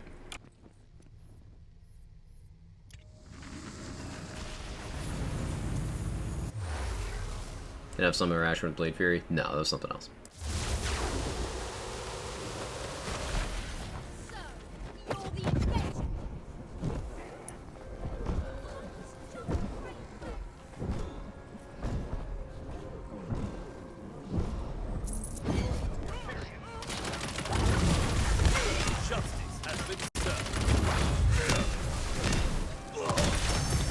Big explosion. Love to see it.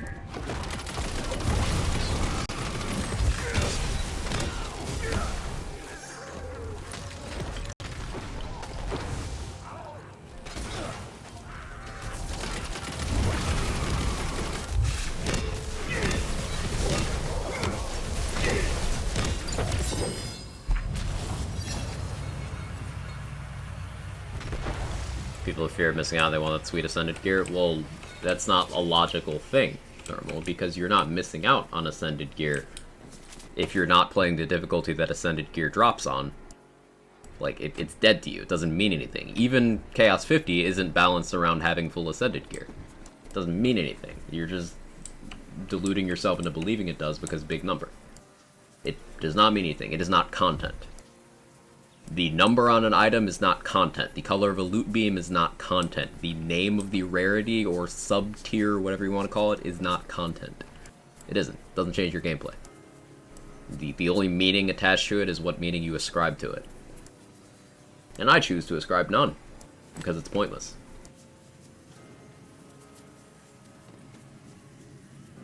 Toothless or Nullify, huh? Huh. I guess we do Nullify.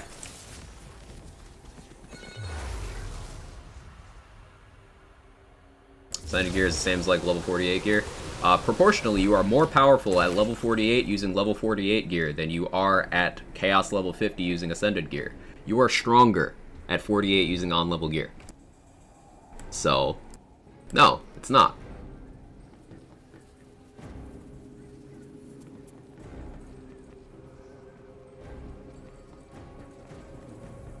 You know if the catch-up mechanic got brought up to C35? Yeah, it's 2 per up to 35 Viper.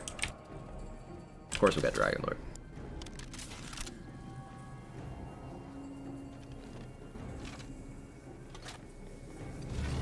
Not trying to hate. I didn't think you were. It gives us more difficulty than we want. I just think 50 on every character is kind of too much. Then don't do it on every character.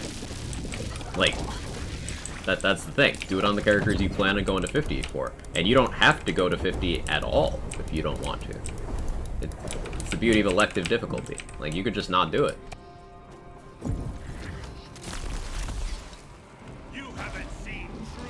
What is catch-up mechanic? You go up by 2 tiers for Chaos Trials from 1 to 35, as long as you're level 40. I've seen some people say it works when you're not level 40. It never did for me. I had to get to level 40 for that to turn on for me.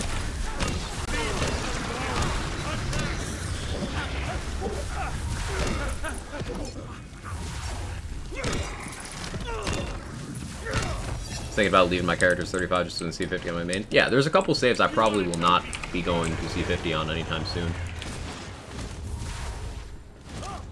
Is that always on? Always on. They introduced that when the cap first went to 35. It went up to 20 when the cap was 35, and they have since pushed it up to 35 now that the cap is 50.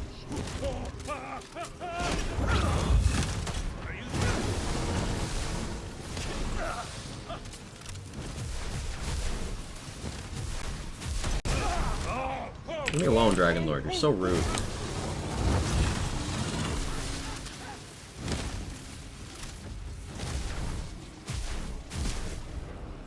waiting for my From the Shadows cooldown, because with Nullify, I'm not really going to do much damage without it. Try, though. They're almost phased. There we go.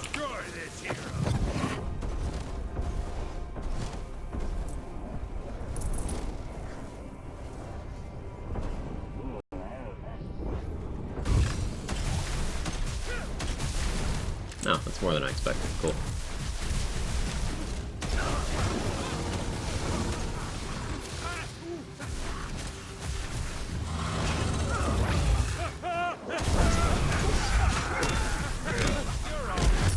Ouch.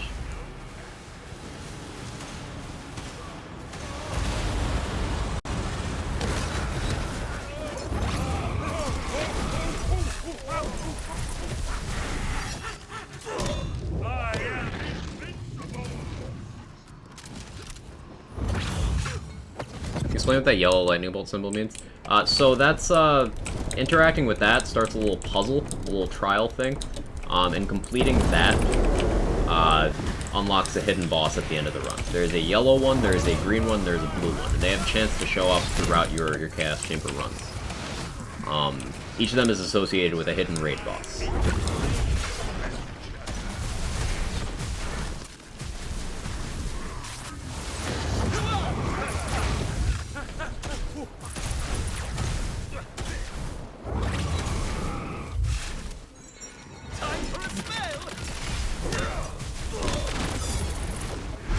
Oops.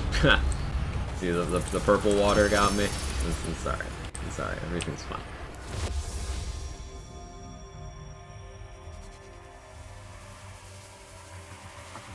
Odd number chaos trial runs are sort of non-existent. You can still elect to do them. And then the trials from 35 to 50 are simply repeats of the previous ones. So, like, you still end up doing them.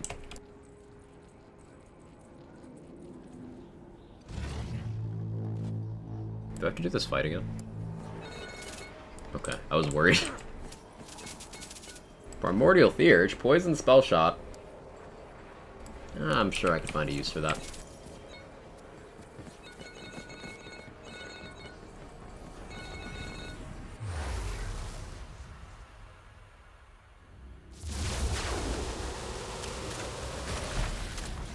Yeah, we'll do a DLC run after this. Try and get some good stuff from the wheel, I think.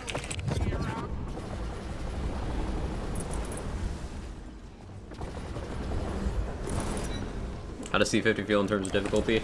Enemy damage is very high. Other than that, feels comfy. And the enemy damage thing I can resolve, I just need to gear up. Like, getting an Ascended Ward, getting a different Deathless, even just a Primordial one, like, because I'm running a Volatile. So getting a Primordial or Ascended Deathless with a health passive or a ward passive would be an upgrade. And additionally, I could also go for a Stab-O-Burr one for more points of the old waves, which is more damage and more tank. That's currently the plan. Solve that problem.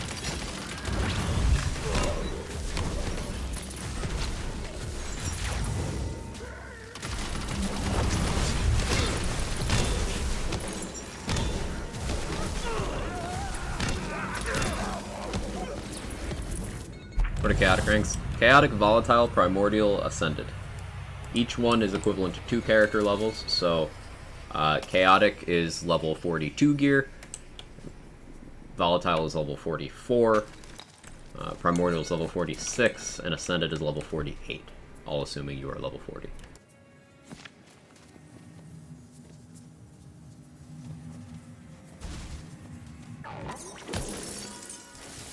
Are benefiting from the Deathless? It's giving me more uptime on this Mace Wardu. So I want value out of ward effects like Mace Wardu and Trick Mirror. And Deathless maximizes your uptime on having some amount of blue bar.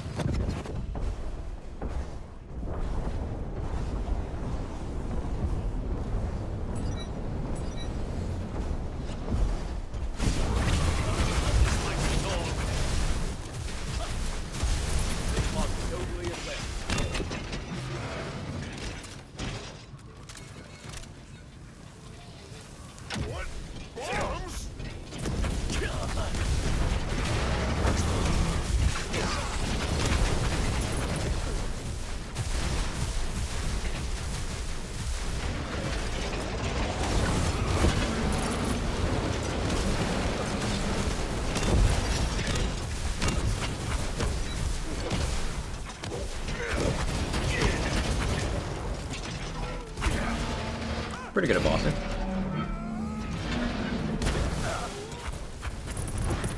You gonna kill me? Cool.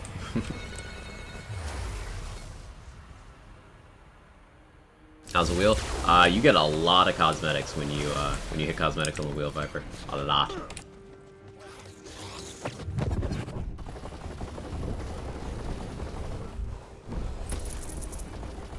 And they changed the loot pattern that it like spits stuff out at, so it's a little less cluttered. Just get more stuff in general. It's definitely improved.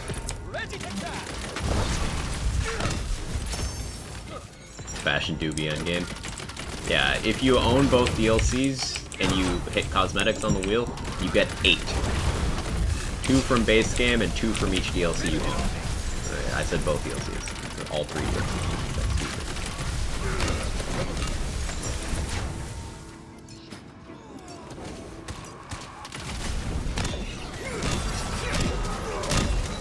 Eight? 8. And that'll go up to 10 with DLC 4.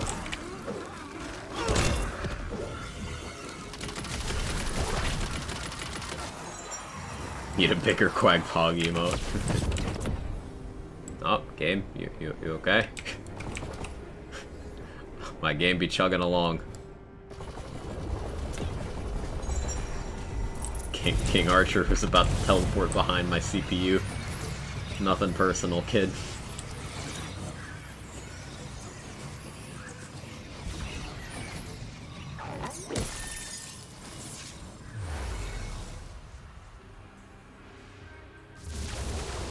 Drill again? Boss runs. Come on. Why are you doing this?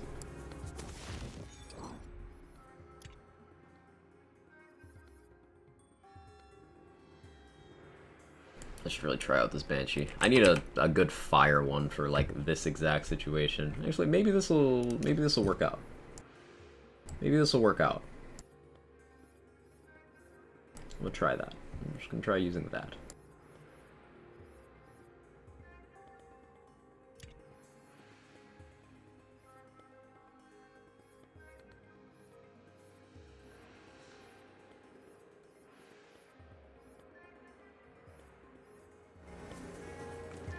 So Contagion still work fine with Throwable Hole. Contagion works fine in any situation where your initial dot that you're putting in is already good. Contagion is not going to make a bad dot good anymore. You need a good dot, and then it will take that and apply it to more enemies, or again in a different element once to the same enemy. So it's good on dot builds with high damage dots. So like if you get something that takes hard, like a Shadow Fire dot or a Launcher dot, or alchemical agent stuff, then yes, Contagion is still very, very good. If you're not using very powerful dots, then it's still useful. It still spreads dots for exploit their weakness, which is good damage for everything you do. But we need the 100% status damage tech anymore? No, but I still take the status damage because alchemical agent is really good. I propose a random double points day. I have no control over that, and per. You guys had a double points day yesterday, though, because I had to, like, my stream disconnected. But I have no control over the limit for what you guys can invest, and I can't contribute either. Zero control.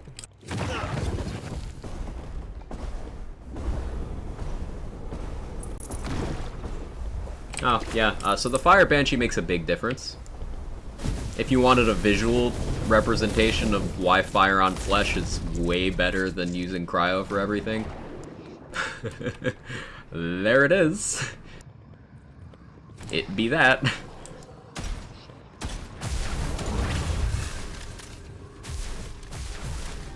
Was an idea? Yeah, no harm in suggesting.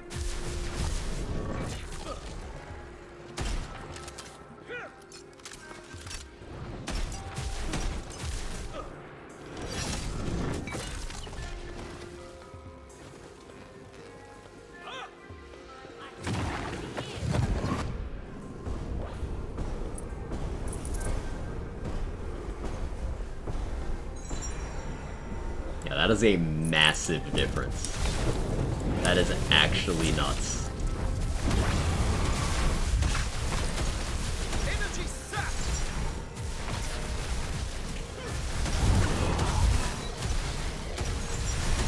I need more elements of Banshee, chat. I need more.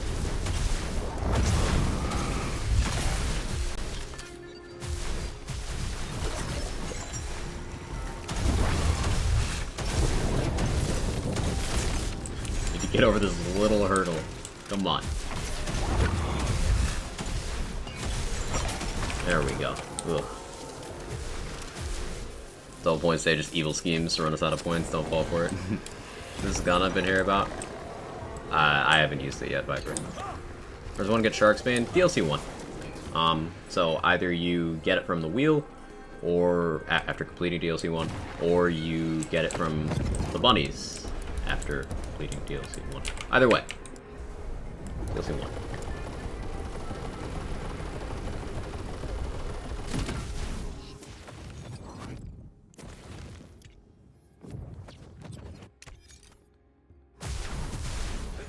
Stabo capsule and stuff? Yes.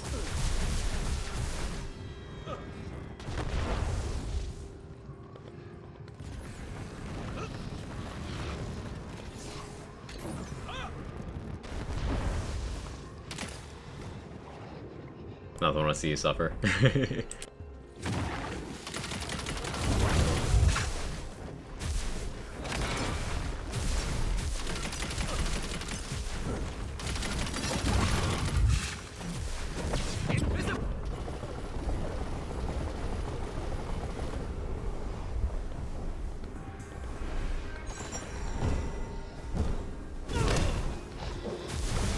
Damn it.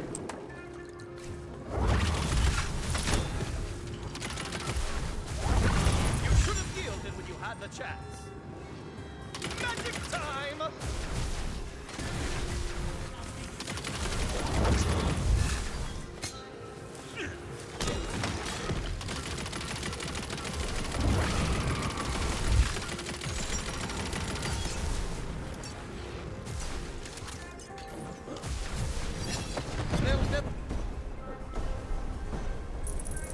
I cast 35 now, should I go spend my 1,000 souls the wheel? Blue luck you're on. Bad? That's a decision no one can make for you. Like, if you plan on going to 50, then you could save them. If you don't plan on going to 50 anytime soon, then you don't worry about it. If you don't care about the possibility of getting ascended, then, like, whatever.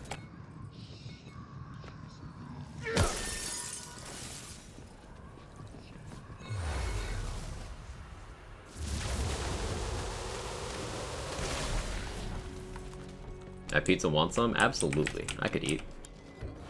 I could eat.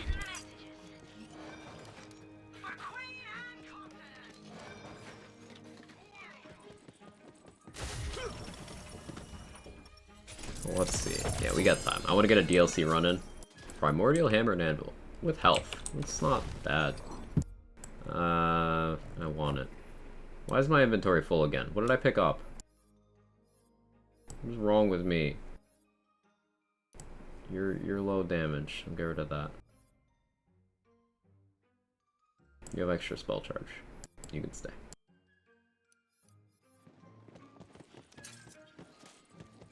I don't expect to get anything ascended, and Primordial will help anyway if it's some newer builds, Sharksbane Ring or anything that help. Then you could use some to get your foot in the door. Keep in mind, Primordial rates do go up pretty sharply on your way towards 50. Like, I was noticing myself on about Chaos 41. I was like, damn, I'm getting a lot of Primordials now. So, maybe push until it starts feeling uncomfortable and then start using them.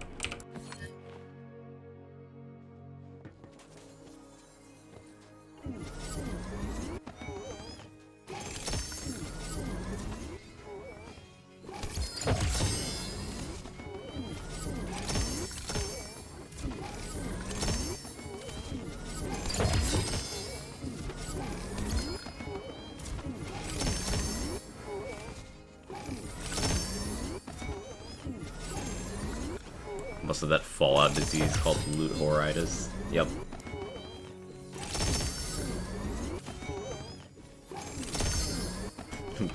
That's me. I resemble that remark.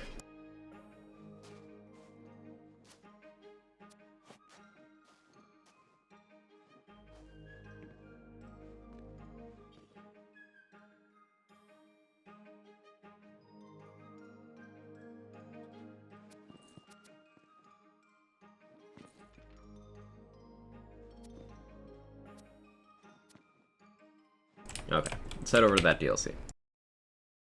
Alright, for Dragon Lord, Bernadette's getting me here lately. Sword Explosion was tickling her. Bernadette can definitely be a wall for some setups, yeah. What's the health mod on this? Okay, it is Vampire. Cool. Let me reroll my Inflammation.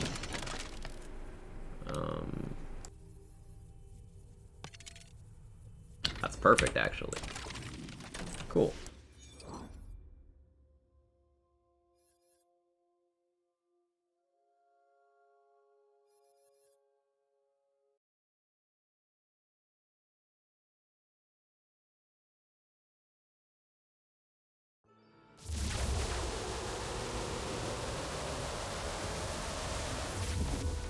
It would seem you're not done here. Delightful. Hey Viking, how you doing? Do a quick spin since I already have some souls. This is the new improved wheel. It shoots them out in a much wider pattern. You get 4 pieces of gear. Now, if you land cosmetics, you get 2, and then you get an additional 2 for each DLC you own from that DLC.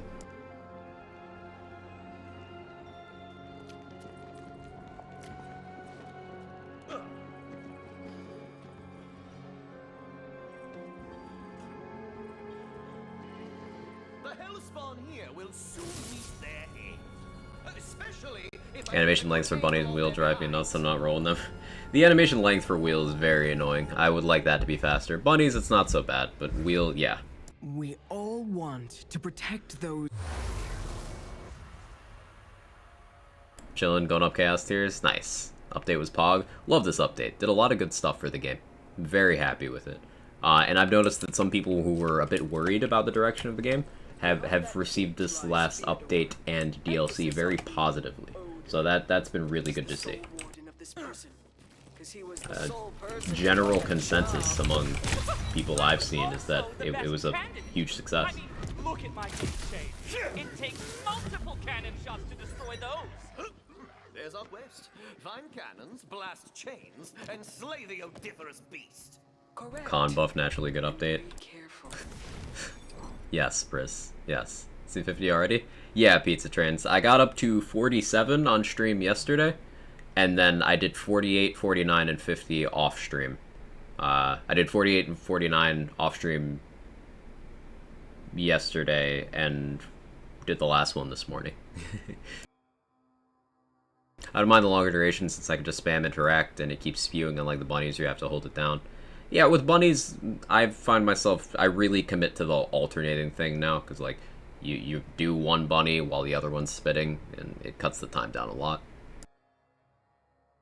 He plays the fool, but he wants you to come in because no soul has ever gotten out.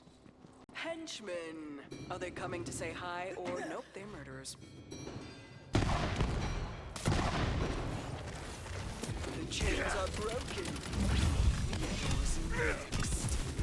Broke my door? Okay, since you want to see something unhinged so badly, let's go!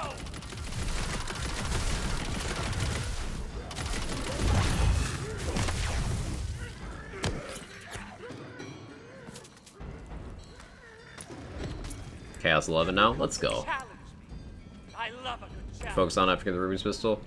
Make sure your armor passives and your ring passives are in a good place, for providing you good damage buffs. It's a good place to start. Yeah, grabbing a bossing weapon like Thermal said would be a good shout. Sword Explosion, Ludite are good ones to go for. I like the con, but it's very niche in its usage. How's spell buffs feeling? Noticeable. Laser Hand went from a joke to one of the strongest spells in the game. Inflammation was already great, and now it just feels really fun to use. And a bunch of other spells benefited heavily. The spell buffs have been great. Noticeable in almost every case. Of course, there's the subtle ones, like, I doubt you'll notice a Twister change because it was 10%. Things like that aren't going to be notable, but Laser Hand and Inflammation in particular, and Cube, all eaten pretty well. I always told Fyodor he shouldn't have such a... Frozen Orb, Glacial Cascade, Barrel Maker. Dazzler all got big changes. Remember this. You could have run.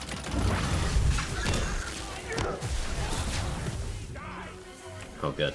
You don't die if that happens.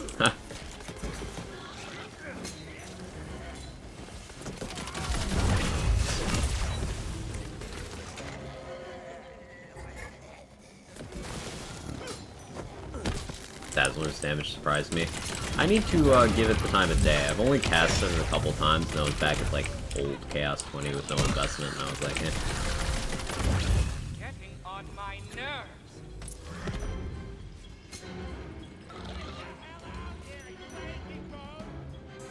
I know some barrel bombing Chaos runs. Barrel bombing. I'm not sure what you mean, Macmillan.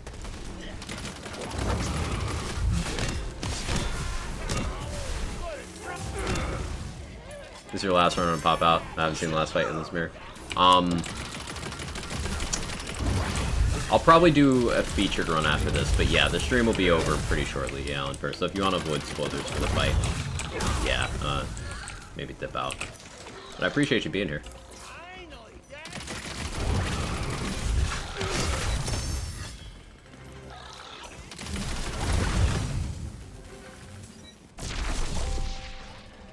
Barrels being launched from outside the map. Oh, I haven't noticed an increase in that. It's a certain curse that causes that, Macmillan. Like, it's a certain curse. I believe that's workplace hazards. There's two different curses that cause more environmental things. Was Twister change per projectile or total? Because it was per projectile, even 10%, but a pretty chunky buff. Thanks for your service, my cut. You lived a new life. Isn't that the same Getting farther here than is result, though? convenient. It just takes the individual base value, and they gave it 10 more %, and it's 16 projectiles. So, yeah, Who opened that return portal? each individual one will be doing a bit more, which could add up to a lot more. But Twister isn't really a damage dealing spell, and I don't see this turning it into a primary damage dealing spell. But if you're already using Twister, then you will likely notice that increase. There's still another chain to break.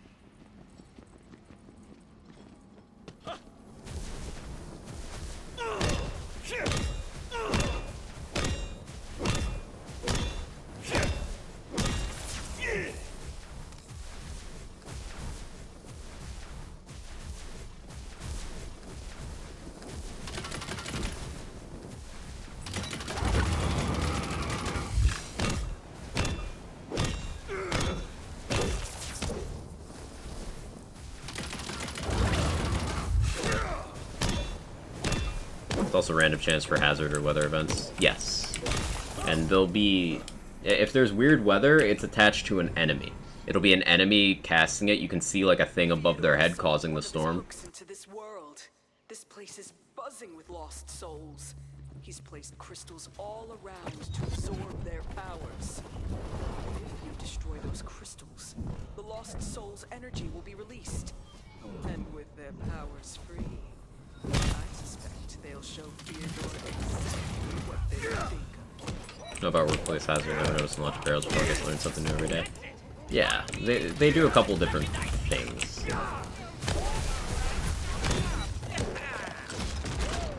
Yeah, I don't remember what Watch Your Step does. I think that's just the puddles one, but workplace hazards is like turrets and barrel bombs. I can cast again. There to return.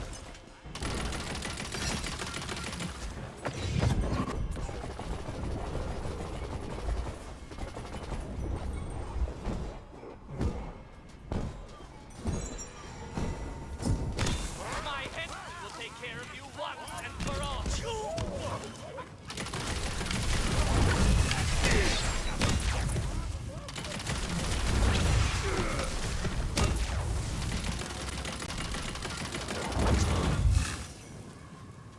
Silly, it's good sword explosion.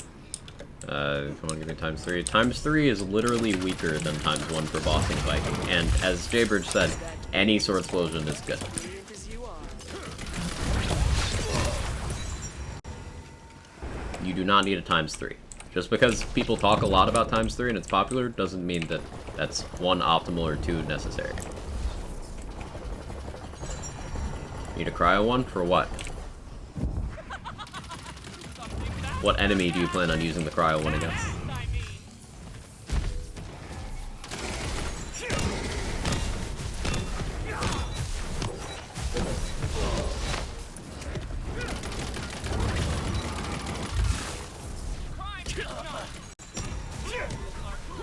Because, fun thing about cryo, despite it being widely viewed as, like, the damage element, it is the second worst choice you can make for general use. So you need cryo to test soak damage out more effectively. Why not lightning? Why cryo?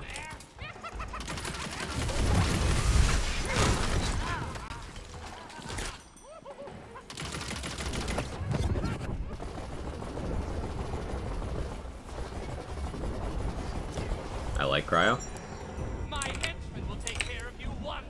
I suppose that's as good an answer as any. I think dark magic isn't made for damage. Cryo is pretty much the weakest. Pretty much.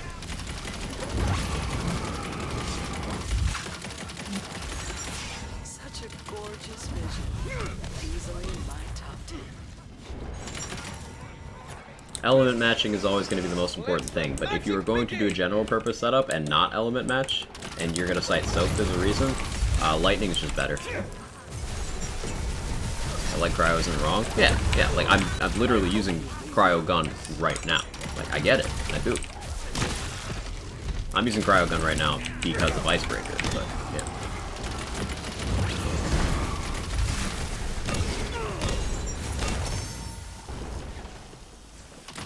Reason being, I'll pull up a graph for this.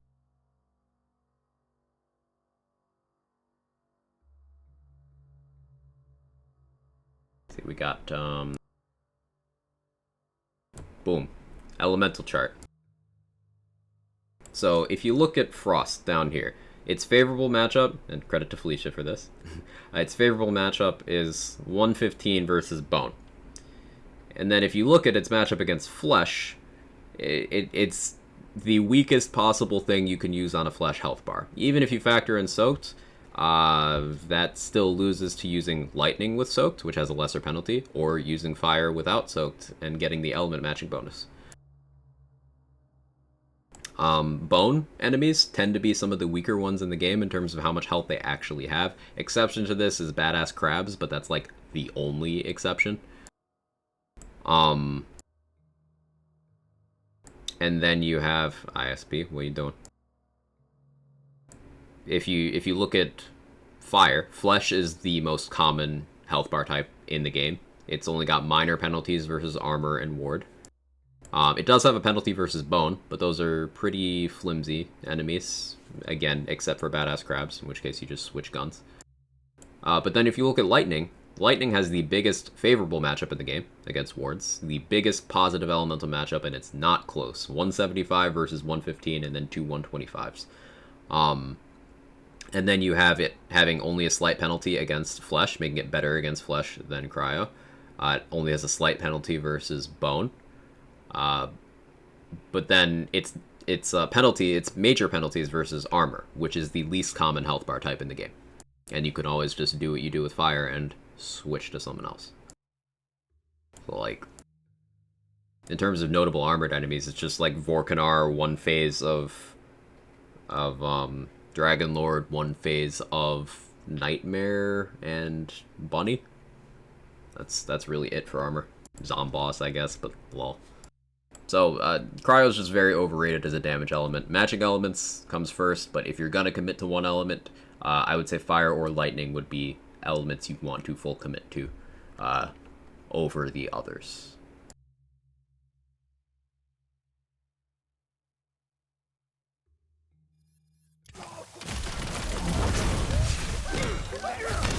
Lightning sounds more fun. I like Lightning. It's just gonna do more favorable damage in more scenarios than Cryo does. Now, it doesn't have the freezing stuff that Cryo does, but damage. And again, element matching is still usually the play, anyway.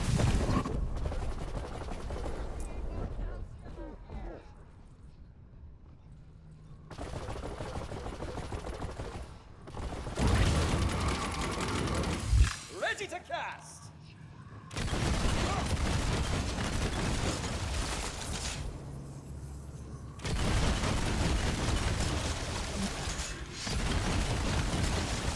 I forgot I had a Sword Explosion equipped, that's why I only just started using it. Reinforcements.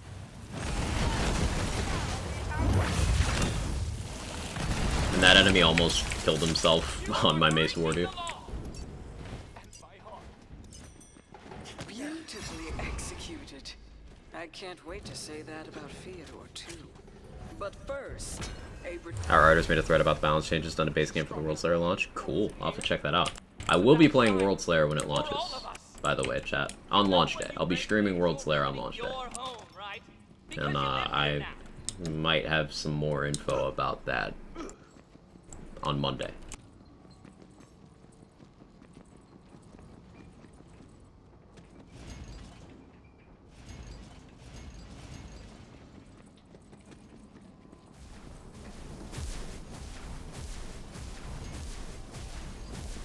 Maybe my Claw Berserker needs to make a change to Claw question mark to do more Fire Shock elements melee. No, Berserker's skill tree is just really good at giving you damage in anything you do. You got melee damage here.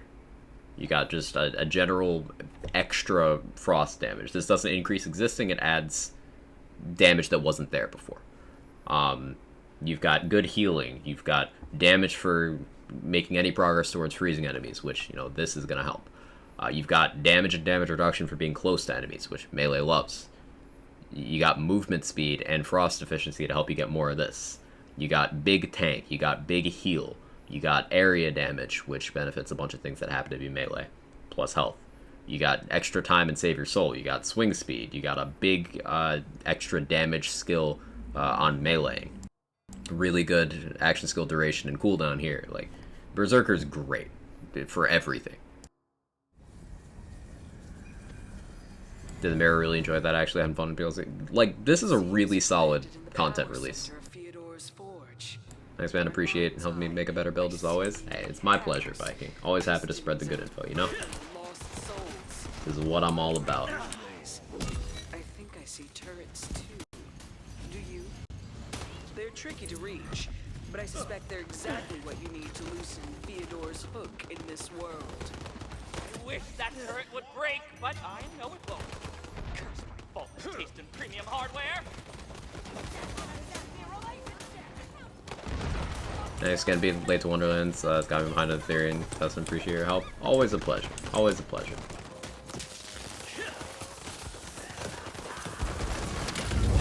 That's some enemy density. Enough to make me drop some frames. Ugh. That's some enemy density. Look at my map right now. Hello? Wait, is this where you farm crystals? Do you just, like, hang out in this room? Or not crystal souls? This is kind of crazy. Hang on. Wait. Wait.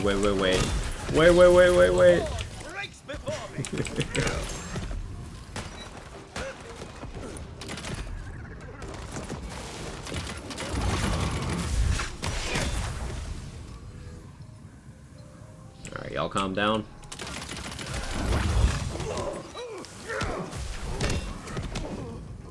Blooms are crazy. I'll have to look into that. I do want more souls. I'll have to look into that. Oh, how do I get up there? Right, that.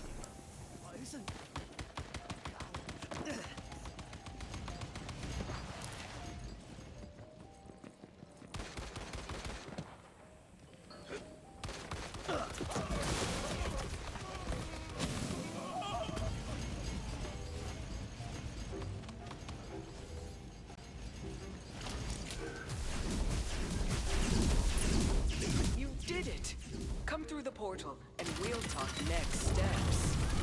Return portal. You know she only likes you. Spell you're using? I'm using Inflammation. It's one of the spells that got buffed. It's just a big old flamethrower. And when an enemy who has been ignited by Inflammation dies, they make a fire explosion that then inflicts that status on nearby enemies. Also, the status effect applied by inflammation is a spell, meaning it can trigger spell things. So, like, I can light an enemy on fire and then walk away, and then Executioner's Blade will start just happening on the ticks, which is not something other dots can do. Inflammation's great. They buffed its damage, its status damage, and they gave it 3 more spell charges in the patch. So without any spell charge parts, you have 6 charges with this thing. You can hold it down for this long. That long. It's fantastic. Wonder if they'll increase level cap? Hopefully they don't. Imagine like 5 more skill points, a lot of possibilities. It's actually fewer possibilities. More skill points removes builds. It lowers the number of builds in the game. Because if you create a situation where we get even 2 more skill points, every single multi-class combination makes the same choices with those. If you give us 2 more skill points, you can get a capstone with double knot. If we get 2 more skill points, you can get Berserker capstone with alchemical agent.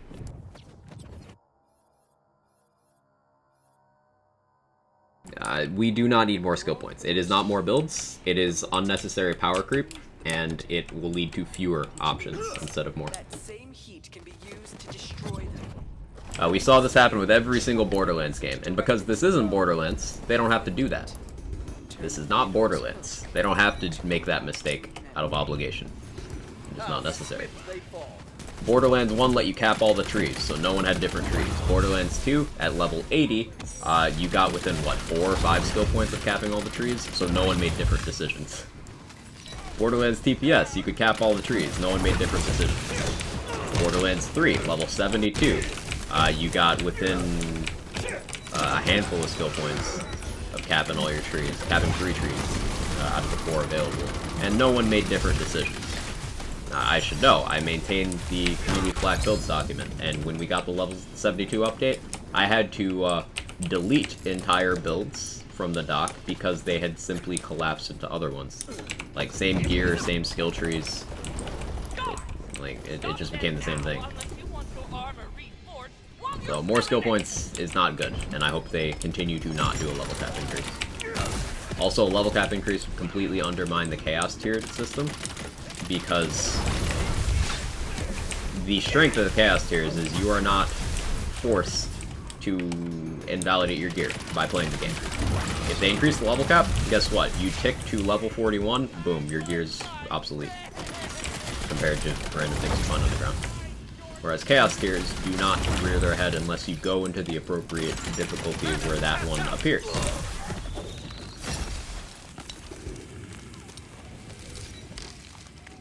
Unfortunately, spell charge parts on the inflammation only adds 1. You only have 7 instead of 6 1 charge. You can get multiple though, Fatal. You can get multiple.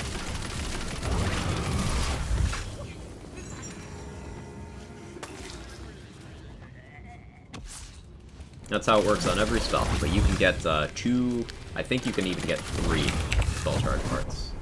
So you could have up to 8 or 9 charges on inflammation. There's not really a practical reason to do so other than it's fucking cool, but you could. I think having a few more skill points, not enough to cap 2 trees would be a bad idea. It would only take 2. It would take 2 skill points for it to be too much, Cub. Because ready?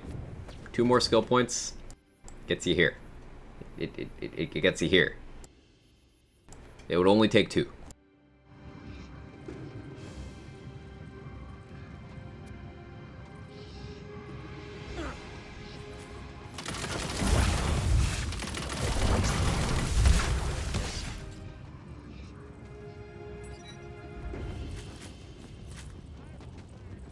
So, no, give us no more. We have exactly enough.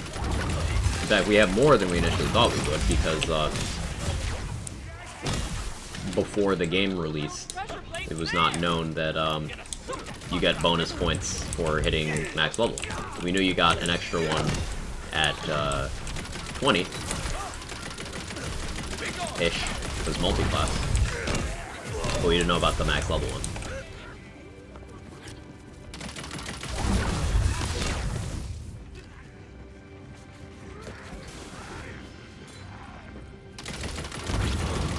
And we were happy with the total before that information was known. So I'd argue we have more than enough. Also avoids refarming gear, right.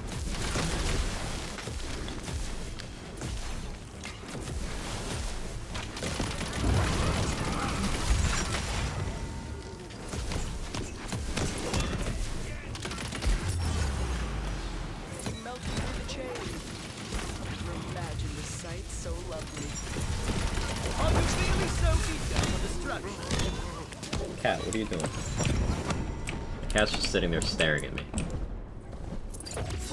As cats do, but volatile blank slate with nothing. Love it.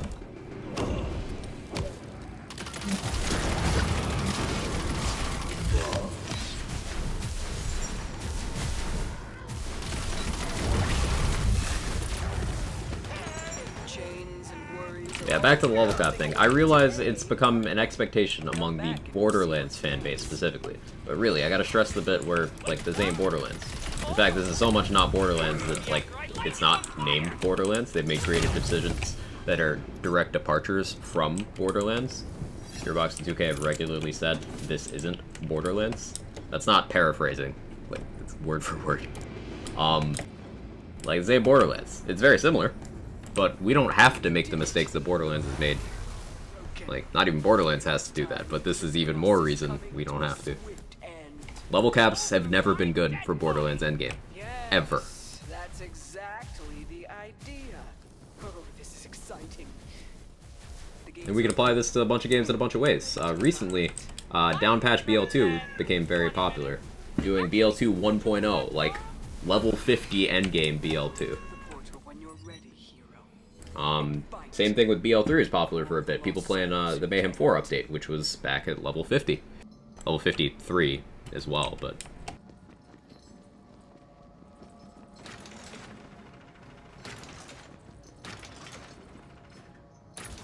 And BL1 had no endgame, except for one boss. TPS had no endgame, except for one boss. So in the two previous Lands titles before this one, that had meaningful endgame content, and like they had too many level cap increases. It's as simple as that. So far, I really like the dual classing and chaos scaling. If I understand the theory, gear is viable even after chaos increases. Yes, Percolator. Chaos tiered gear is just the same stuff with extra character levels worth. And the way they balance the HP and stuff of enemies is you're never expected to have the highest tier available. I think they're able to fix endgame. Endgame is good and fun, Douglas. Like, what do you mean fix? The endgame in this game is enjoyable and is sustaining a lot of players. I don't have complaints about this game's endgame. They literally added more to it yesterday. Like what do you mean? Say Chaos 50. Let's go, New Mexican.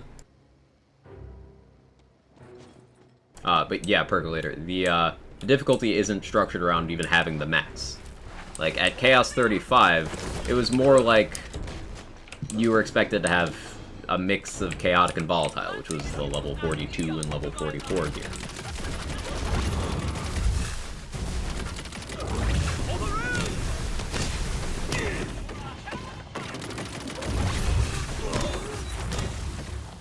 Only thing to fix about this endgame is put caster in it. Only thing to fix about this endgame is to continue doing the same thing.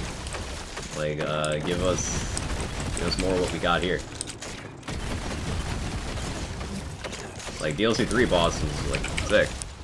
So as online players seem to be complaining about lack of in-game content, thought I asked someone who knows things. Yeah, so people complain about lack of content in a game that does not emulate the thing that they are used to. So for example, the loudest complainers, the people who also refuse to put any positive things out about the latest update, which was well received by even people worried about the trajectory of the game, those people who will absolutely drag anything that isn't a love letter to Borderlands 2, those people are simply unpleasable and complaining to complain.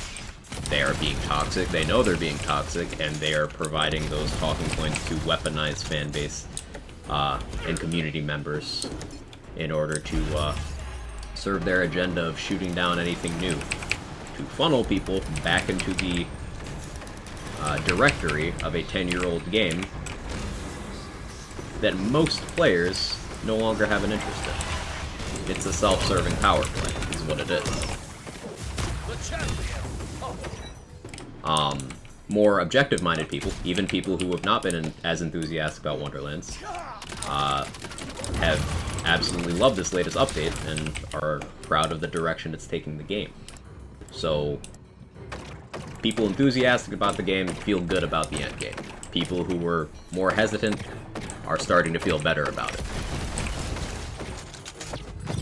It's the people who make it their entire internet footprint to shit on the latest release who are putting that bad info out there for you, Douglas. They're not trustworthy, they're not objective, and they are not trying to help anything or anyone except themselves.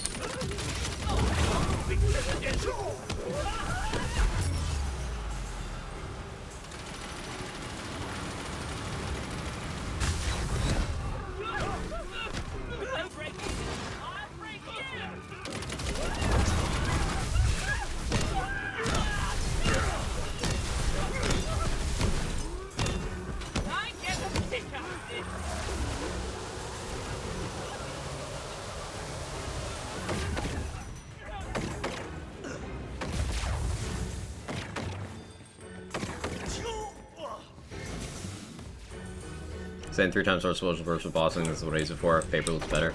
It's because it's less ammo efficient, and it applies your damage faster, but it does not equal more damage. So, like, if you shoot an entire mag of a ×1 sword explosion versus an entire mag of a ×3, the ×1 is more swords, more stickies, higher multiplier, and each of those swords has higher base damage. It takes longer, but it's more damage, and you consumed less ammo to get there. If you were to use a ×3 sword explosion for an extended period of time, you're going to run out of ammo, whereas a ×1, you just won't. Like, it's just efficient. 8 equals clicks, yeah, I gotcha. I was thinking about grabbing a game, now it's on Steam. Love the grind. If you're interested, I don't know if... Compare prices before you do this. I want you to get the best deal. But that's my affiliate link. If you go for the Chaotic Great, which is the Season Pass version, through that link, you get some extra cosmetics you wouldn't have gotten otherwise. Any affiliate link works. Other content creation team members other than myself have those. And other 2K Next makers. But there's a special sale price for Steam. I don't know if that link gives you that sale price, so make sure you check before you buy. I also get financial support if you use my link, but like I said, I want you to get the best deal, if you do plan on getting the game. In terms of the DLC, because I'm sure that's going to be the next question, the first 2 were not necessarily very well received. I like them better than most people. I did not care for the boss from the second one at all. But the third one, that just came out this week, has been incredibly well received, and is just, like, very, very good. Like, it's just good. You're seeing right now the boss fight from the third DLC, and it's very unique and interesting and just enjoyable.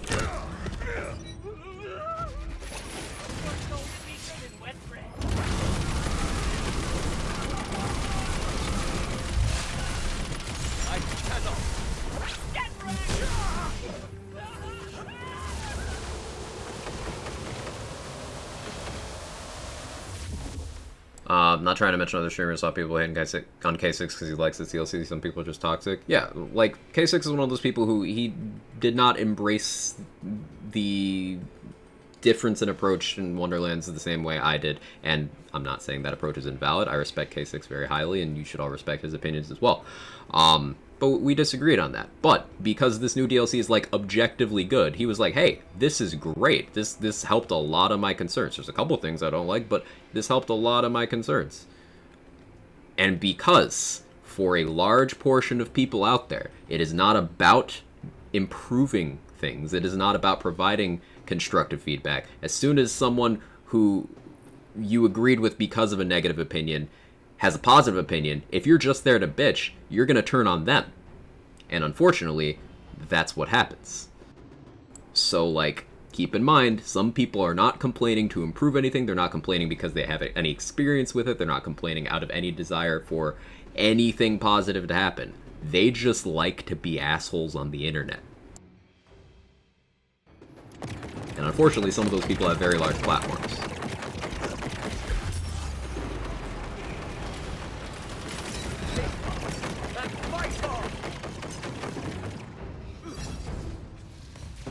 You'll see pretty short. Depends on how you look at it. They are short in terms of if you were to play through it one time in one sitting, you're looking at, in the case of this one, it's like 20 minutes. But that is not the only replay value of it. It adds a bunch of gear into the game. It adds several rooms and the end boss into the Chaos Chamber. And each of the bosses has 4 forms in each of the mirrors. So it's a staggered release week by week. Next week, we'll be getting an extra form of this boss, so his mechanics will change. He'll have more loot in the pool. So over the course of 4 weeks with each mirror, we get 4 forms of the boss. We get 4 rooms for the Chaos Chamber and the boss in the chamber. So technically speaking, 4 Chaos Chamber bosses. And lots and lots of character cosmetics. That's a thing that doesn't get brought up enough. So if you look at, let's say, Borderlands 2, you could pay $1 for 1 skin for 1 character. In the mirrors, in Wonderlands, it is $10 per mirror, and that gives you the story run-through of it like this, which is infinitely repeatable. It gives you the gear, it gives you the boss and the Chaos Chamber expansions, and it also gives you 80 cosmetics. 80. Each of the DLCs has introduced 80 cosmetics. Each.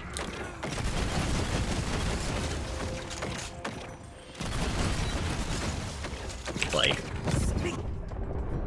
And as someone who sits here playing Chaos Chamber all day, every day, each time I see some of these DLC rooms in the chamber, I'm getting more and more value for money's worth.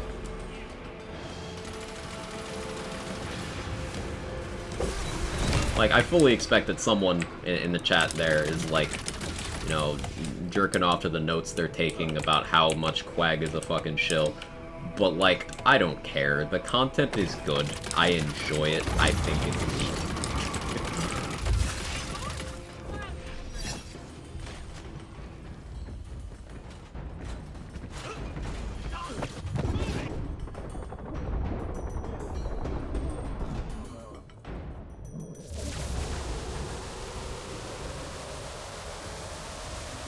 Boss fight's enjoyable? Yeah, Mozilla. I think we should consider all DLCs one giant, and it seems like it's, in other people's words, worth the money. I don't really necessarily agree. Because then people are going to be like, oh, it's only 1. Like, wait, no, it's 4, though. Like, it's a zero-sum game. The detractors will always construct an argument in which they're the victims and the new thing is bad. It will always happen.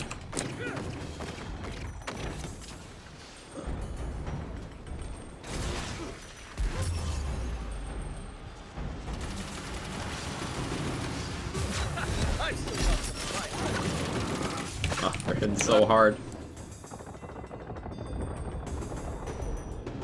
Oh, I have no pistol ammo. That's awkward.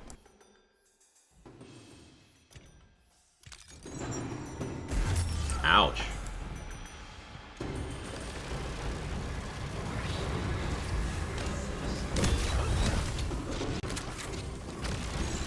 My spell is ready. Oh, I really need to dodge that wave. Oof.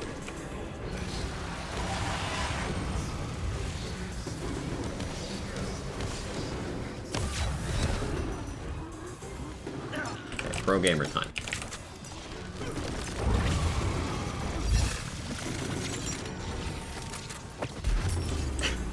I saw the fire over there, was like, oh, I gotta deal with that. Nope, I gotta deal with this guy first. Hang on. I gotta stop talkie for a minute, because, like, I might die. And dying here would be very awkward and bad. Oh, no, it's gonna happen anyway. Cool. Oh, we're good. Never mind. I'm God Gamer. Never mind. I'm not.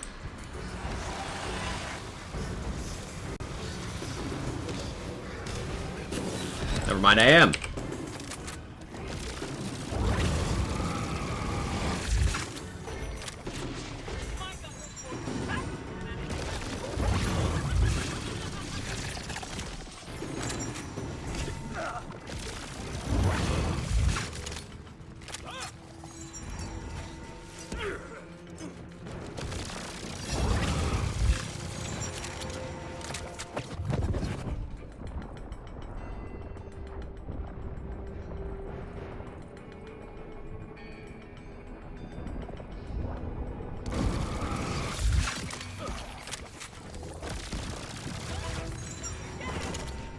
I feel magic.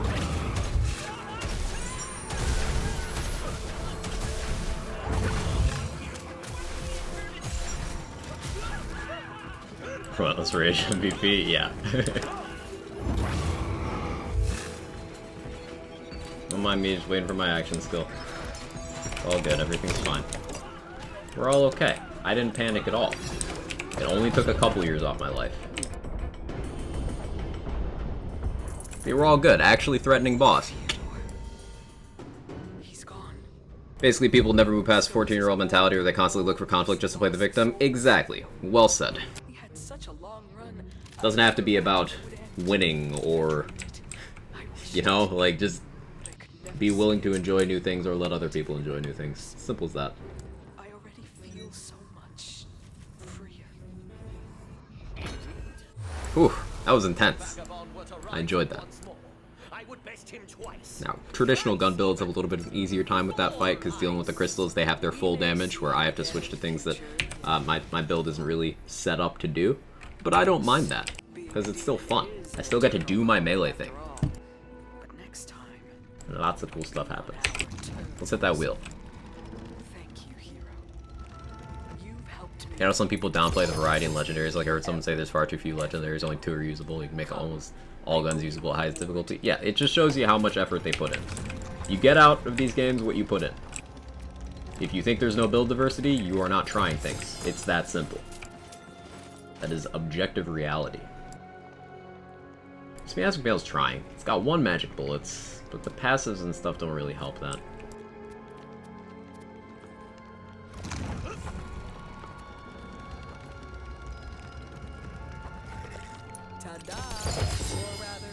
Big loot pile.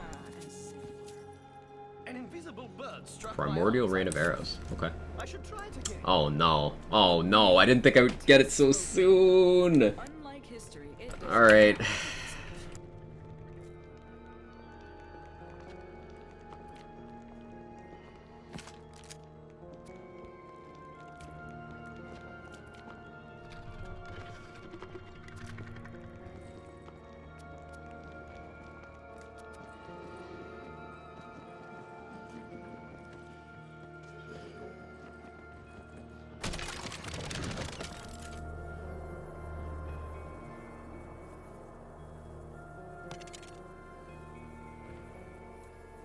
I feel sick. This is not gonna be okay. This is not gonna be okay. Is that blue cake cousin to yellow cake? Yes. It is mechanically very, very similar. The split distance is a little awkward this time around. It splits farther away, so you gotta be much farther to get the you know, the huge cluster of projectiles you're used to with the yellow cake. But it is definitely a cousin, yeah.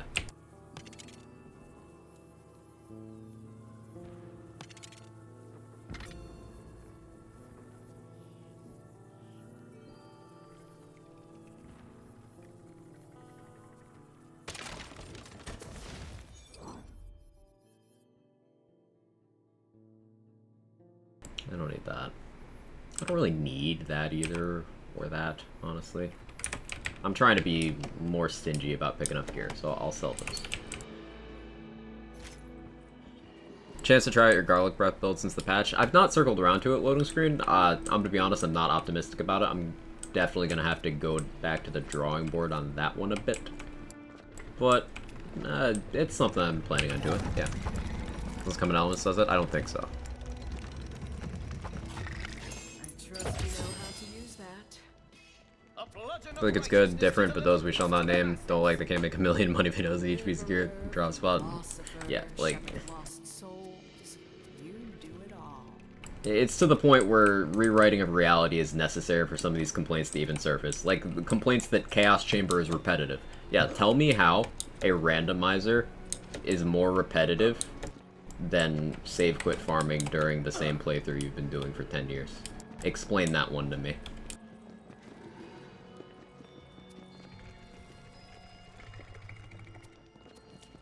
Like, at a certain point, it's just people not wanting anything new.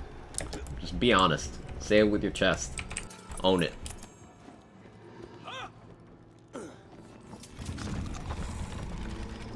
Kitten's Bomb, thank you for the 2 months. I appreciate it. Does it get magic bullets? Unfortunately, it does. Not HP. It does. It is melee damage that gets magic bullets. 2 months. Doesn't get gone. Chad.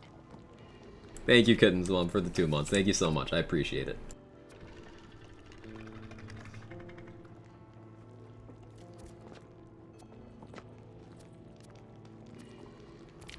Here's a repetitive. Let's farm the snowman.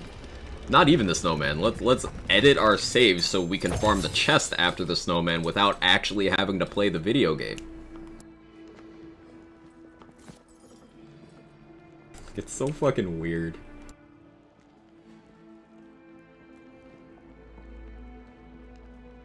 Is corrupted plate mail still worth it? For what?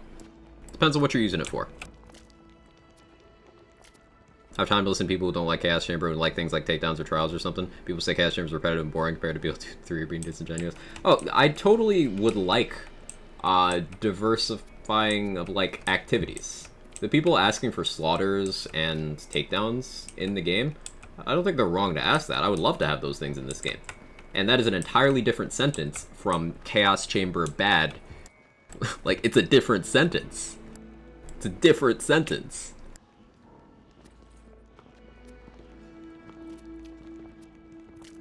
It's like, keep in mind, when parsing people's complaints here, someone saying, I like pancakes, is not saying, I hate waffles.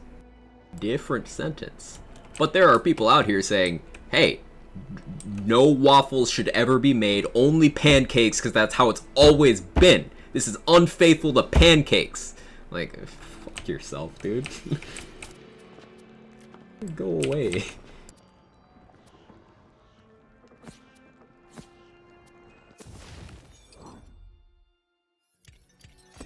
More villains must fall before I'm ready.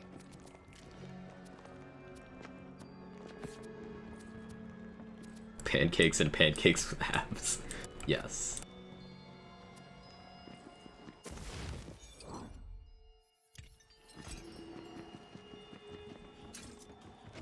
These fiery fiends will be what wisps of smoke once. Giving ideas versus shit talking, there's a very stark difference. And only with maple syrup! Yeah, Holo. Only maple syrup. How you doing? Chat, do me a favor. Do me a favor.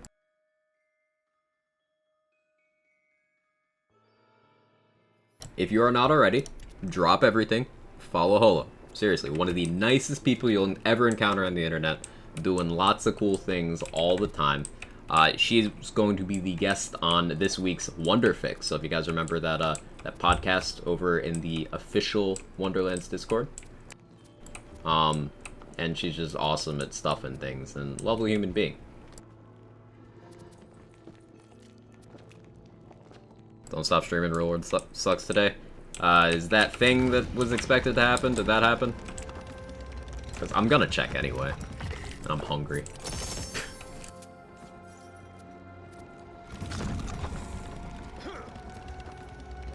Love the new content. I'm glad, we were just talking about it. The boss fight is sick.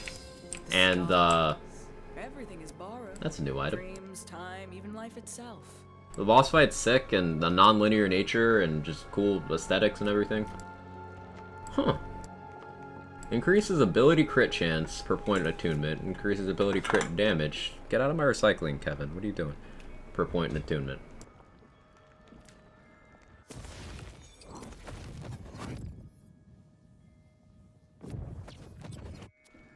I don't know what I'm gonna do with that yet, but I'm gonna do something with it. I just don't know what yet.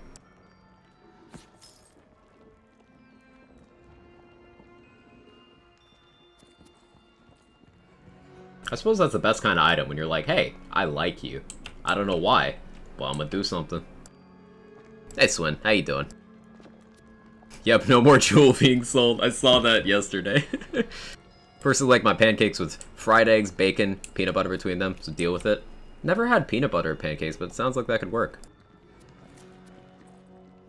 Hey, little Rambo.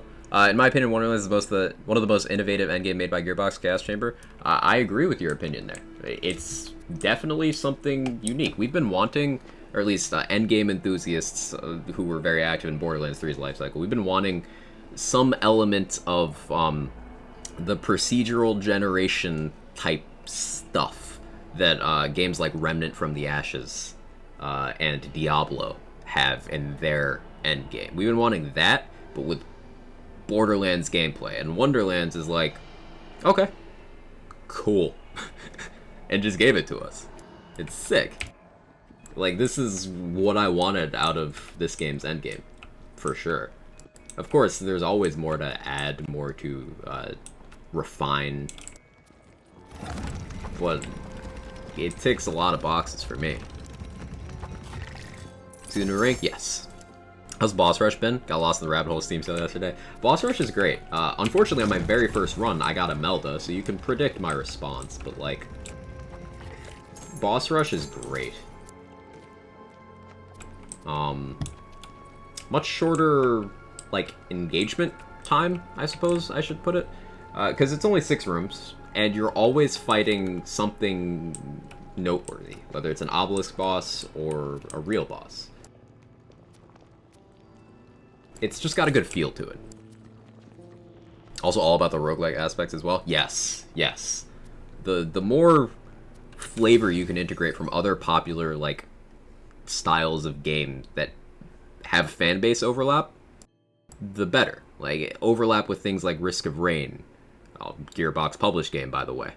Remnant from the Ashes is Embracer Group, so, like, it's a cousin. Godfall, also published by Gearbox. I'm seeing a trend. Keep pulling things from games you publish, and Embracer Group does. Gearbox, you're doing a good job. Inspiration from other things, like, it's a hot button topic and people get very emotional about it, but I don't think that we should preclude taking points from things like Destiny. There's game mechanics and gameplay styles that are cool, maybe be looked at. You know, take inspiration from the gaming industry around, and Wonderlands has done a great job of that. It's applied a lot of things I like from being a gamer in general, playing things. It's got a lot of stuff I like to see. Now let's do one more Chaos Chamber run. I'm an addict.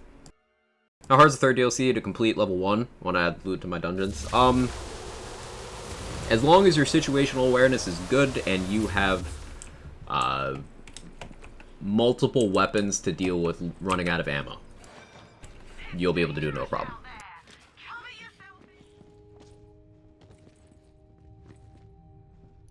I'd recommend carrying at least 2 guns you consider very dependable.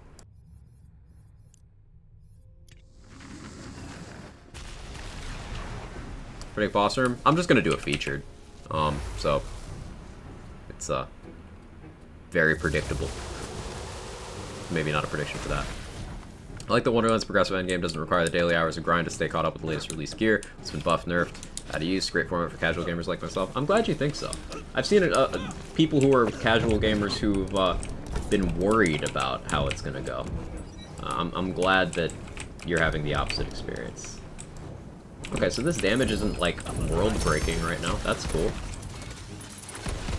There's more where that came from.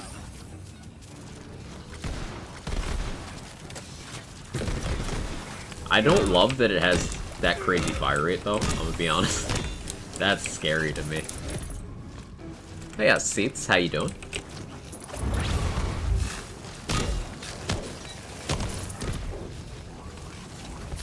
Is it possible to play with a friend who bought the game on Steam and play on Epic? Yes, yes it is. Full cross-play across all platforms the game's available on. So, Steam with Epic, Steam with Xbox, Xbox with PlayStation, any platform. You got the game, you can play together. Is there a difference? No, no difference. Yesterday I learned that mimics have legs. Excuse me?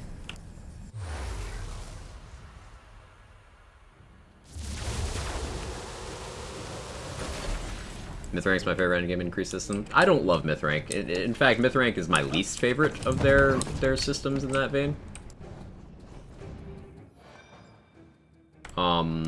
Because it's limitless and a little too strong in my opinion. Special Effects Shotgun has its melee damage. It is the face puncher from Borderlands 3.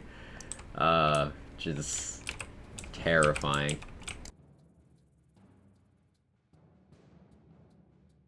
Where do the legs come out, Felicia?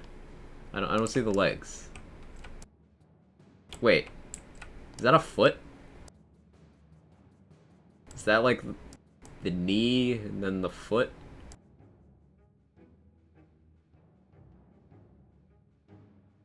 These things are cursed. I shouldn't stare at them too long. Stab-O-Matic also clear melee objectives? Yes. It is melee. It's not like its gun scales with melee. No, it's not even a gun. It is a melee that shoots bullets.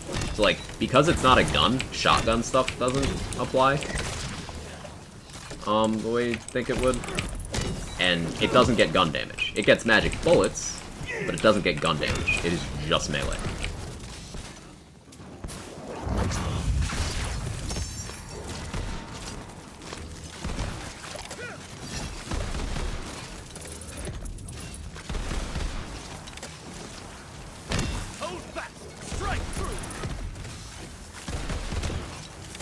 Sounds like a bit less cursed. For the most part, I would say that's safe to say. It gets a little cursed when you look at some of the on-melee effects that are available in this game. Like, it's funny, but you can do Universal Soldier with it. Do I have one? I do.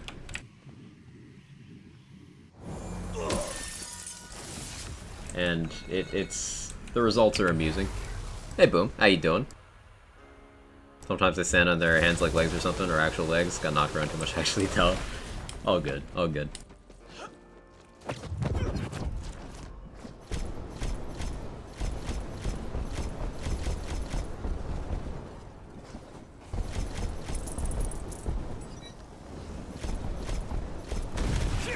Darkness flees before the light.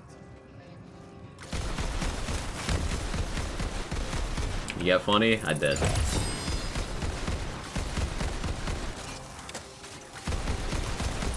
Look at my melee build, chat. Look at my melee build. Look at me meleeing. See me meleeing? This fucking gun.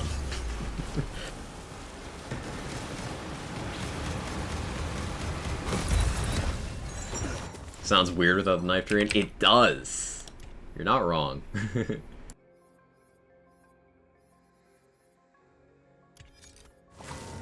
I just can't even nor odd. Fair.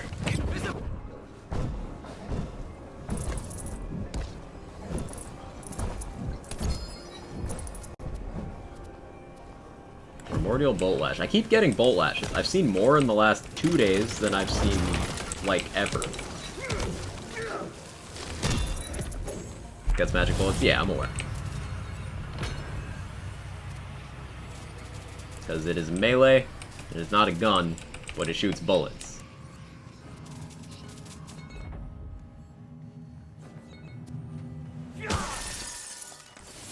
And Spellblade, yeah, of course it gets Spellblade.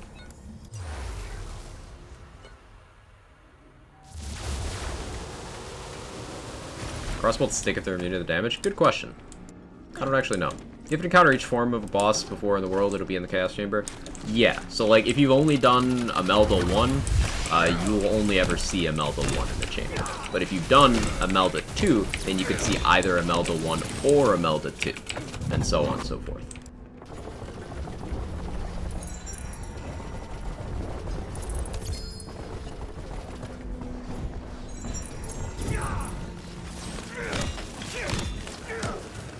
Upside for now, doesn't seem to be best in slot for a melee build. Yeah, it's... the fact that it's not getting gun damage as well does a lot for it. And there's a lot of melee things in this game that scale off of having one big hit. Example, Executioner's Blade looks at your melee weapon and is like, hey, have big damage value. And if they hadn't changed Contagion, it would have been kind of silly. If they hadn't changed Contagion and Blast Chill, it would have been silly. It's not that crazy.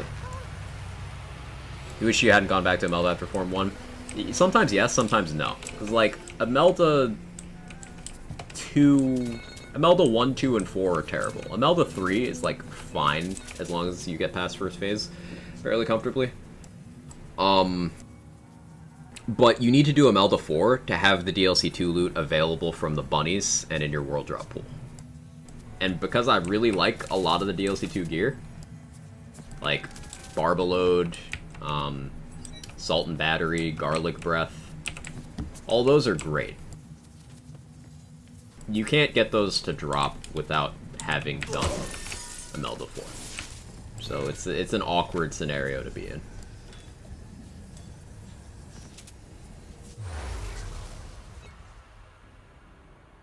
Thanks, Ramen. Weapon's totally the White Blast Shield got changed. Wouldn't surprise me. Wouldn't surprise me.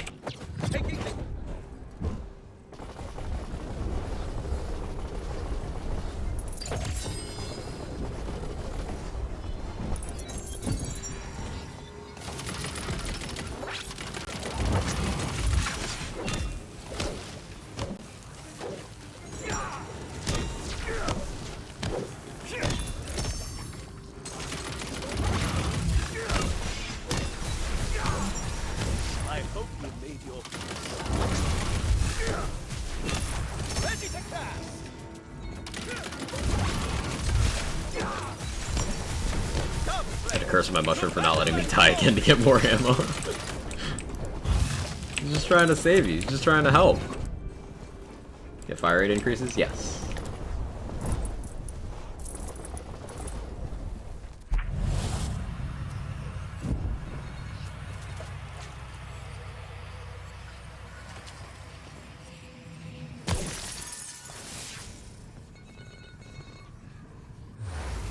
New PLC items are locked to the mirror. Can I get them in Chaos Chamber after I kill boss? They are locked to the mirror and the wheel until you complete the 4th form of the associated boss. The first mirror was not like this, but the second one is like that, and the third one seems to also be like that.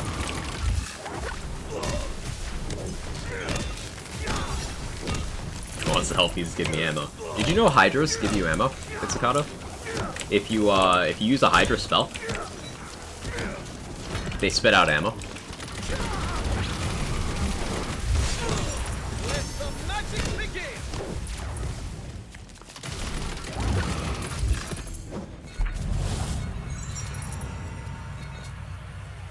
Going through Face Bin makes me feel better about this gun. Yeah, it's not the Face Puncher. Like, the Face Puncher was way sillier. Honestly.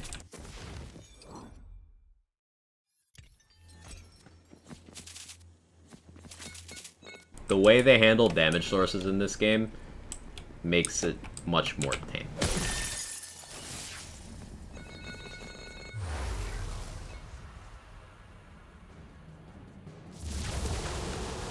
Dark Hydras give ammo too? Thank you, Shag.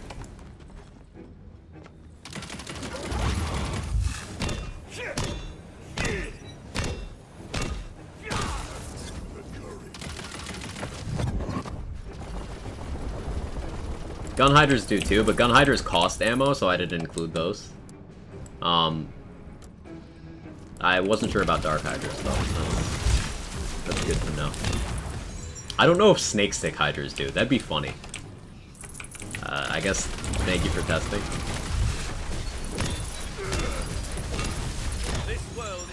for you. They do? Awesome.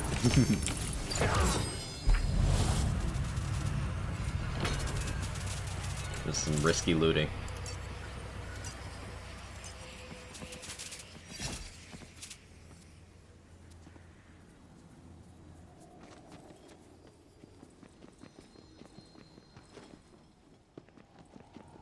Probably just have this gun for Banshee and Bernadette. Yeah, that's my plan as well. Currently on this build, I don't even need that because I have Executioner's Blade Tootherator, which is like goated. Exhibit A.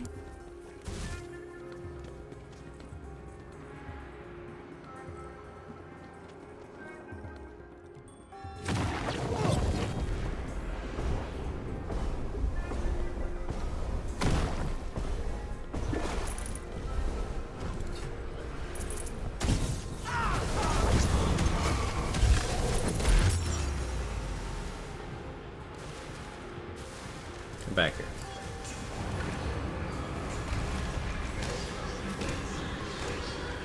Our battle is not yet over.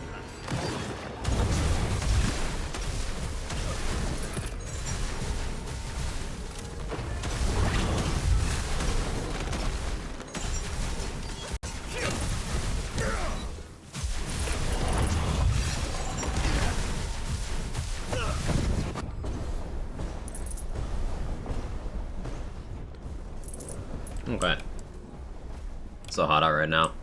Got it for 7 hours and 90 Fahrenheit. Hydrate. Hydrate.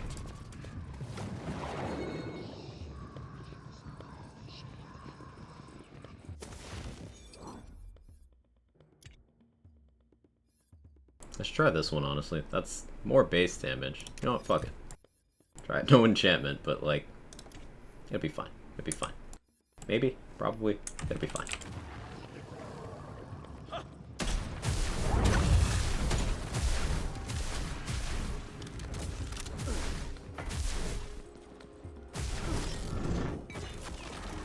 Hey Gio, how you doing? Saw her in boss room. This is featured run. The Chaos Chamber featured run.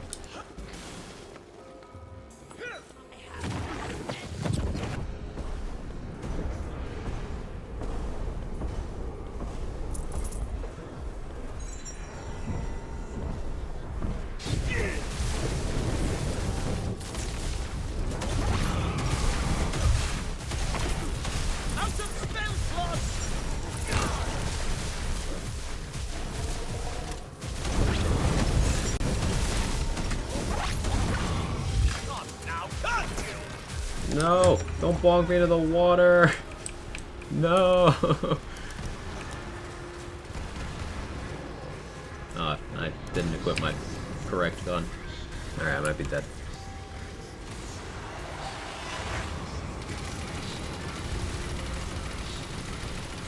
Spawn ads. No. I gotta equip an actual shooty gun. See, like, this is a great example. This is a melee build that the Stab-O-Matic is kind of meh. What if on a load rate again? Based and real. There's significant difference between Chaos leveling ability between doing trials and versus, say, this.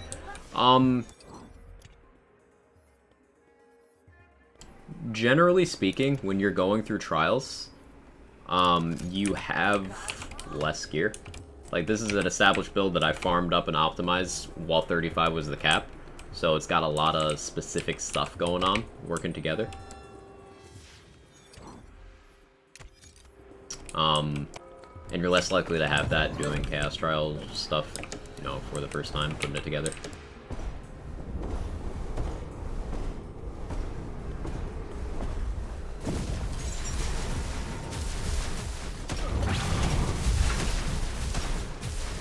Alec, thank you so much for the raid.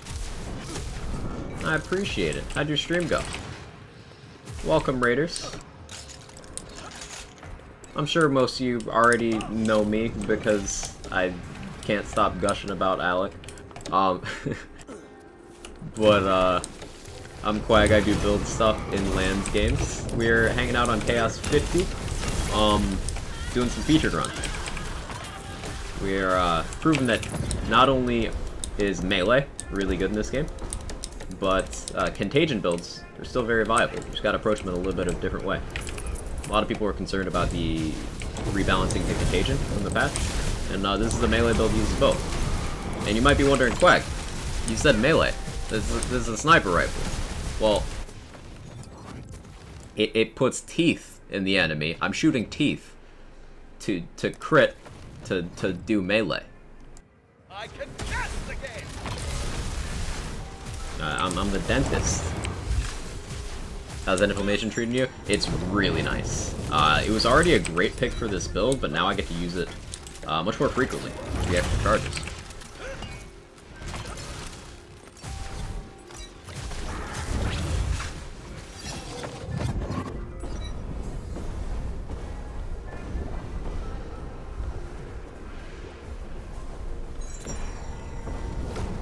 No, don't go away.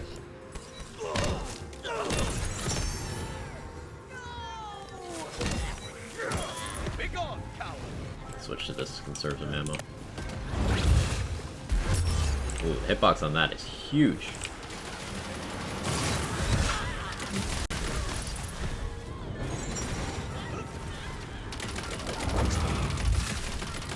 Not the purple ghost again. Why not, Tanner? Why not? Hey Clay, how you doing?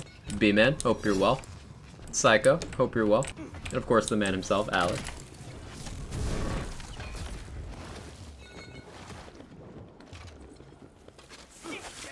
So I need to grab some gear upgrades because I'm still using my my exact gear I had on Chaos 35. So at some phases of this boss fight, if I don't have like my action skill available, go a little slower. But the damage is definitely here, definitely here.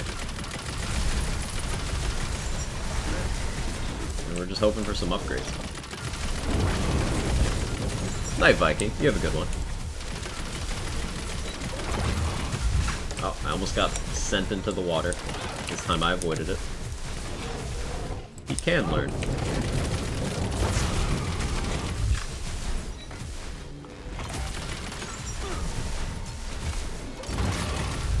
Okay, action skills coming up. Do the raider time.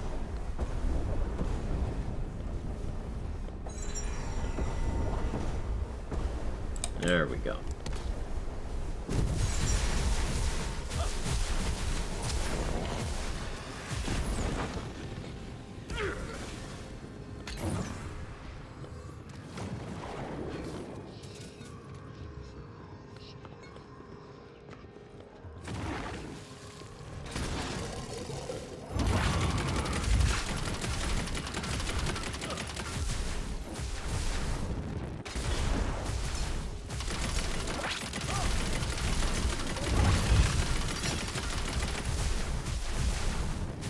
Waiting for him to dive so that I can get full uptime next time he's up.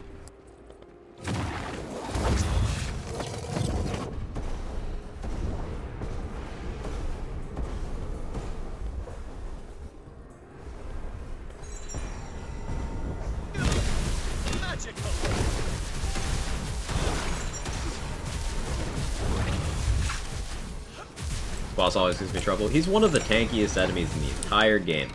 And he's structured as a DPS check, where you gotta either have enough DPS to brute force the entire thing, or enough to win a very lengthy war of attrition.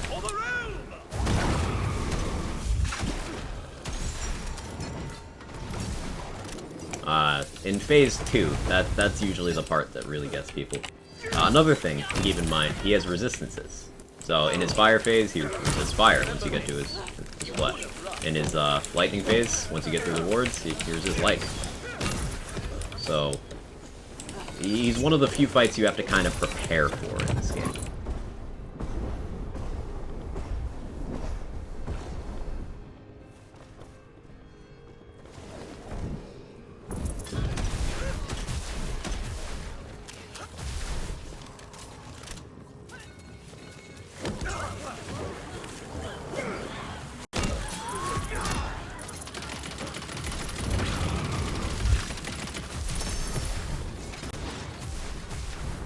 I was hoping he would come closer. probably wait and use my action skill for this last chunk of health. Next time he dives. Cool.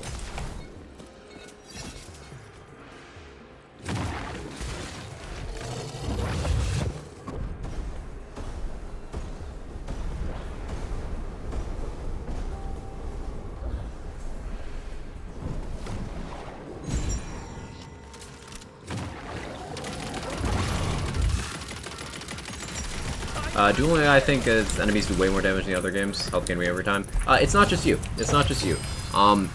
In this game, enemy damage goes up with your chaos level. That was not a feature in, say, Borderlands 3. Enemy damage was exactly the same on Mayhem 0 as it was on Mayhem 10 in that game. But in this game, enemy damage does go up with tiers. And at Chaos 50, they hit very hard. It can be tough to deal with. Honestly, my recommendation is don't get hit. I know that sounds like a meme, but movement speed is my favorite way of avoiding damage in this game. Get fast enough and strafe everything. And that's a strategy that can help you against a lot of bosses and basic enemies.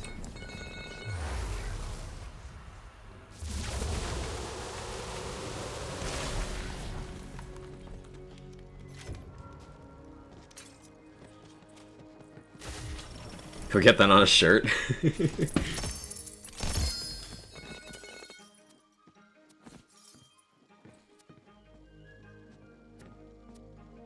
Right, currently I'm going for Melee Bunny and Armor Bunny. Other way is just aim and get them before they get you. Yeah. Not good enough at aim to do this full speed. Oh, the beautiful thing is, I can't aim either. Chat. Vouch. Well, let's talk about my aim. Anyone got any good Quag aim stories?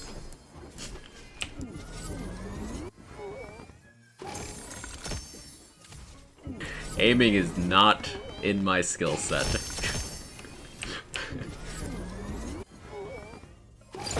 What aim? Yeah. Yep. Okay, go ahead. Let it all out. Couldn't hit a cow's arse with a banjo. Let me find a clip. No, the caps were warranted. Played Ragstab to avoid aiming. It's true. It's true.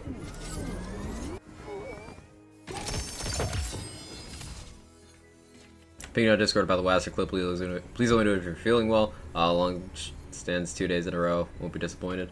Yeah, I'll do it for you, Kirk. Just gotta find the energy. I'll be up at some ungodly hour today, because I have to finish Umbrella Academy before I get spoiled. It's a struggle. I'm only like 4 episodes in. I think Quack likes melee so much. Streams. Yeah, see, my brain didn't load that word. Streams. Long streams.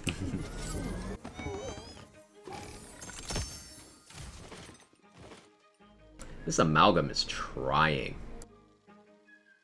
All damage. Good skills, but it's too confused otherwise.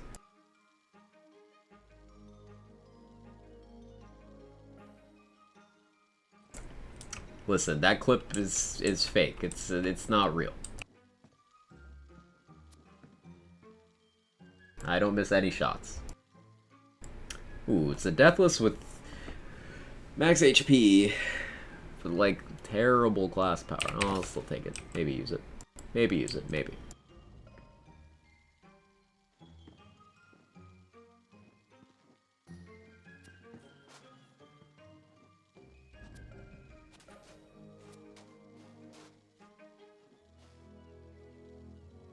Clip gives me hope. I'm glad.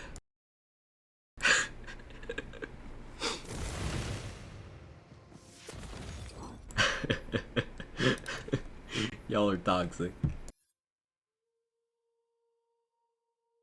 I want to try out Frying Pan on this build.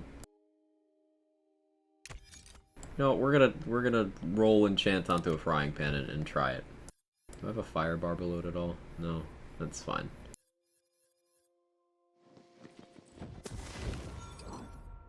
Too much stuff in my inventory.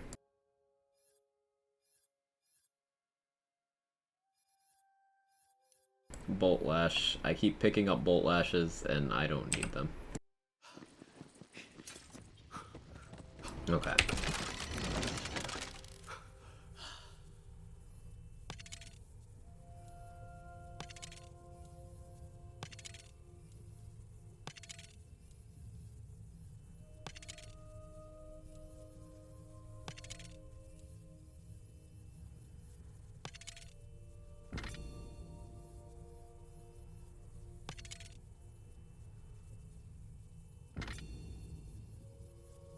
That's a good enchant. I don't really want it right now.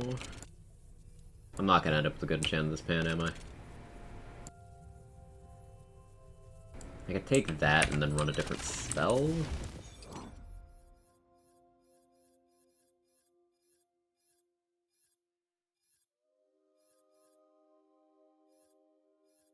You know, whatever. It's fine. Enter if you dare. Let's do a boss run. Make Bolt Lash good? I wish. People don't understand why chaotic volatile drop rates go down at higher chaos levels. In theory, from a certain perspective, it makes sense, but I do think that at Chaos 50, getting non-chaos tiered items is like, I don't know how much I can justify that, personally.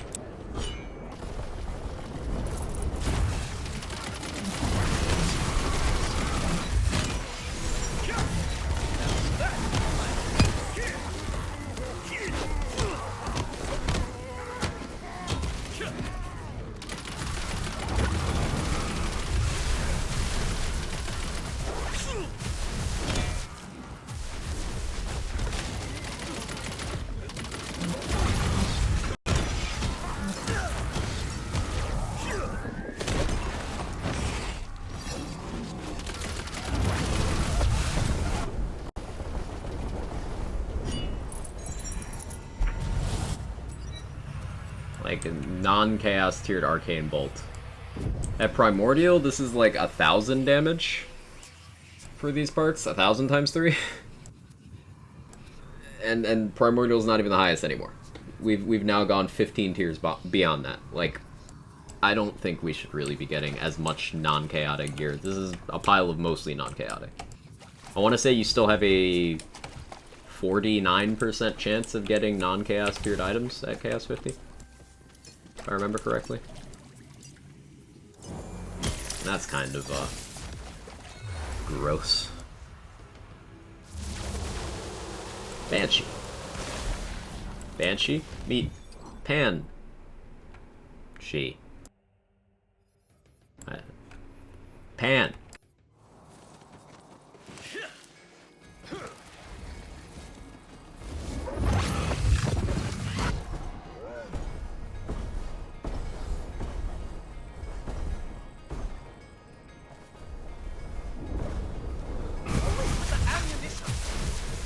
49.51. Gross.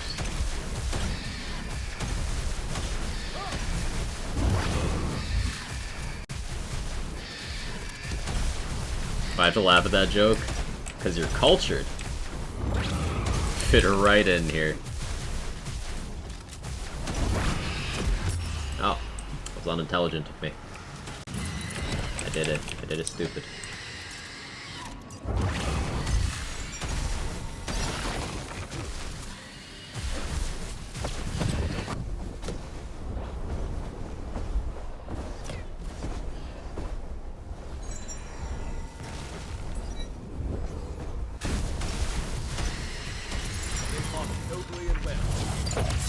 Joke? Wow, Dex. Wow. White Rarity Spell Shot might struggle at C50. Maybe. Maybe. Yeah. That's possible. Want to see White Rarity Spell Shot? I still haven't put it together yet. That was a project that was on my back burner for all of C35. Might be harder now. Maybe. I don't know if Laser Hand can come with 3 charges. I know it can come with 2. I don't see you needing more than 2 C4, because by the time you finish charging and casting the second one, the first one's available again.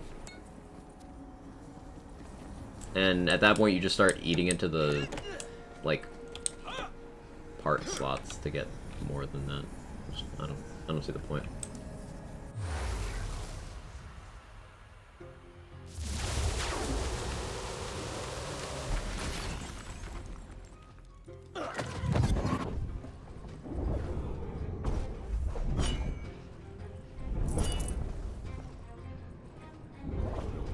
Enemies? Where are you? Here, shoot me. I'm gonna pan you. We're gonna shoot eventually. There we go. There we go. Ah, I got him. I got him. Look at me. I'm doing it. Pan gives you a large reflect chance from the back while it's on your back, but also while you're swinging it, it gives you that to the front. My conscience is clean, villain.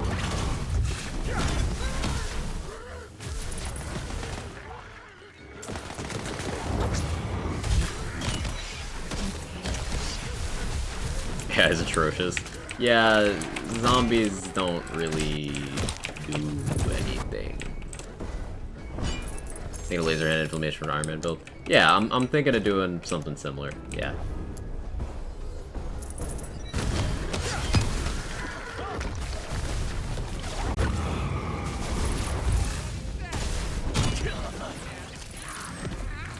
Come, friends. The battle has begun.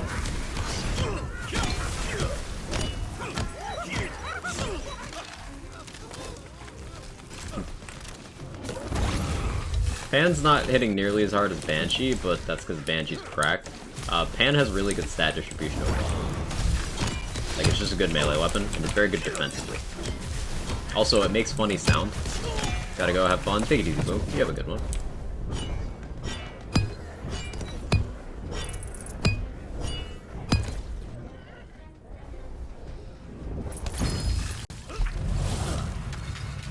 Delightful.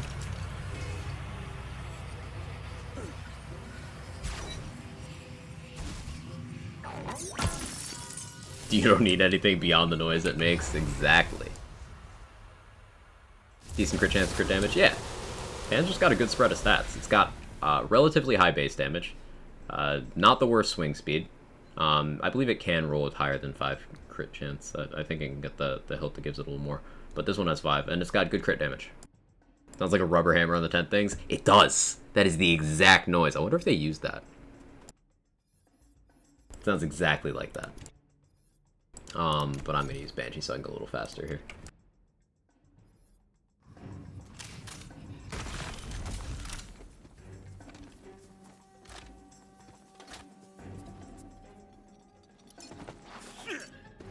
Just charting it out yesterday, it's interesting to see. More Felicia infographics? Love to see it.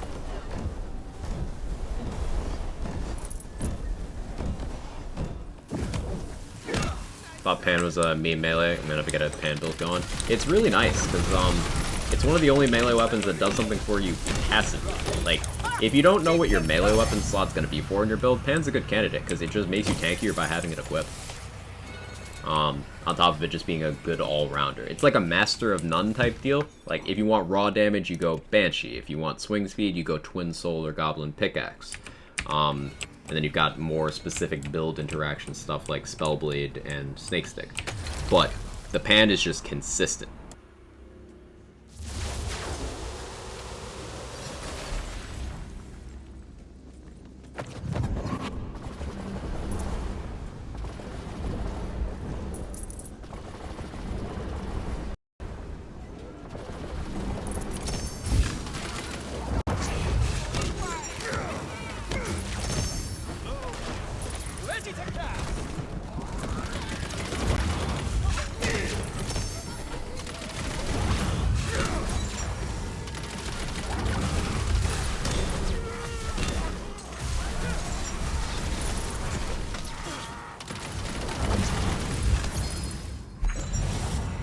Wear a Pan of Final with Am? Yeah. You get anything after the DLC from the spinner? I had to take a work call. Yeah, we did get a Stab-O-Matic dex. I got a ×14 Stab-O-Matic. Ascended Ring. Pistol crit damage, melee crit damage. One crit damage roll is 24.7% at Ascended. That's insanity. You can get a triple of that, chat. You can get a triple roll of that. That's so crazy to me. That's... Hang on, wait.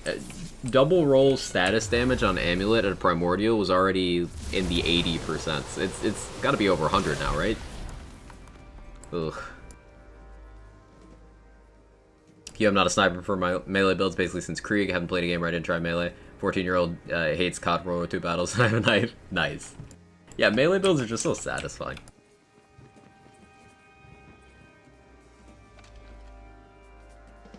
Yeah, let me hydrate a little bit.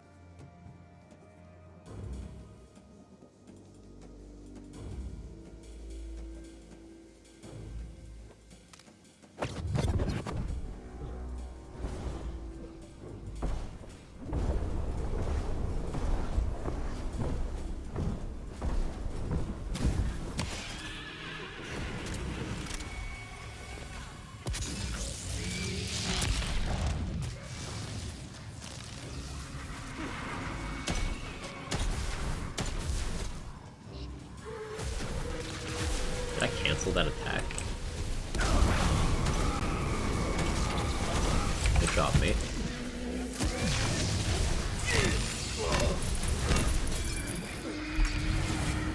Melee seems to be so hard to get going. You have lots of different avenues you could take it down, though. I'm doing a Stabbo Capstone melee setup, but there's lots of other ways to crack that particular egg.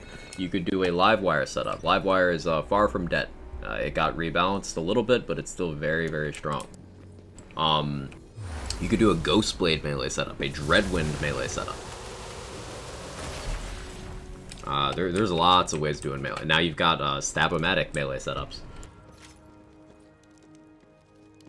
Regular old bonk enemy with weapon type stuff too. This damage. I'd never seen a Primordial Rain at ×6.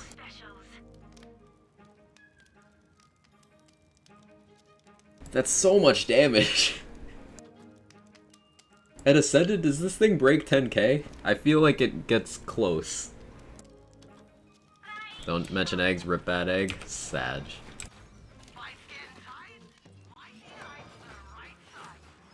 That's nasty. Rain of Arrows is so good. And it's got so much damage per shot.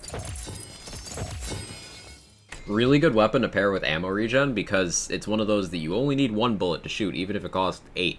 So Spore Warden gets some mag size, some ammo regen, and you could just shoot it forever. Like, actually forever. It's a good time.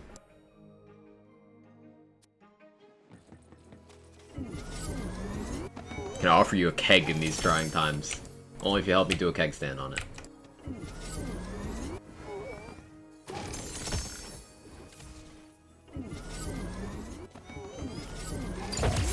Have to find a better shield for my Dreadwind Hammerzerker.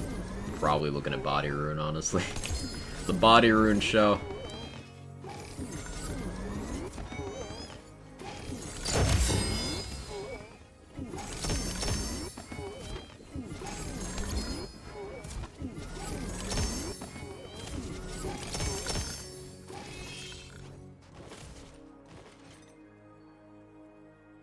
Damn, that's a good greatsword.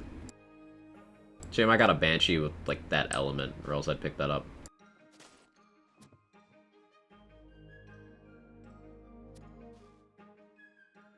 Primordial Pincushion. Stop it. I've gotten, like, 3 of those in 2 days. What is with all the Mage Staffs? I think I've gotten 6 different Primordial Mage Staffs today. No, I don't want it. Stop it, please.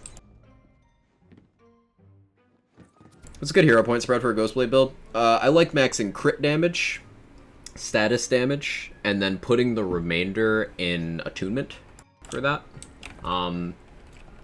You could also go crit chance instead of attunement, but definitely crit damage. Ghostblade hits a lot of times, and it even has a unique enchantment that gives it more crit chance and more crit damage. Crits and Ghostblade go like this. Status damage is nice because Ghostblade is melee, meaning it can trigger Alchemical Agent, and that's one of the biggest dots in the game. Body Rune's hard to farm for, so many shields. Body Rune's easy to farm for because it's got almost no part variance whatsoever. It's amazing how many you've seen. I hate you, and I'm ending stream because of you.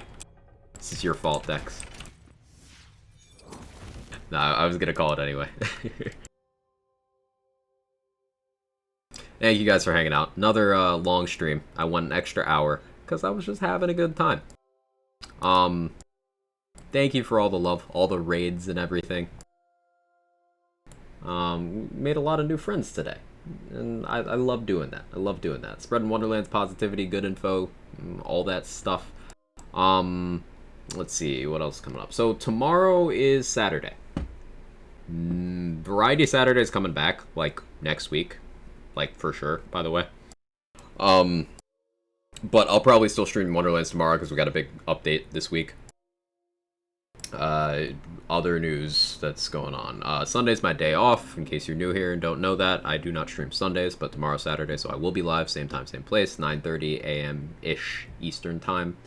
Monday, I should have some news about a cool non-Wonderlands thing I'll be streaming. But yeah, I'll give you guys more info on that when I have it. Let's find somewhere we can go.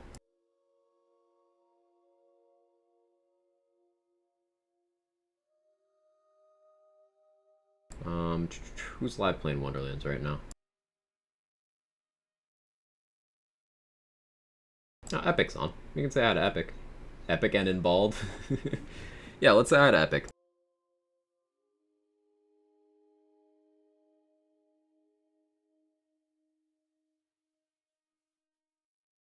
Join the raid. Let's go say hi to Epic. He's got a new meme emote, which I'd love to see. I'm curious about. So we're gonna go over there. If you want Wonderlands content, there's a bunch of people streaming. Epic's doing that. Lazy's doing some build stuff. Chaos 50 climbing. Lazy's a super talented build crafter as well. And lots of other people. Wonderland's popular right now. You'd love to see it. It's good stuff. But I'll be live tomorrow. Raid message will be.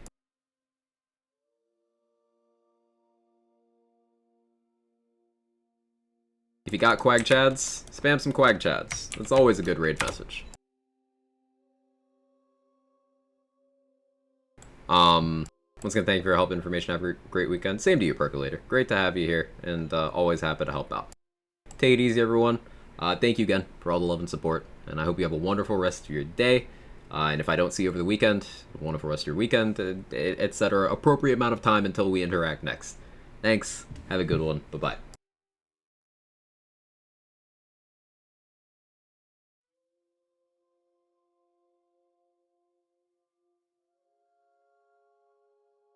Hydrating? What are you, a fucking... What shall I some kind of slay witch? evil What is that? today? What does that mean? Then Claptrap said something Oh! stupid and ruined everything. Oh my god! Oh my god, look at that! I got another raid today. Wow, I'm basically view-botting. Yeah, you fucking losers. Oh, Quack, thank you for the raid. Oh,